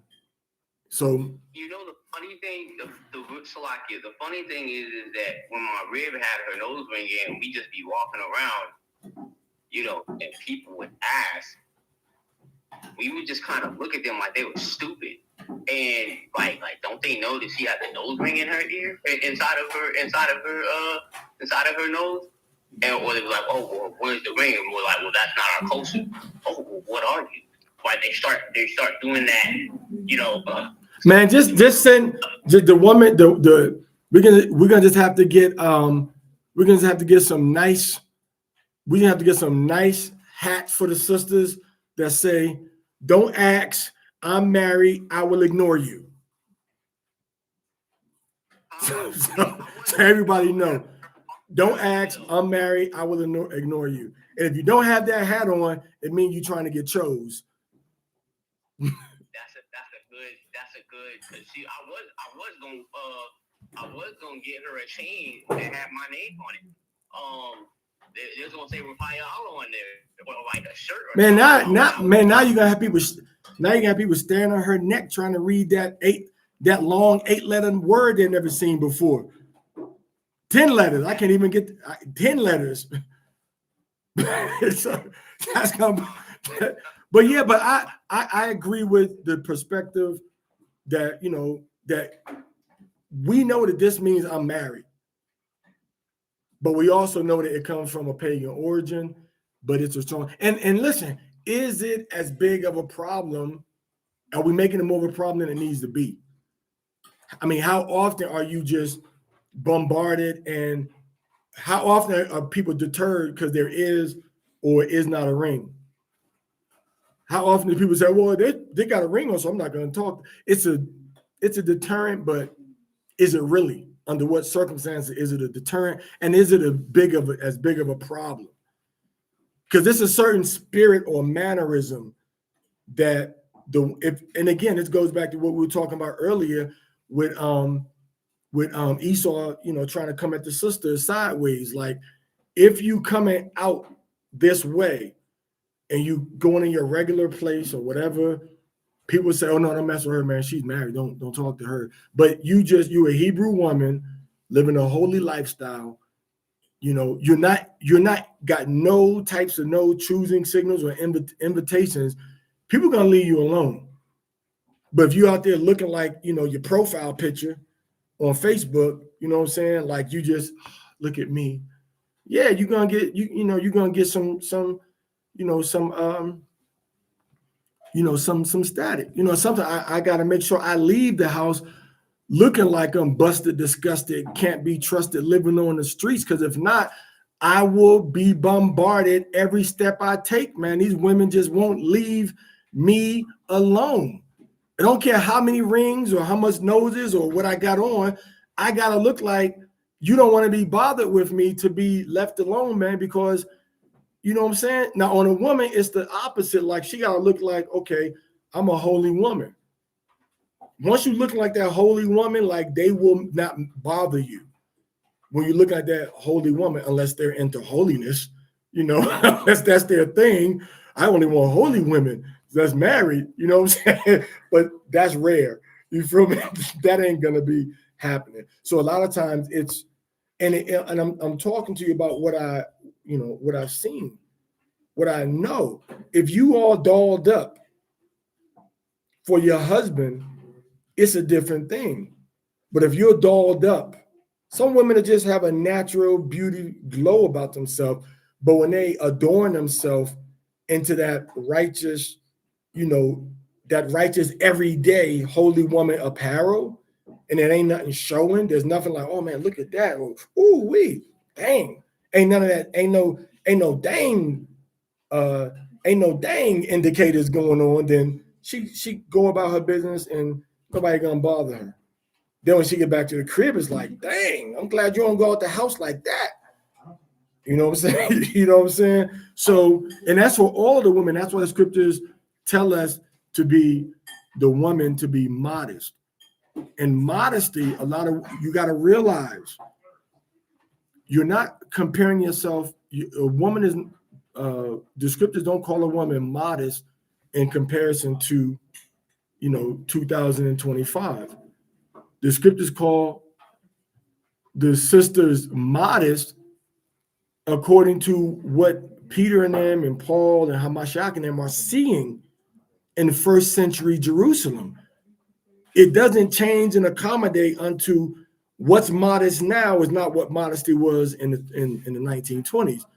But what I would say this, what the Pentecostal church called modest in 1920 is not what they call it now, but it is pretty much the same level of modesty in the Pentecostal church, more or less, as first century Israel. When I see how my grandmother, how she went to church, her clothes were loose, her skirts and dresses were long, nice material. I think she used to have, the sleeve length, how much of her neck was showing. Like, I don't think I don't have no inappropriate images of my grandmother or any sexualized images of my grandmother because she didn't present herself in that way. She presented herself in public as a holy woman. So if we go in public as holy men and holy women, we're not gonna have these problems of, oh, I didn't know you was married, because it didn't matter, because I don't want to be bothered with you. Why? Because you got them fringes and border blue, and your chest is covered, and I can't see nothing, and I can't see the shape of your butt because your tunic is loose.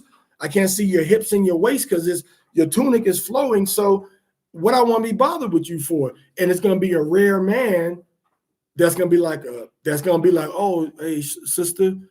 You know, like a lot of brothers don't even talk to women that look Muslim because they know that one, they serving another God, and two, they got a community perspective on how they deal with marriage, and the Muslim men ain't gonna let you deal with a Muslim woman.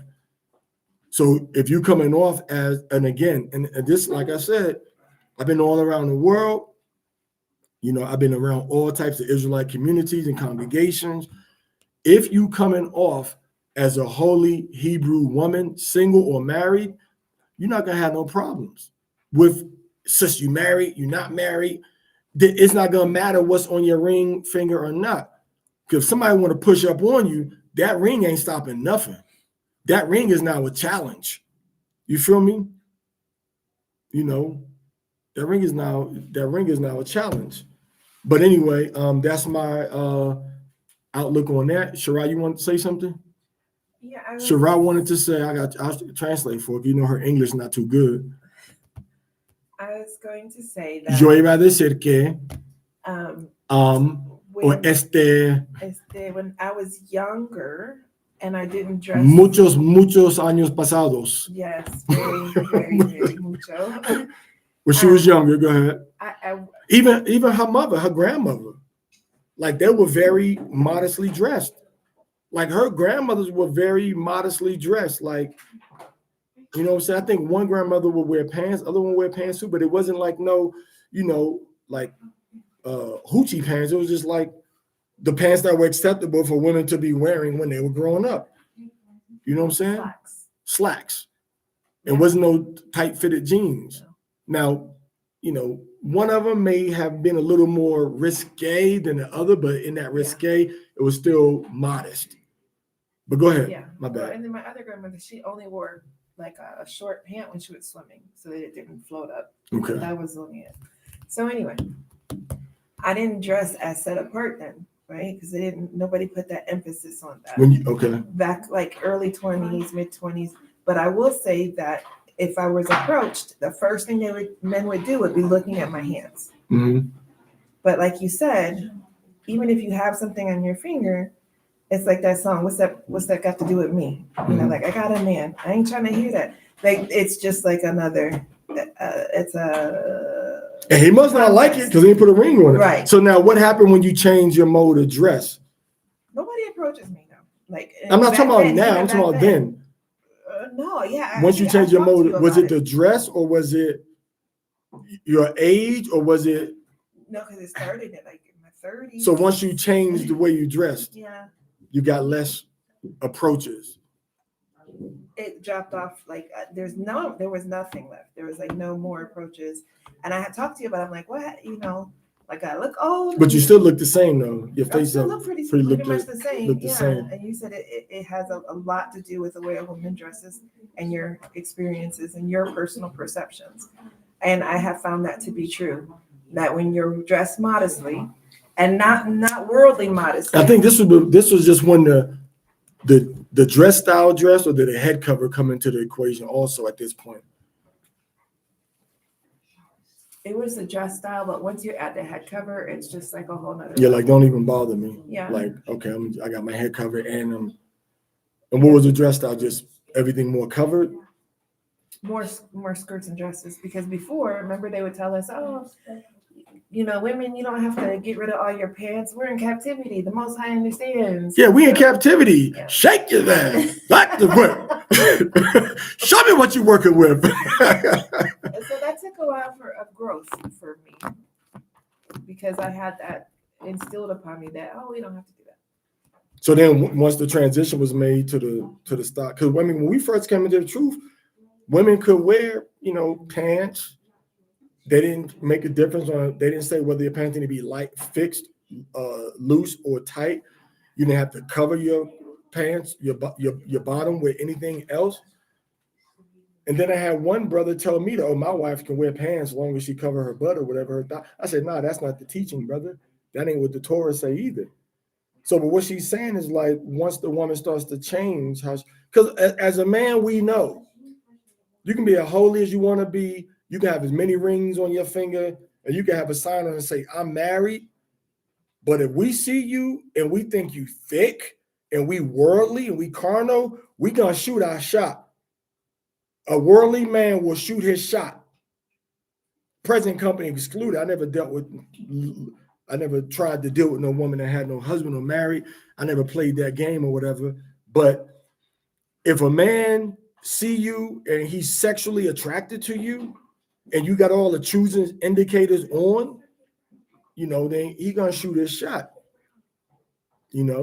But even if a woman just has some women have a natural glow of beauty about them, but that holy presentation is still a shield from people bothering you.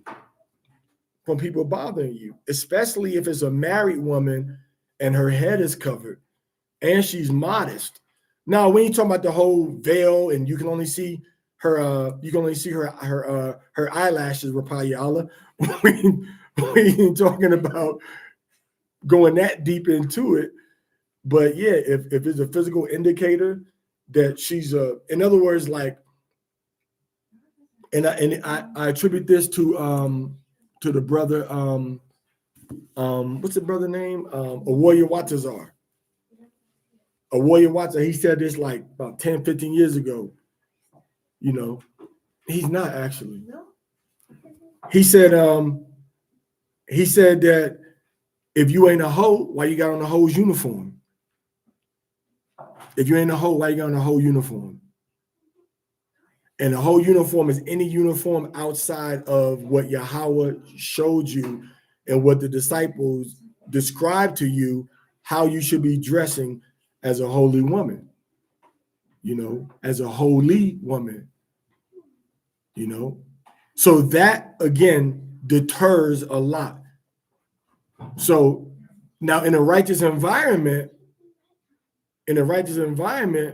all you got to say of a brother, men looking, when men go to these Hebrew Israelite summits and these events, they looking, oh, she's sitting with so-and-so. Or she's sitting with Blockhead. Well, she ain't gonna deal with her. There's no married section and single section. That's why when they had the Passovers, the women was on a whole separate, when we went to the first Passover in was it 90, was that 94, 95, the women were in a whole different section than the men. Like, it wasn't even no indication of being married and not married. However, now we see that should have been, a table for the families in the first and the second floor. It was at Columbia University. Was it 116th in Amsterdam? So that was the situation. Hey, we're gonna have to end this.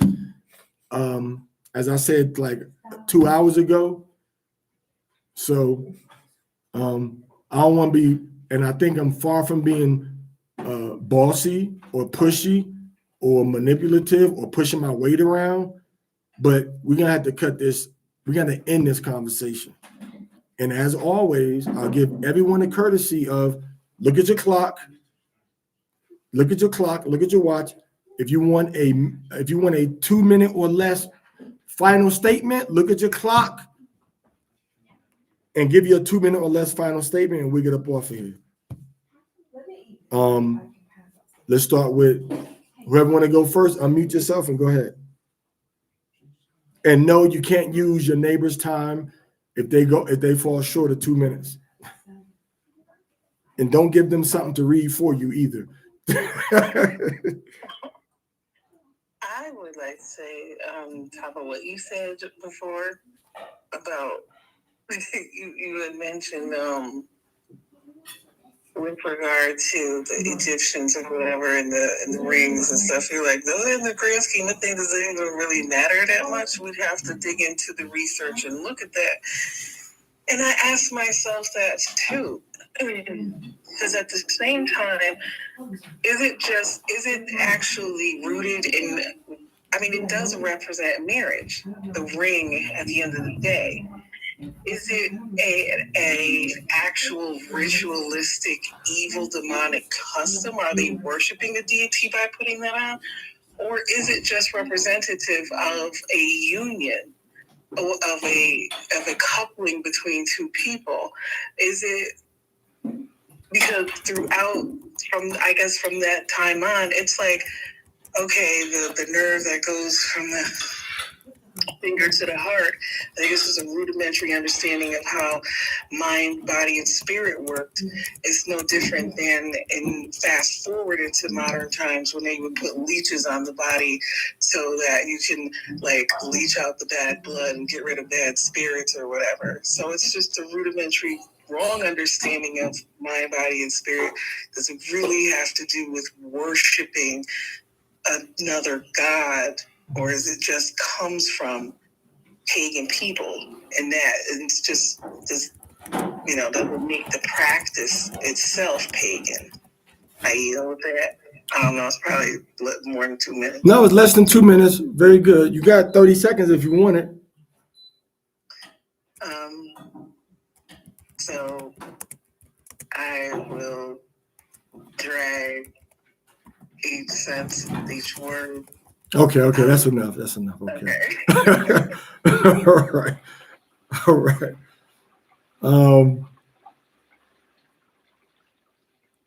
Okay.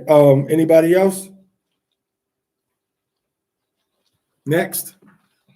Let me. No, we're not giving nobody's time. Because if that's the case, then 2, 4, 6, 8 people haven't said nothing. You could take 10 more minutes. We want to get the point is not to restrict the time, but to give everybody a voice. Not to give everybody a voice times 6. In the closing commentaries, and your laughing took up 4 seconds already, so you got 3 more laughs, and then you're gonna be over your time, sister. That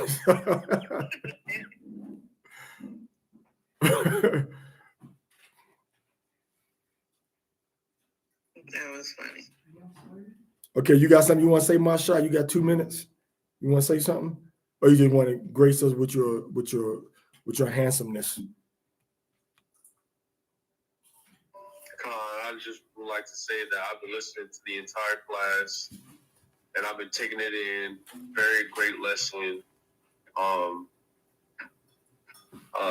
Very insightful.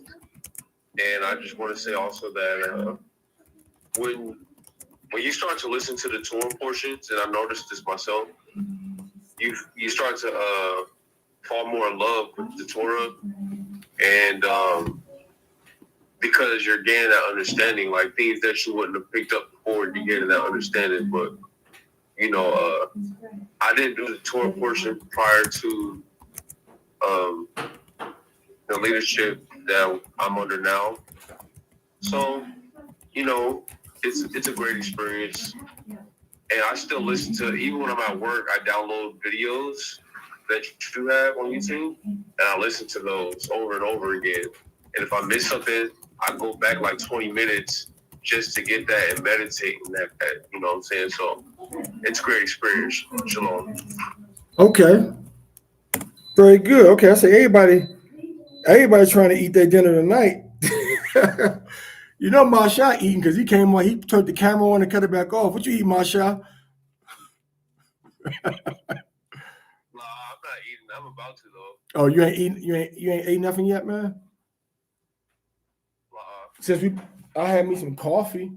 I had some coffee, man, and some cocoa. I get 1 cup.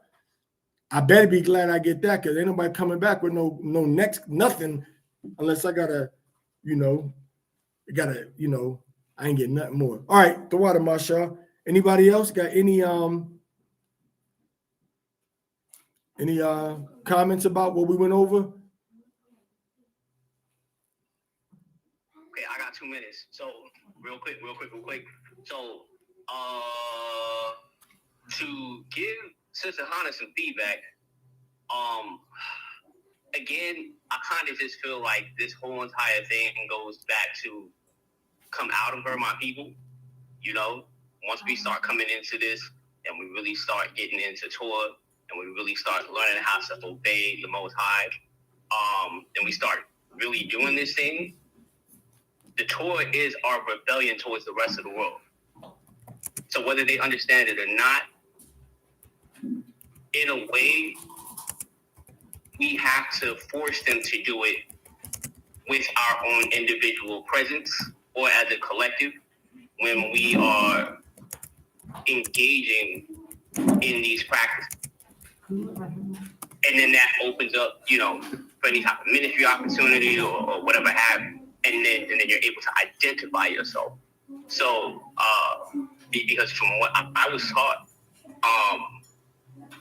you know, I don't do this, I don't do that, I don't want my parents outside because, you know, I'm trying to, I give what belongs to the world, but I give to the Most High what belongs to the Most High. And then the school's in the house inside in the basement. And it's like, but you're not out there representing the Most High the way that you should. And that's the flaw that I found within that type of mind frame.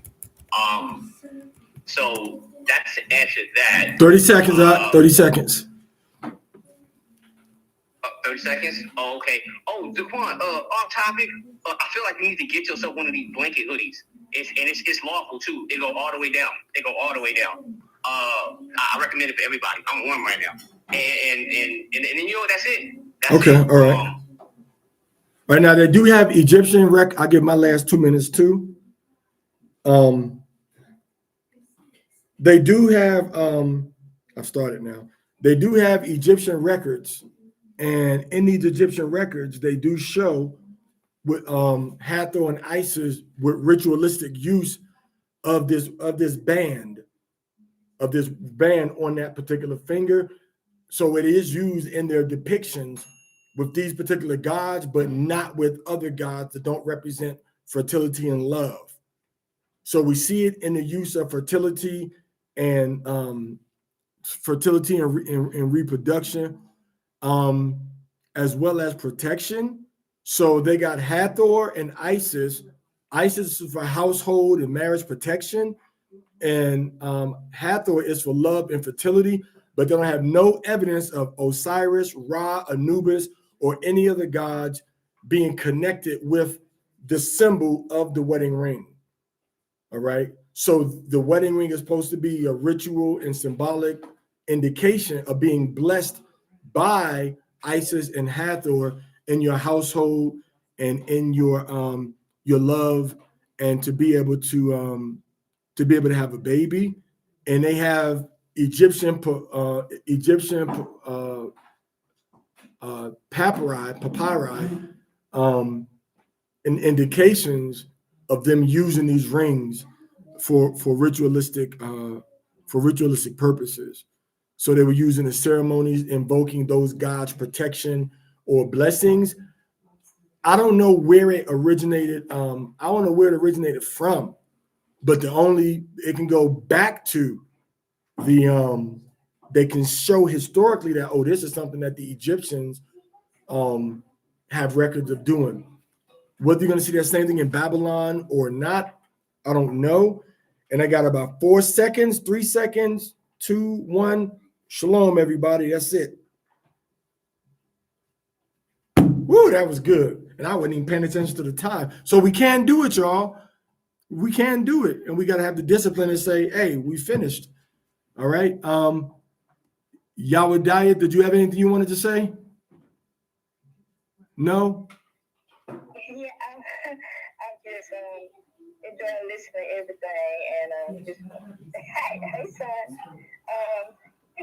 I'm just listening to everything. I'm just enjoying it. I might not talk much. I'm just like laughing and listening. Okay, all right. Thank you for that. All right, all praise to the Most High. Thank you for that. All right, everybody. So with that, my hosting duties are over. My commentary duties are over. Everybody has spoken their mind when given opportunity or deferred from it. So we will say we will say Shabbat Shalom. All praise to Yahweh. Shalom on YouTube. All right, shalom. Shabbat Shalom. Shabbat Shalom.